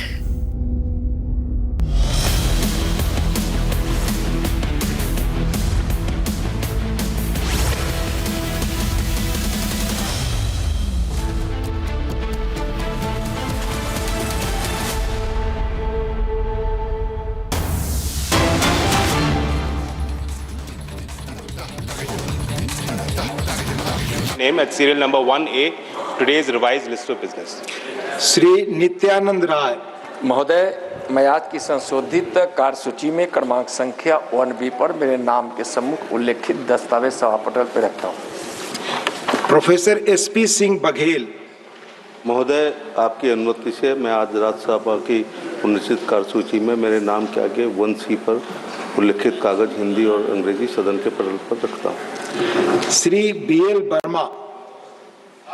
उपसभापति महोदय, मैं आपकी अनुमति से आज की राज्यसभा की संशोधित कार्यसूची में क्रम संख्या 1 के भाग ग पर अपने नाम के सम्मुख अंकित प्रपत्र सभा पटल पर रखता हूँ। Shri Nityanand Rai.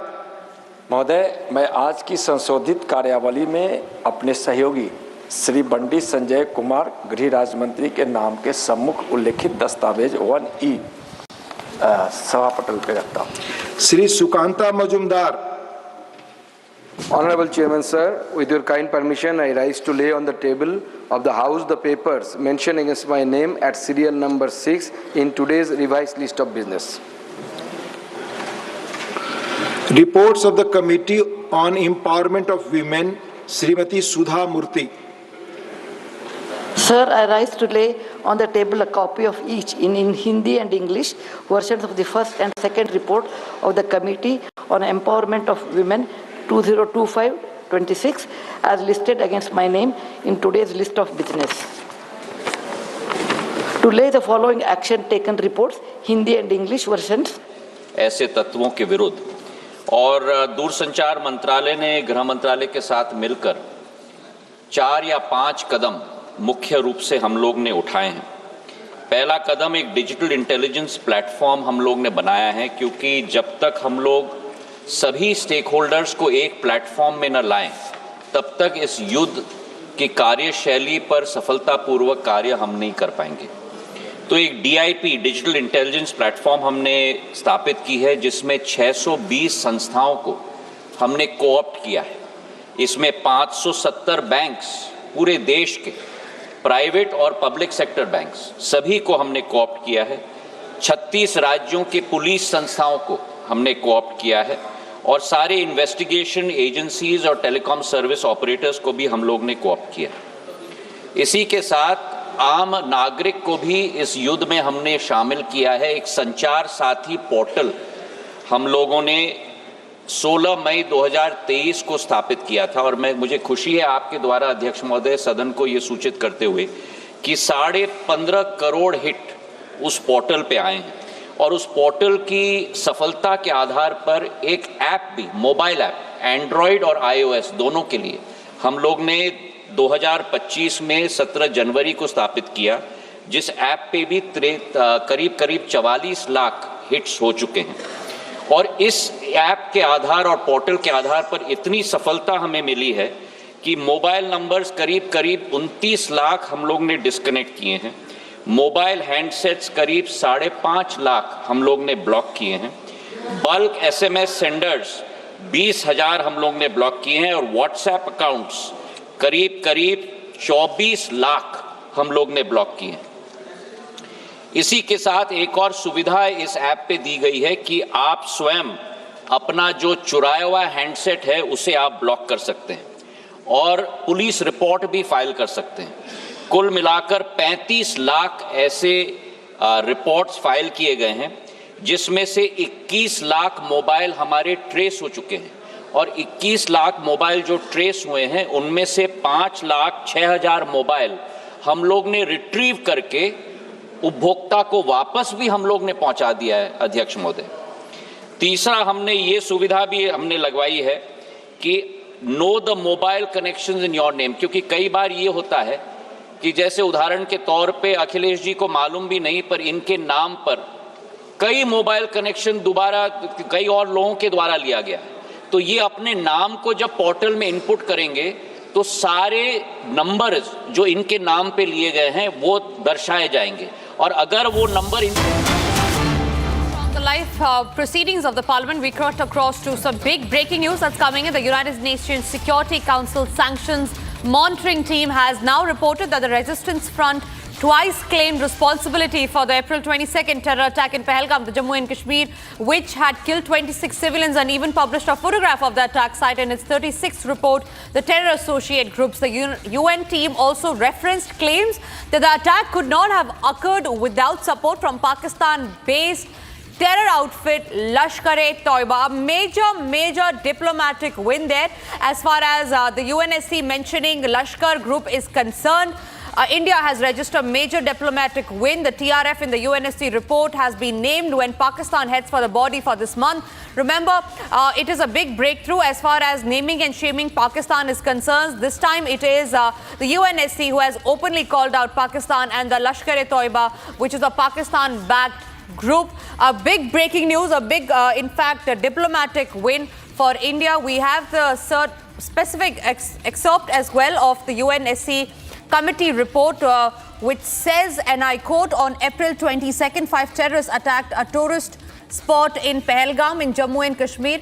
26 civilians were killed. The attack was claimed at the same day by the Resistance Front, who in parallel published a photograph of the attack site. Meanwhile, they've also added that another member state said that the attack was carried out by TRF, which was synonymous with the LET. One member state rejected these views and said that the LET was defunct. We're also being joined on that note by Major General A.K. Sivach, who's a defense expert. Also, I'm being joined by K.K. Sinha. Both of us are joining here on the broadcast on that note. Thank you, sir, very much for speaking to Republic, joining us here. A.K. Sivach, first to you. How do you simplify it to our viewers when we say the UNSC has named and shamed Pakistan on its committee report? Major General, it comes as a big breakthrough and a big diplomatic win, in fact, for India. Absolutely correct. No doubt about it. It's a big diplomatic win. You see, Pakistan has been always denying that there is no involvement of Pakistan terrorist group or Pakistan direct involvement. But India has been telling it is the TRF, and the TRF, the Resistance Front, is an offshoot of Lashkar-e-Toiba. They have owned up twice, and they have even claimed as to how did they kill these 26 innocent civilians. At the same time, the United Nations has now declared it as an international terrorist organization. And now this issue being raised in United Nations Security Council, and they pointing a finger toward the TRF and saying very openly that the TRF won't have done it without the help of Lashkar-e-Toiba. And Lashkar-e-Toiba, everyone knows, has got complete base in Pakistan, whether it is Lashkar-e-Toiba and Desai. So I think it is a great victory as far as India is concerned. We have now completely exposed Pakistan, even in United Nations, that Pakistan is a hub center of terrorism. It is a nursery of terrorists, which trains, motivate, finance them and send it then to different countries. As far as Lashkar-e-Toiba, Desai, and the TRF, they are sending toward India, and terrorist Sunni militants like Desai, they send it toward Iran. So the point today is that in spite that Pakistan today holding a chair in United Nations Security Council against terrorism, Pakistan is now shamed completely in front of the whole world that it is the Pakistan terrorist groups which were involved in the massacre in Pahalgam, and this Operation Sindur, which was conducted by us, was basically in response to that. So I suppose Pakistan now stands completely isolated, and it's a high time two things should happen. One is that Financial Action Task Force should now downgrade Pakistan to a grey list, again put them on a grey list for money laundering and terrorist funding. And also the international communities and international body like United Nations Security Council should declare Pakistan as a terrorist state, because now majority of the countries are accepting that Pakistan is the hub center of terrorism, and the terrorism is emanating from Pakistan. But certainly one thing is very sure, Pakistan is now also claiming that they are victim of terrorism. But who created that terrorism in the first place? Exactly. This Tariff-e-Taliban Pakistan has been also created by Pakistan itself. So the point today is Pakistan is completely exposed in the world body, and the United Nations Security Council has pinpointed finger toward Pakistan, saying that TRF won't have able to do this massacre without the help and support of Lashkar-e-Toiba. And Lashkar-e-Toiba is nothing else but proxy of Pakistan Army and ISI. So I suppose it's a great victory, and Pakistan, as on today, stands completely isolated. Right, Major General A.K. Sivach, I request you to please stay with me. I'm also being joined by Major General K.K. Sinha on the broadcast. But Major General, before I come to you, let's also have a quick look at that soundbite of the External Affairs Minister X. Shankar, where he had said in the past in Lok Sabha, where he mentioned how the TRF was listed as a terrorist organization after India's continued effort. And then I come across to Major General K.K. Sinha. I also want, Honorable Speaker, sir, through you, to bring to the attention of the House a very interesting development pertaining to the TRF, the Resistance Front. When the Security Council was debating this on the 25th of April, and TRF had twice claimed responsibility for the Pahalgam attack, Pakistan defended the TRF. Pakistan tried to get any mention of TRF excluded, and in fact the Pakistani foreign minister told his parliament that this is a great diplomatic achievement. Now, I mention it because today, again, thanks to our diplomacy, the TRF has been designated as a global terrorist organization by the US government, and the same Pakistani foreign minister who took so much pride saying, I defended the TRF, says, well, now if the US has done this, we accept it. Right, I'm being joined by Major General K.K. Sinha on that. Major General, it comes as a big diplomatic win for India, not just because TRF and Lashkar-e-Toiba have been named, but also at a time, the statement of the UNSC comes at a time when Pakistan is actually heading it for this month. Good morning and Jai Hind. The great victory for India, and especially when the debate on, pre-Operation Sindur was in Parliament last 2 days. Operation Mahadev, that was a great success, and now you are in the morning, but you are bringing it out. I think it's the greatest success, and it is adding to the layer of successes what the India has been saying about the diplomatically. We have got the TRF. First, we have to remember, when we have gone after the Pahalgam attack, 22nd April 2005, in UNSC, there actually it was blocked by Pakistan, and they will manage because they were heading the United Nations Security Council. Sanction monitoring team, is also because they are there. They blocked it, and the foreign minister of Pakistan, actually claiming in their own parliament. This is exactly what our foreign minister was bringing out in parliament. They claim that they were able to block it, and it is not done by, it is an indigenous group. TRF is an indigenous group. This is what the line, and this is the line taken by the Chinese. When the TRF was launched, after 2019, after we carried out the, Balakot strike, because whatever has been covered by Savage. But this is very important to, understand. In 2019, it came, and there was a major, a narrative creation in India by many people who are, it is an indigenous group which is fighting for and struggling for the liberation of Kashmir. This is the thing, their line has taken, and it has taken 2025, so many years, with a very, very hard diplomatic, fight on this. And United Nations Security Council have also played a double game in this. So now when we got it, because United States, if you remember, a few days back, in their United Nations, they, actually declared it. It's the first time United States, and that is the greatest victory, that the Total Resistance Front is a global terrorist organization. And it was also, during the SCO brought out there, and thereafter China also, more or less accepted it because they condemned after that. And that's why what is the roller coaster is happening. United Nations Security Council now changed their stance, and Security Sanction Monitoring Team now declared it in the 36th report of theirs that it is a global terrorist organization. And this is exactly what, being briefed by the foreign minister in parliament. And he was saying what the Pakistan will take, taking the credit by their foreign minister in their parliament, that they have been able to block it, that the TRF is an Indian or indigenous group fighting for the liberation of Kashmir. Now, whole table has been turned, and a great, great diplomatic victory of India.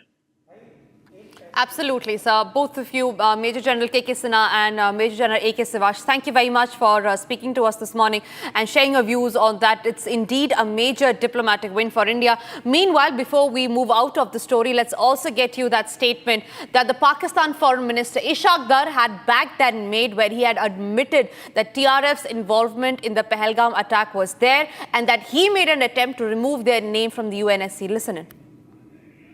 Jammu and Kashmir में एक forum बना जिसका नाम है the resistance forum, और उस पे उसको कंडेम किया गया, उसको जिम्मेदार ठहराया गया उस प्रेस रिलीज में।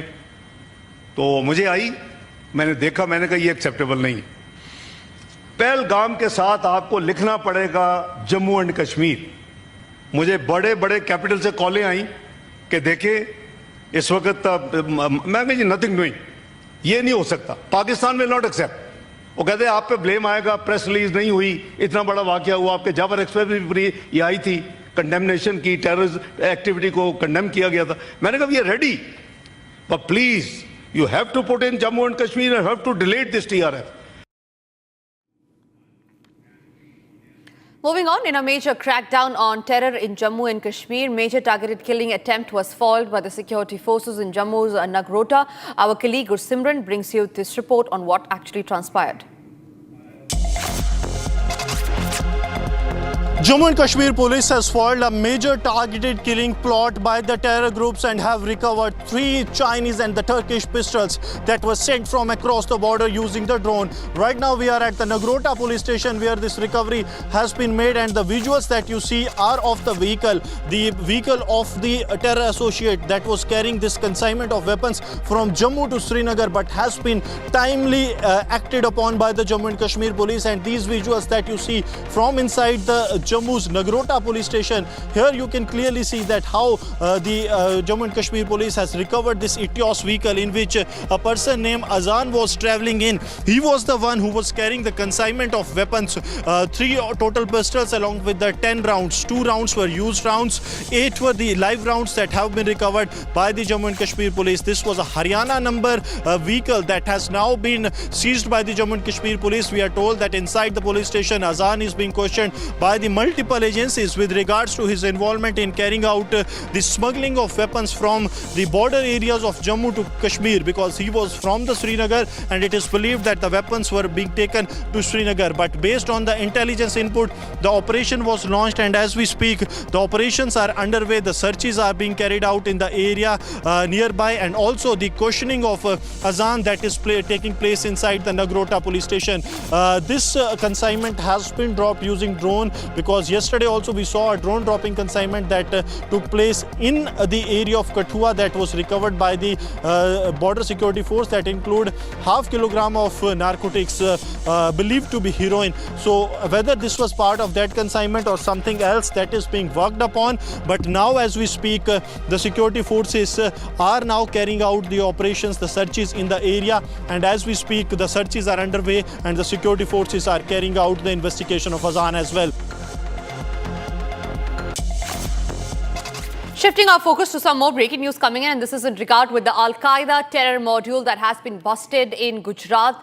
Now remember, this time a 30-year-old woman was arrested who is supposed to be the mastermind behind the Gujarat anti-terrorism squad in Bengaluru Hebbal area, after intelligence-based surveillance revealed that she was sharing radical content on Instagram and maintaining contact with the other terror modules. She's been taken into custody from her rental residence. She is now undergoing further investigation into her alleged role in promoting extremist ideologies. This, remember, comes at a time after the ATS had arrested 4 terrorists with alleged links to Al-Qaeda. The arrested accused have been identified as Mohammad Faiq from Delhi, Mohammad Fardeen from Ahmedabad, Saifullah Kursei from Modasa, and Zishan Ali from Noida. Picking up the latest response from the Gujarat Home Minister, let's listen into what Harsh Sanghvi has to say. Gujarat ATS ने al Qaeda Indian सब continent के पहले 4 आतंकियों को गिरफ्तार किया है। कल एक और बड़ी सफलता गुजरात ATS को प्राप्त हुई है। एक महिला जो बेंगलुरु से है, ये आतंकी खास तौर पे हाईली रेडिकलाइज है, ऑनलाइन टेरर मॉड्यूल पे काम करती हैं। उसके बहुत ही महत्वपूर्ण पाकिस्तानी संपर्क भी उसके अलग अलग डिवाइसेस से मिले हैं। गुजरात ATS की ये प्रोएक्टिवली पुलिसिंग के माध्यम से 5 जितने महत्वपूर्ण ऑनलाइन टेरर मॉड्यूल पे काम करने वाले अल-कायदा इंडियन सब कॉन्टिनेंट के ये आतंकियों को गिरफ्तार करने में सफलता प्राप्त हुई है। मैं गुजरात ATS को बहुत बहुत अभिनंदन देता हूँ। All right, Gopi is joining me live from the newsroom. Gopi, we are awaiting that big press conference of the Gujarat ATS that is all set to be held at 12 noon today. What are we expecting as far as the press briefing is concerned?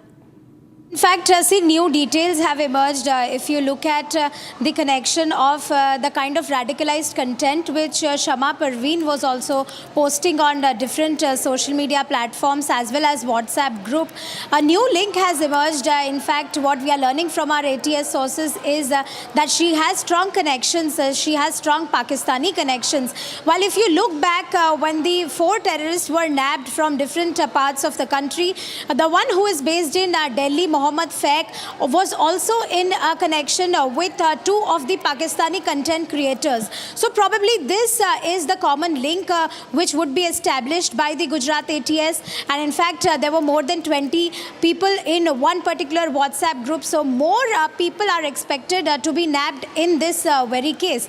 But we have to wait what pans out during the press conference, which will be shortly addressed by the Gujarat ATS. But yes, there have been strong Pakistani connections which have been established by the Gujarat ATS as of now.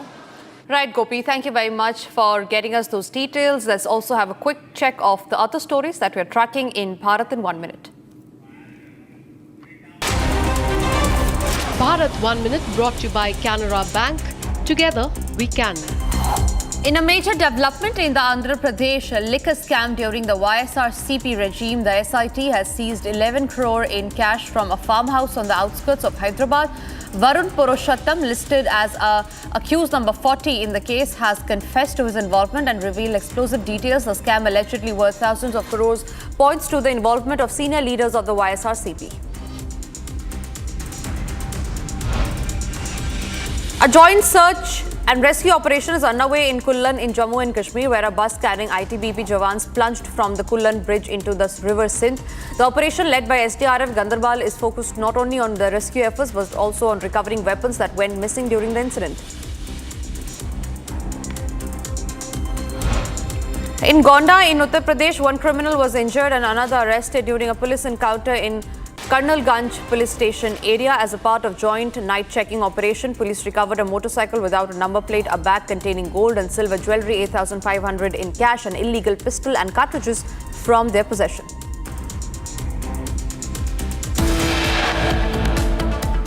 Time for us to now slip into a short break. Getting you the details after the break is how Is My Trip has now pulled out as a sponsor for the India-Pakistan match. Will BCCI now act? Also building up to the big Operation Sindur debate, round 2 in Rajya Sabha. The External Affairs Minister is likely to speak in a few hours from now.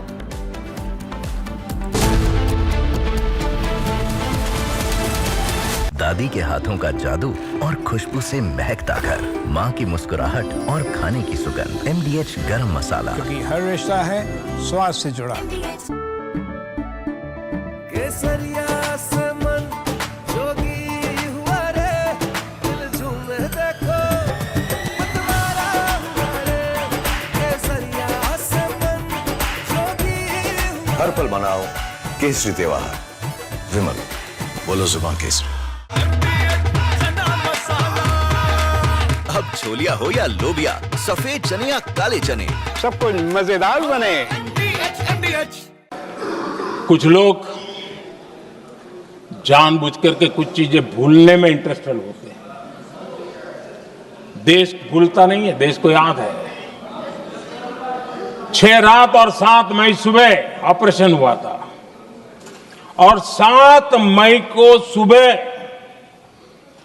Bharat ने press conference हमारी सेना ने की और इस press conference में भारत ने स्पष्ट कर दिया था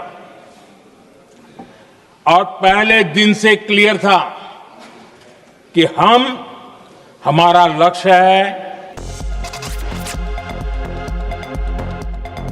India-born British economist Lord Meghnad Desai passed away in London at the age of 85 on Tuesday. Born in Vadodara in 1940, Desai earned his doctorate in economics from the University of Pennsylvania in the United States on a scholarship in 1963.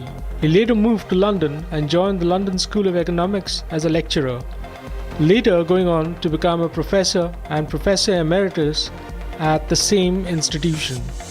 He served the London School of Economics for over 4 decades, during which he wrote more than 200 academic articles in journals and over 30 books. Desai specialized in macroeconomics and development studies and is credited with framing the Human Development Index along with other economists.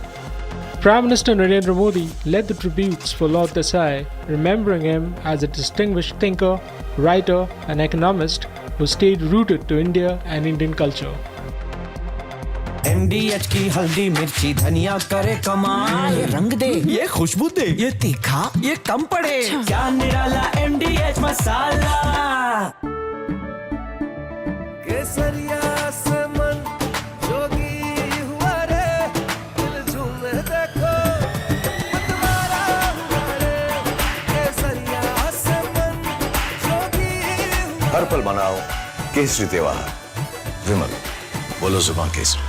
दादी के हाथों का जादू और खुशबू से महकता घर, माँ की मुस्कुराहट और खाने की सुगंध। MDH गरम मसाला, क्योंकि हर रिश्ता है स्वाद से जुड़ा।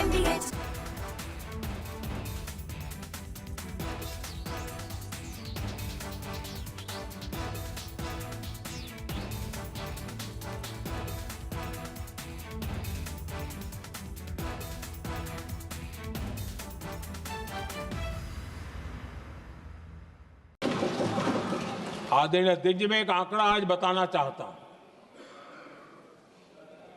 पूरा देश गर्व से भर जाएगा। कुछ लोगों का क्या होगा मैं नहीं जानता। पूरा देश गर्व से भर जाएगा। 9 मई को पाकिस्तान ने करीब 1000 मिसाइलों और आर्म्ड ड्रोन्स के भारत पर बहुत बड़ा हमला करने की कोशिश की। 1000 ये मिसाइलें। Bharat 1 Minute brought to you by Canara Bank. Together we can. Hours after Prime Minister Narendra Modi hinted at ignoring US Vice President J.D. Vance's offer of mediation for a ceasefire between India and Pakistan post-Operation Sindur, President Donald Trump again claimed his role in the deal. To a question on whether India would pay tariffs of between 20-25% to the US, Trump said he thought so as Delhi ended the war with Pakistan at his request. Police teams from Madhya Pradesh are to be dispatched to West Bengal and Assam to ascertain the bona fides of some people from these 2 states living in Gwalior district. The city SP Robin Jain said that the process of identification of these people was still underway and action will follow if anyone was found to be living illegally.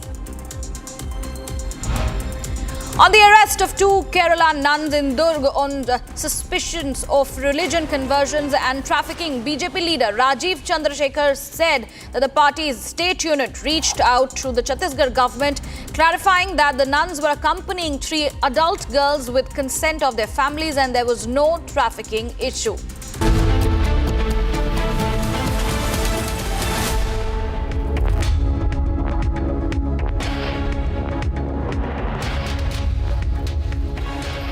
Very good morning, ladies and gentlemen. Thank you for staying with Republic TV. You're watching Live and Breaking this Wednesday with me, Oyana Mitra. Our top focus this hour remains on the growing Asia Cup controversy as more and more voices are now coming out against the BCCI and echoing just one sentiment, that for us, it's always nation first and not cricket.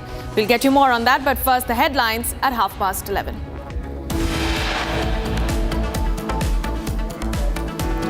Big diplomatic win for India. United Nations Security Council statement exposes Pakistan, mentions TRF in its Pahalgam report.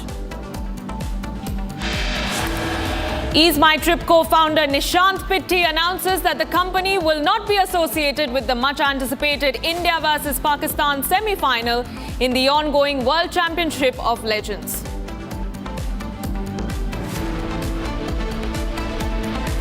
M&S workers assault employees of a gaming zone over allowing school children to use the facility faces backlash.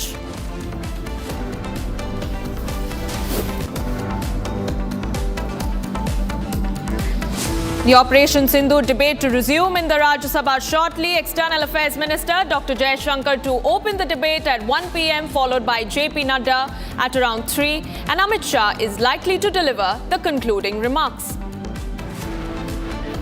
2 Lashkar terrorists neutralized by forces in Jammu and Kashmir's Poonch district after encounter broke earlier in the morning.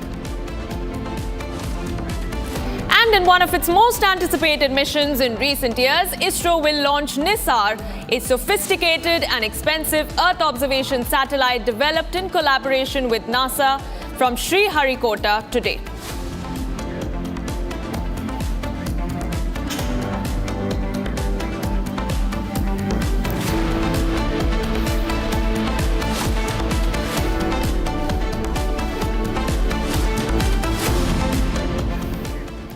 All right, let's start this edition with some breaking news coming in connection with the illegal betting app scam in which 29 celebrities have now been named, and now it is actor Prakash Raj who has appeared before the Enforcement Directorate for questioning in connection with the illegal betting app case. Other actors who are under the ED radar include Rana Daggubati, Manchu Lakshmi and others who have been asked to appear for questioning before the central agency.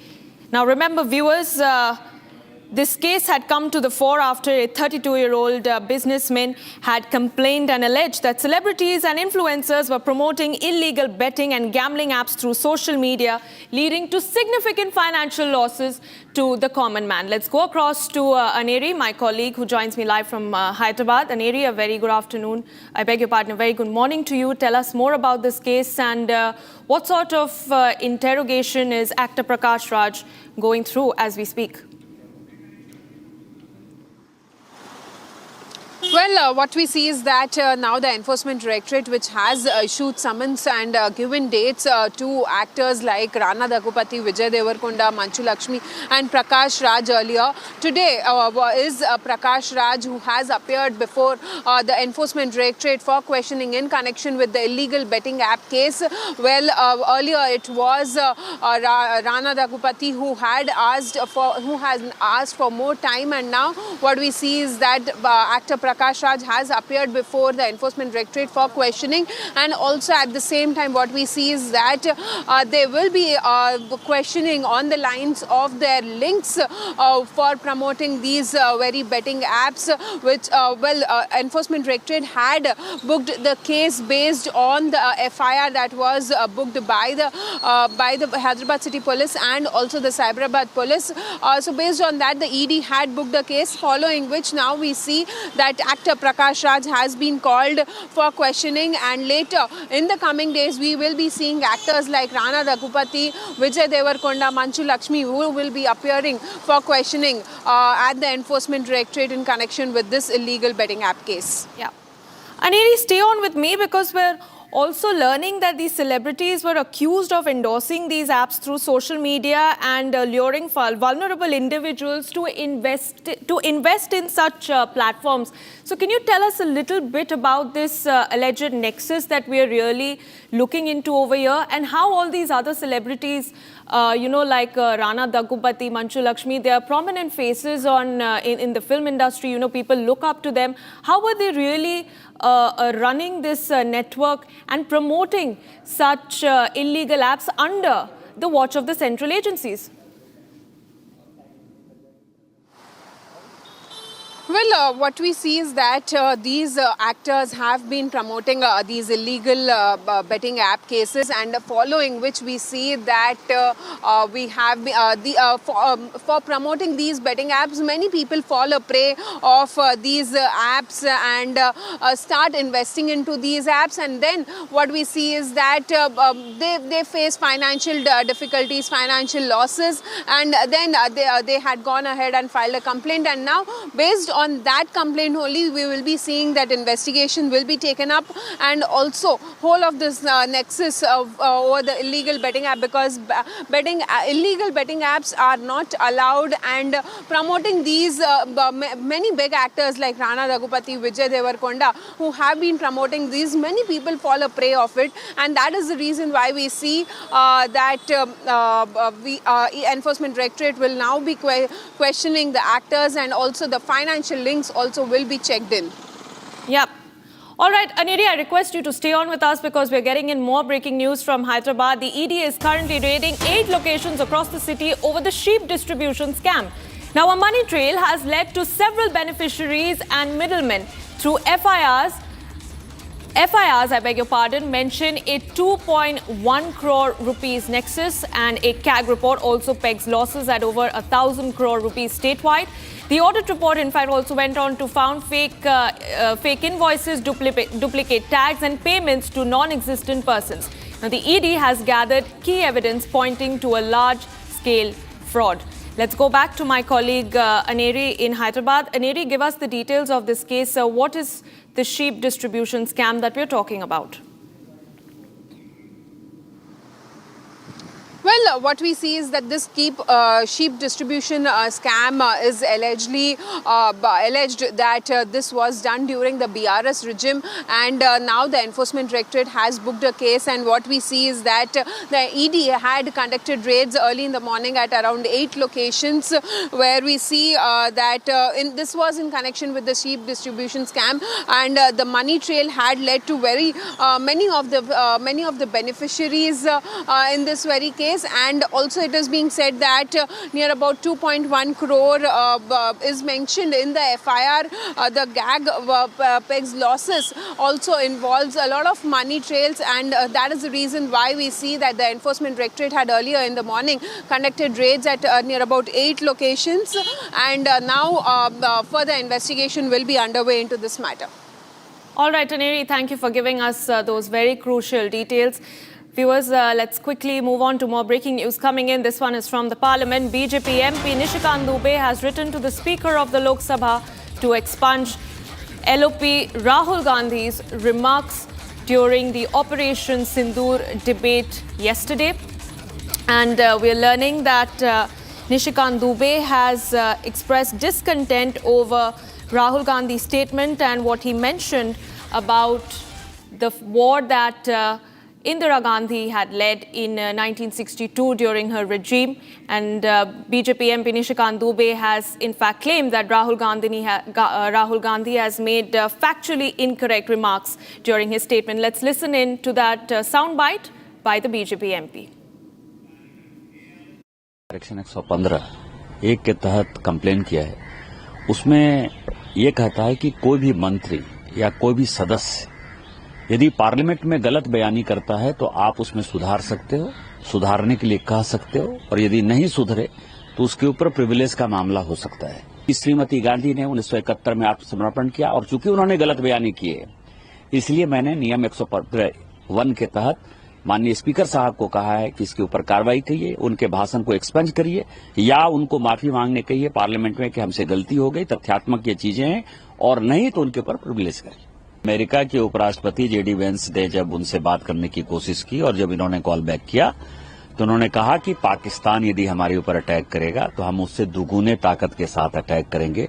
On the floor of the house माननीय प्रधानमंत्री जी ने कहा, ये इस तरह नहीं है कि छुप कर जो है आप कोई भी काम कर रहे हैं, चिट्ठी लिख रहे हैं, गिड़गिड़ा रहे हैं, आत्मसमर्पण कर रहे हैं, ये गांधी परिवार नहीं है। मैंने कल भी बोलते हुए कहा कि 62 के युद्ध में अमेरिका के साथ मिलकर नेहरू जी ने युद्ध किया।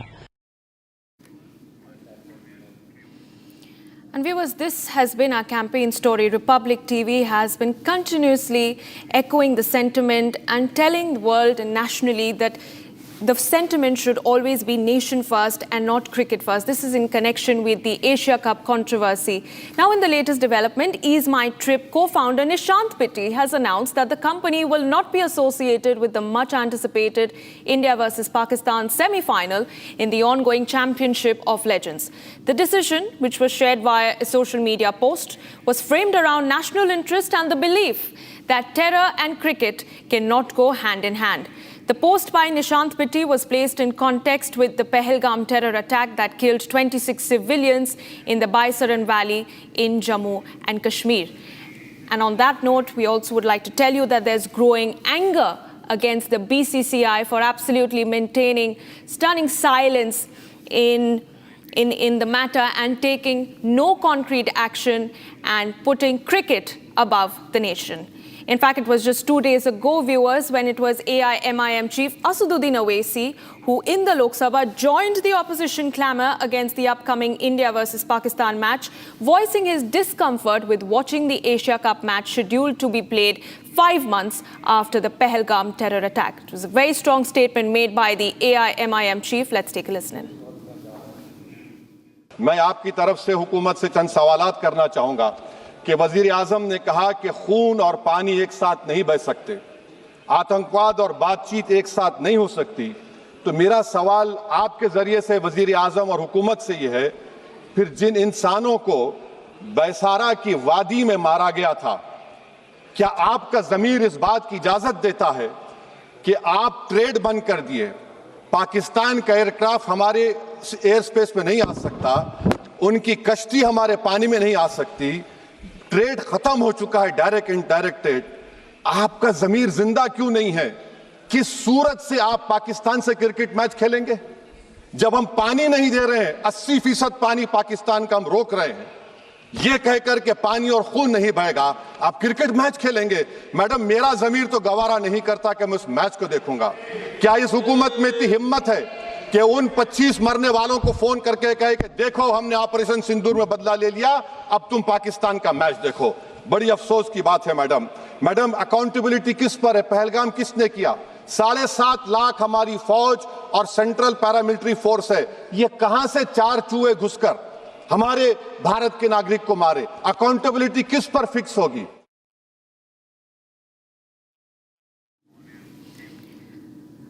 And shifting focus to what's been happening in Himachal Pradesh, monsoon fury continues to wreak havoc in the state. Flash floods, landslides and cloudbursts have caused devastation in districts like Mandi and Kullu. While the death toll continues to rise, rescue operations are now underway and hundreds remain stranded.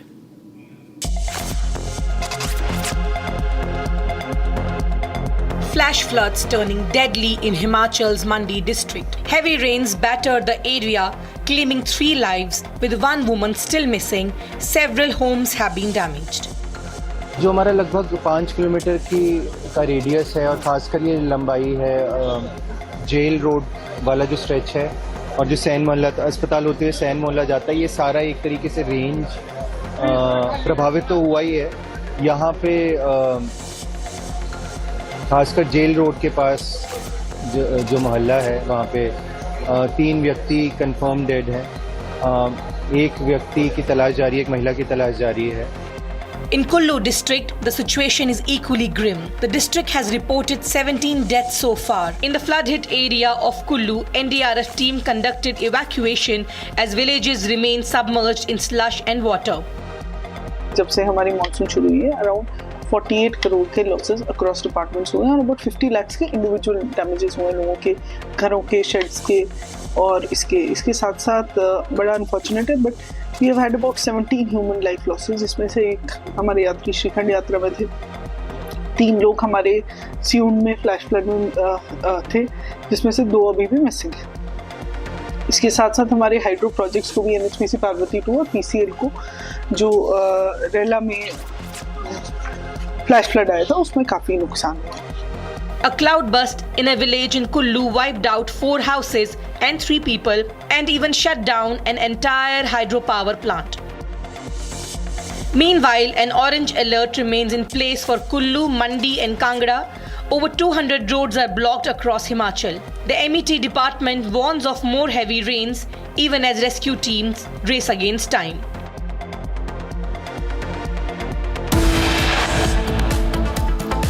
We slip into a very short break, but on the other side, 2 Lashkar terrorists have been neutralized by the forces in Jammu and Kashmir's Poonch district after an early morning encounter. And also, we'll get you the details of the most anticipated missions of ISRO, the launch of Nisar, which is scheduled from Sriharikota this afternoon.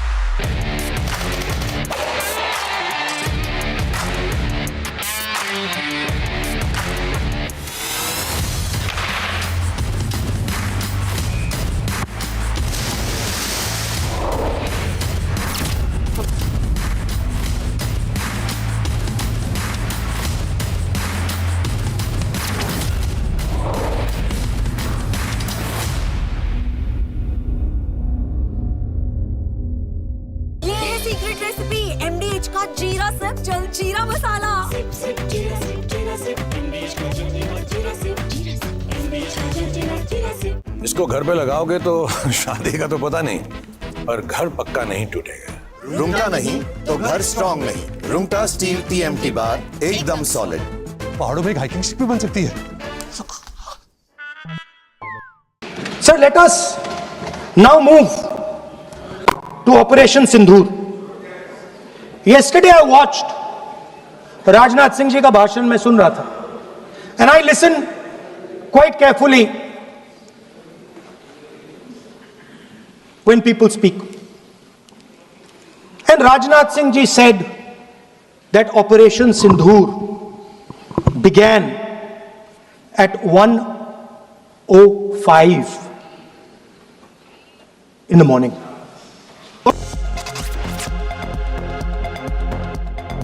India-born British economist Lord Meghnad Desai passed away in London at the age of 85 on Tuesday. Born in Vadodara in 1940, Desai earned his doctorate in economics from the University of Pennsylvania in the United States on a scholarship in 1963. He later moved to London and joined the London School of Economics as a lecturer, later going on to become a professor and professor emeritus at the same institution. He served the London School of Economics for over 4 decades, during which he wrote more than 200 academic articles in journals and over 30 books. Desai specialized in macroeconomics and development studies and is credited with framing the Human Development Index along with other economists.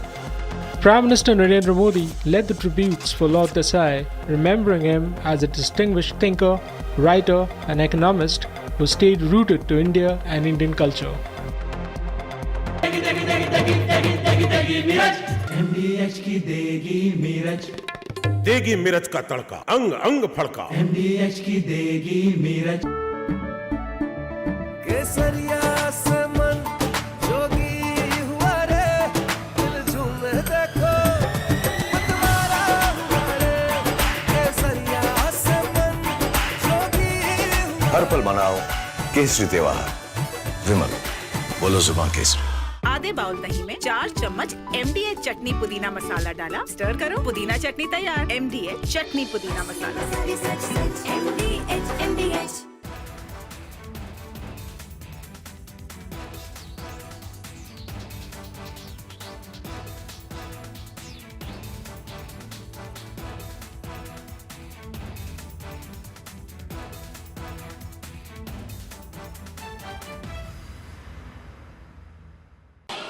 आदरणीय अध्यक्ष जी, और भी एक महत्वपूर्ण काम जो हुआ है, वैसे जब राजीव गांधी जी थे उस समय उनके जो एक डिफेंस का काम देखने वाले अमोज थे। Bharat 1 Minute brought to you by Canara Bank. Together we can.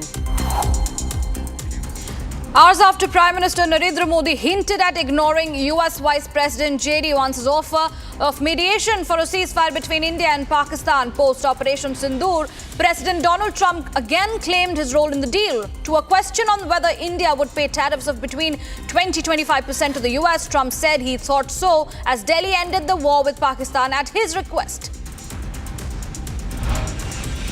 Police teams from Madhya Pradesh are to be dispatched to West Bengal and Assam to ascertain the bona fides of some people from these two states living in Gwalior district. The city SP Robin Jain said that the process of identification of these people was still underway and action will follow if anyone was found to be living illegally. On the arrest of 2 Kerala nuns in Durg on suspicions of religion conversions and trafficking, BJP leader Rajiv Chandrasekhar said that the party's state unit reached out to the Chhattisgarh government, clarifying that the nuns were accompanying 3 adult girls with consent of their families and there was no trafficking issue.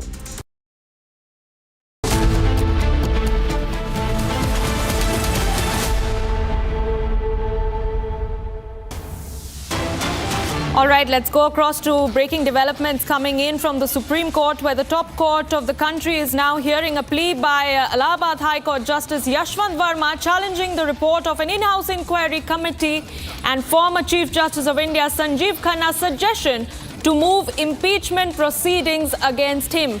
This is a big hearing that is currently underway in the apex court of the country, and this comes after Justice Verma had claimed that he was not given a fair opportunity to defend himself against the charges brought before him by the committee before it issued its report. And as per the latest developments that we're picking up, it's senior advocate Kapil Sibal appearing for Justice Verma. And let's go across to our executive editor, Rhythm Bharadwaj, joining me on the phone line. Rhythm, take us through the details. What is happening in court? Well, absolutely.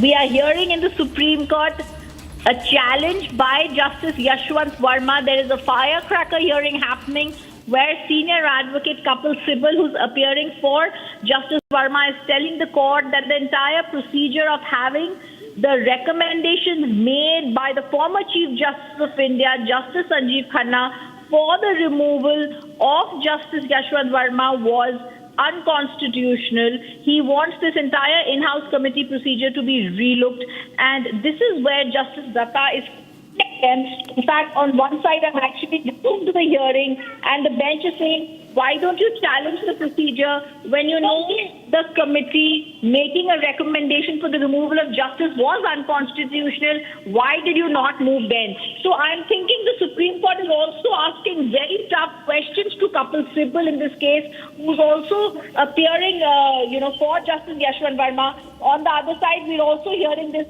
in the hearing. We're seeing appearing for him, proper arguments being made by Kapil Sibal, who's also there, and other judges like Justice Datta is also there. We've also seen Mukul Rohde appear for Yashwant Verma and other people in this case.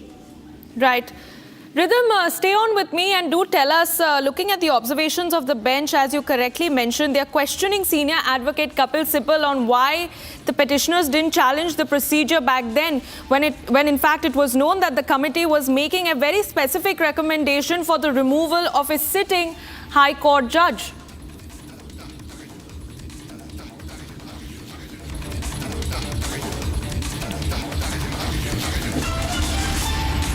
All right. We'll connect to our executive editor in just a short while from now as we track this case from the Supreme Court very, very closely. Viewers, remember Justice Yashwant Verma, who's a sitting Allahabad High Court judge, has claimed that he was absolutely not given a fair opportunity to defend himself in the biggest judicial scandal case that has come to fore in the recent past, and that he was not given the right to defend himself against the charges that have been leveled against him, brought before him, in fact, by the committee before it issued its report.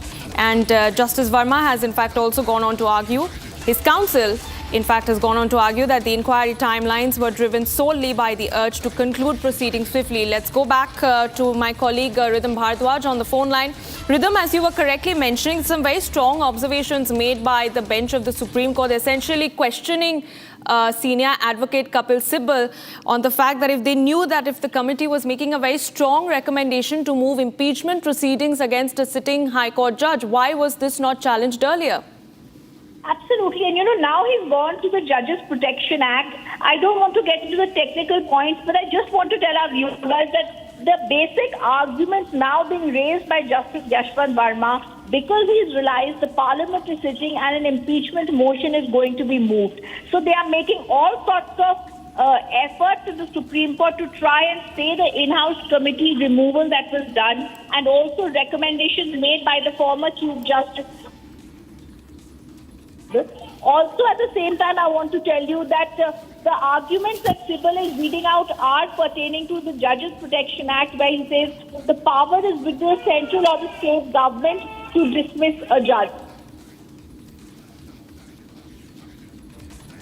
Right. All right, Rhythm, thank you for giving us those very crucial details. We'll keep coming back to you as we track this case from the Supreme Court very, very closely.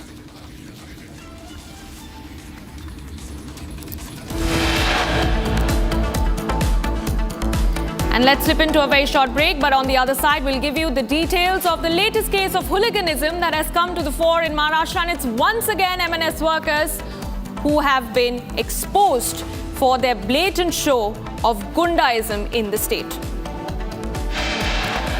And also on the other side, we're building up to that resumption of the Operation Sindur debate in the upper house of the Parliament. It is External Affairs Minister Dr. S. Jaishankar, who's set to open the debate at 1 p.m. this afternoon.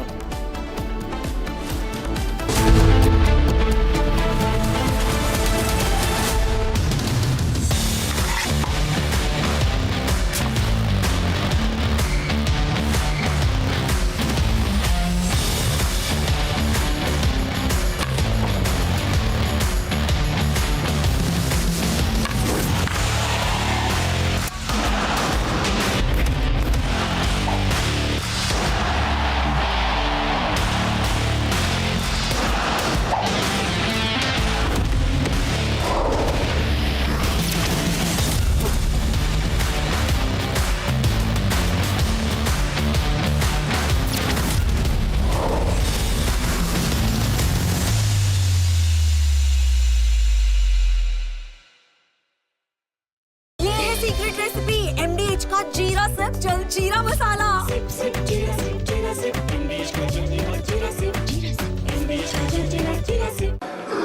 कुछ लोग जानबूझ करके कुछ चीजें भूलने में interested होते हैं। देश भूलता नहीं है, देश को याद है। 6 रात और 7 मई सुबह ऑपरेशन हुआ था और 7 मई को सुबह भारत ने प्रेस कॉन्फ्रेंस हमारी सेना ने की और इस प्रेस कॉन्फ्रेंस में भारत ने स्पष्ट कर दिया था और पहले दिन से क्लियर था कि हमारा लक्ष्य है आतंकियों के आका, आतंकियों की जो व्यवस्थाएं जहां से होती है वो और उनके अड्डे, उनको हम ध्वस्त करना चाहते थे और हमने प्रेस कॉन्फ्रेंस में कह दिया था, हमने हमारा काम कर दिया है, हमने जो तय किया था पूरा कर दिया है। और इसलिए 6-7 मई को ऑपरेशन हमारे हाथ Bharat 1 Minute brought to you by Canara Bank. Together we can. Hours after Prime Minister Narendra Modi hinted at ignoring US Vice President J.D. Vance's offer of mediation for a ceasefire between India and Pakistan post-Operation Sindur, President Donald Trump again claimed his role in the deal. To a question on whether India would pay tariffs of between 20-25% to the US, Trump said he thought so as Delhi ended the war with Pakistan at his request. Police teams from Madhya Pradesh are to be dispatched to West Bengal and Assam to ascertain the bona fides of some people from these two states living in Gwalior district. The city SP Robin Jain said that the process of identification of these people was still underway and action will follow if anyone was found to be living illegally. On the arrest of 2 Kerala nuns in Durg on the suspicions of religion conversions and trafficking, BJP leader Rajiv Chandrasekhar said that the party's state unit reached out to the Chhattisgarh government, clarifying that the nuns were accompanying 3 adult girls with consent of their families and there was no trafficking issue. From Asia's largest news headquarters, setting the agenda for Bharat.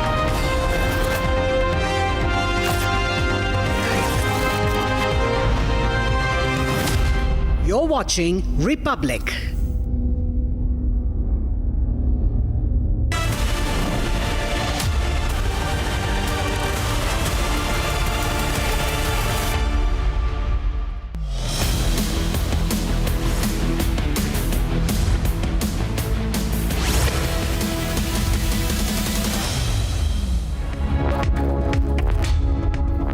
Hello and a very good afternoon, viewers. You're watching Republic TV. I'm Deepak Suresh Kumar and the focus remains on India versus Pakistan, be it at the WCL or the Asia Cup. Now, as far as the WCL is concerned, Ease My Trip has now pulled out saying that it will not be associated with the semi-finals. But the big question is, when will BCCI act? We'll get you all that and much more after a quick check on the headlines.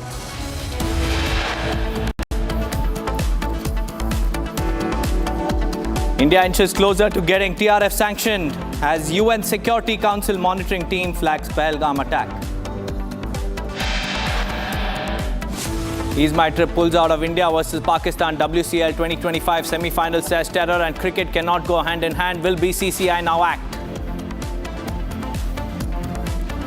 M&S workers assault gaming zone staff in Kalyan over school kids skipping class. Round 2 of Operation Sindur debate. In Rajya Sabha, EM to speak at 1 p.m. Shah to give concluding remarks.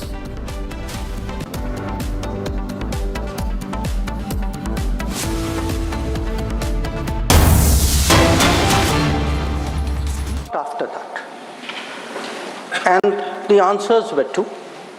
One, such an attack was absolutely unacceptable.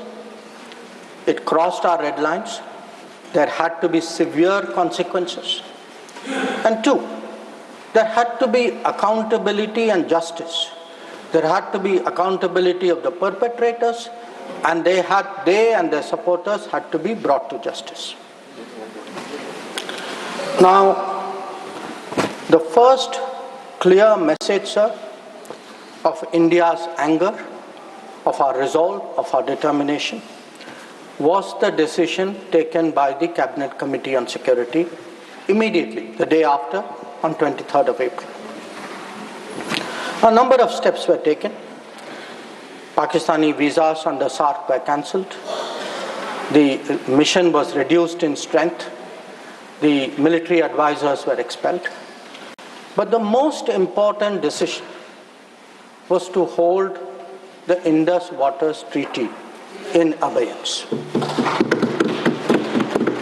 Now, sir, there has been a lot of discussion in the House. Different members have expressed their opinion, as they should.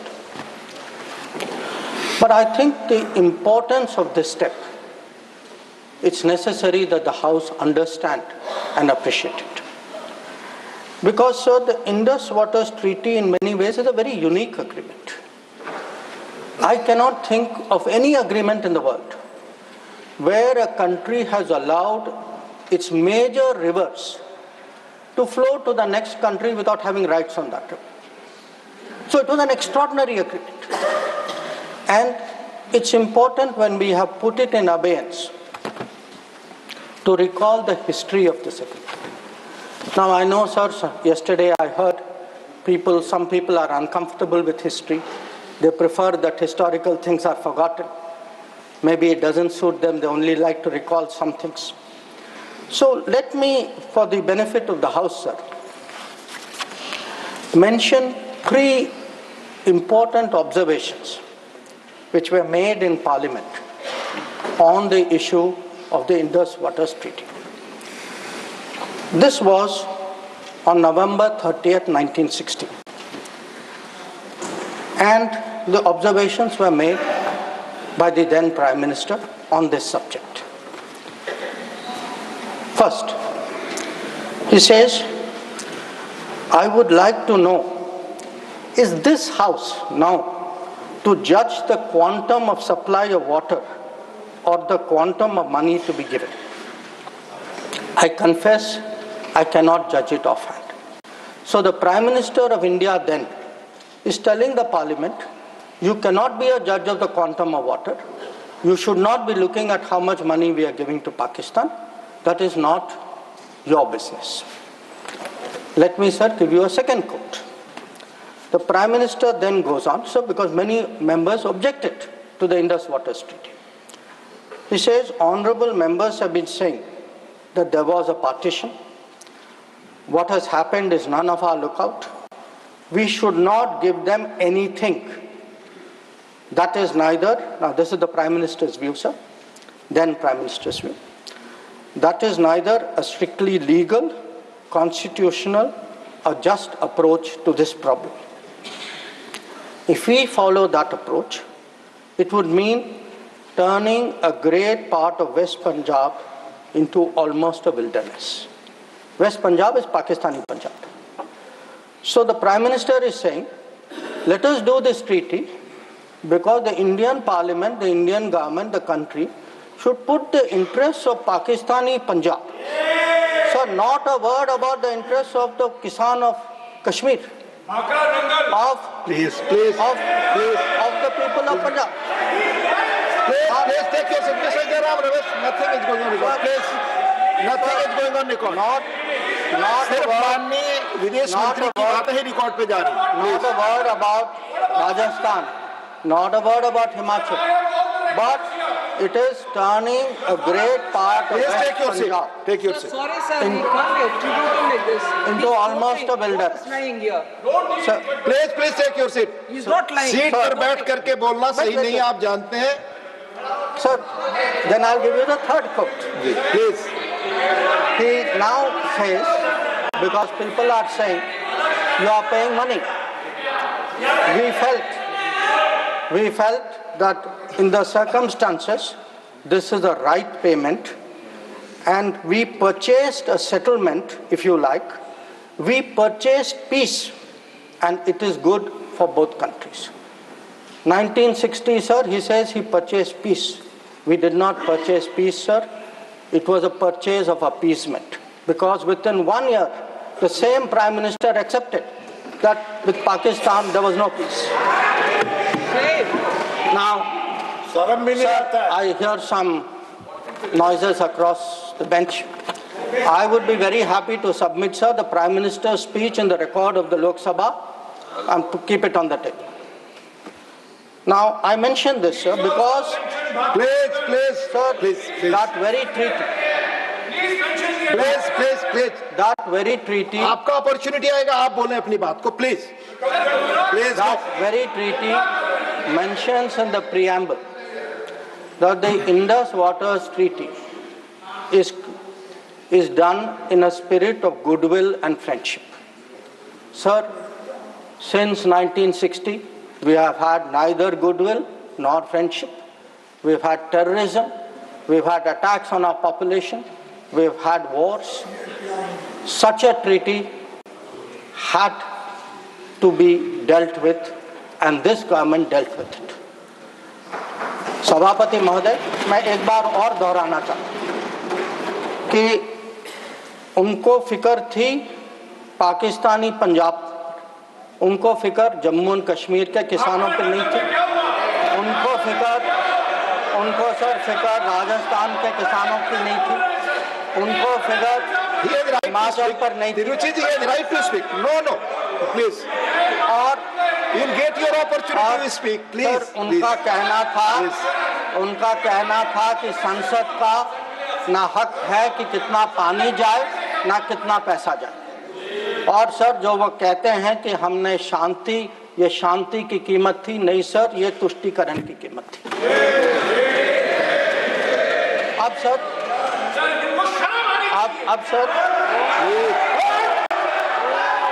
please. We honorable minister speak. We sir grew up with the belief that nothing can be done. Please. Sir, we were told. Please. We were told for 60 years. आपको मौका मिलेगा, आप बोले, please. Sir, we were told for 60 years that nothing can be done. Pandit Nehru's mistakes cannot be corrected. The Narendra Modi government shows it can be corrected. Like Article 370 was corrected. The Indus Waters Treaty is being corrected. It will be held in abeyance until Pakistan irrevocably gives up its support of terrorism. Sir, we had won. Please. We had won that blood and water cannot flow together. Today, we are demonstrating that what we say we will do, blood and water will not flow together. Now, sir, let me come to Operation Sindur.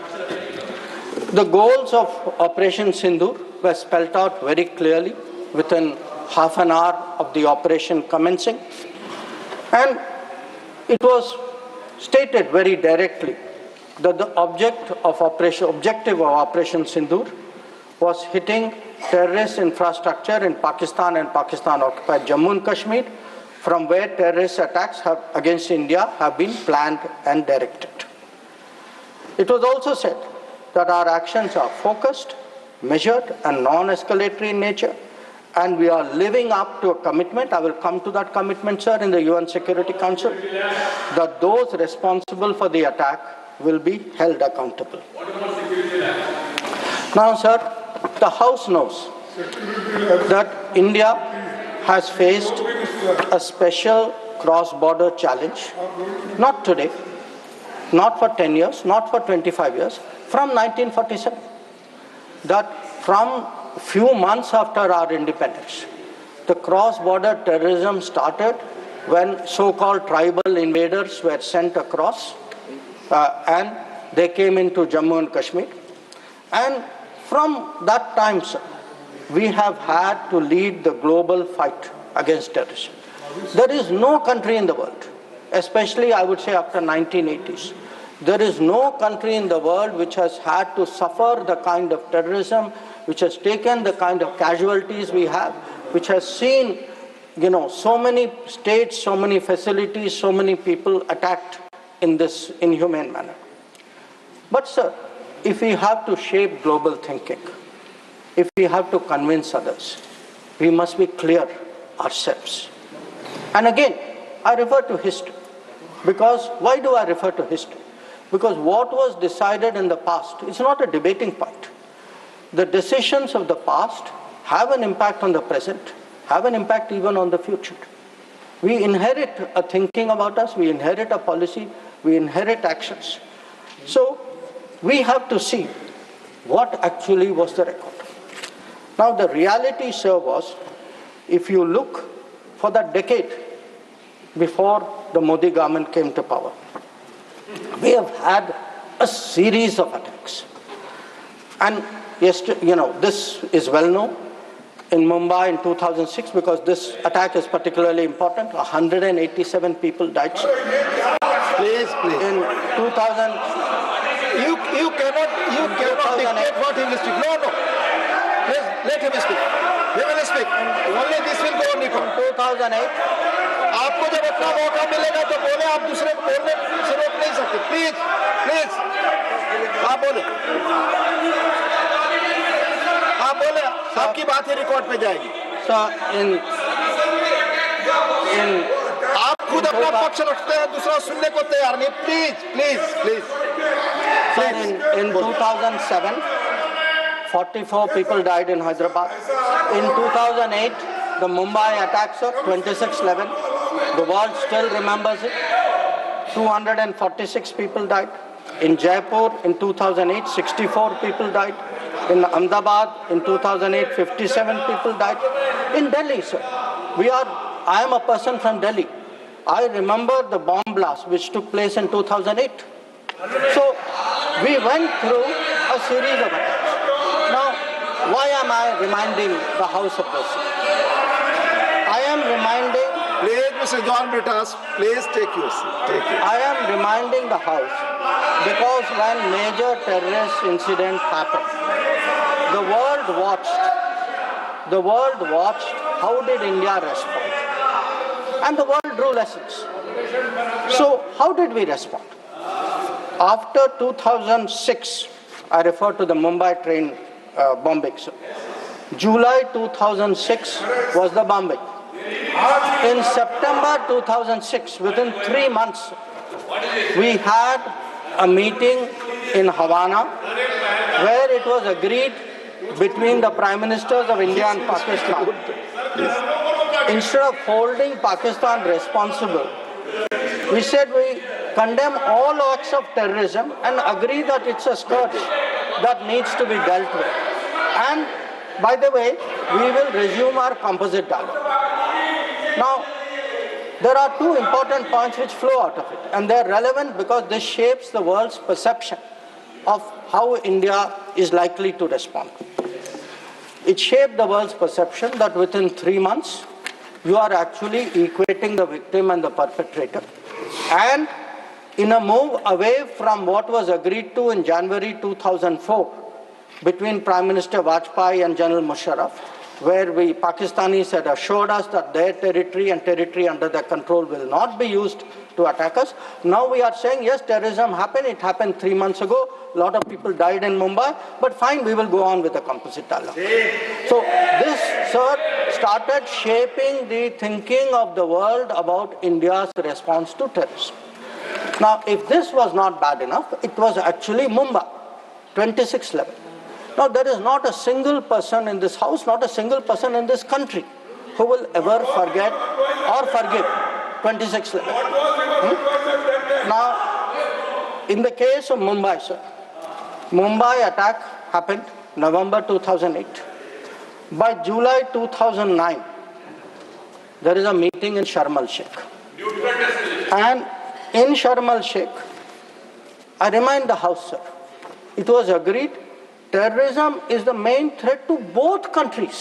Both countries. I mean, that guy does that attack. And we say terrorism is a threat to both countries.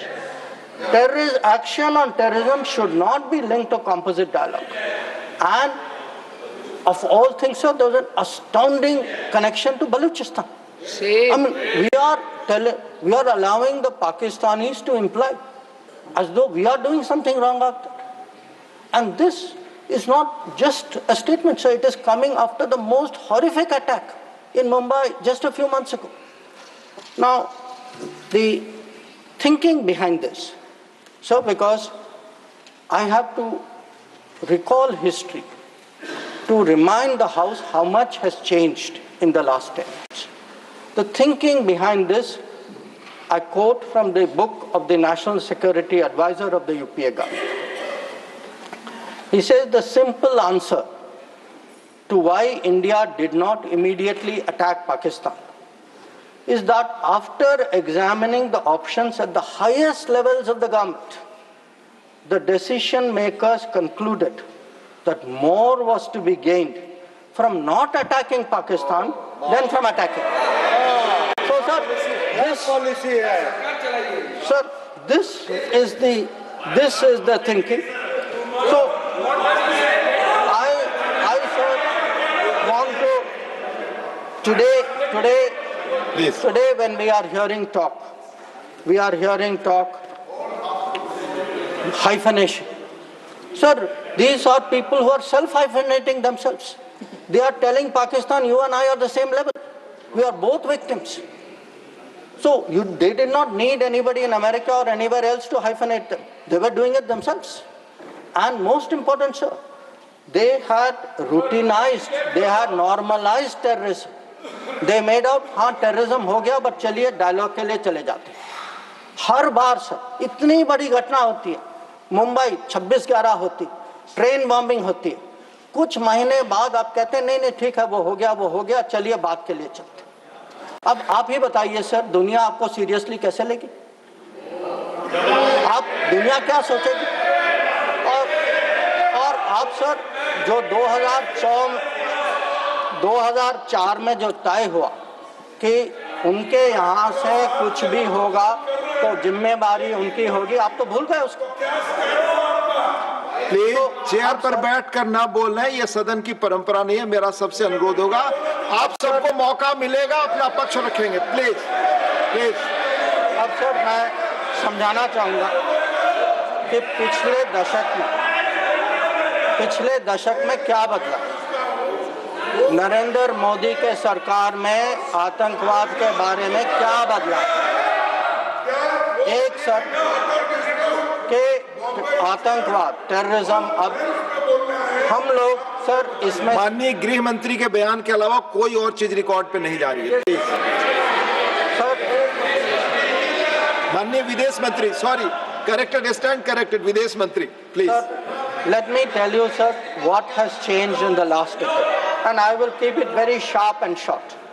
Number one, we have been able to put terrorism on the global agenda. We have every forum, BRICS ho, Quad ho, SCO ho, bilateral ho. Today, if terrorism is on the global agenda, it is due to the efforts of the Modi government. Number two, sir, we were able to get Masood Azhar and Abdul Rahman Makki, two notorious terrorists, sanctions placed under the sanctions of the UN Security Council 1267. We were, some years ago, members of the Security Council. We were able to hold a Security Council meeting at the venue of terrorism attack, that is the Taj in Mumbai. That event had a huge impact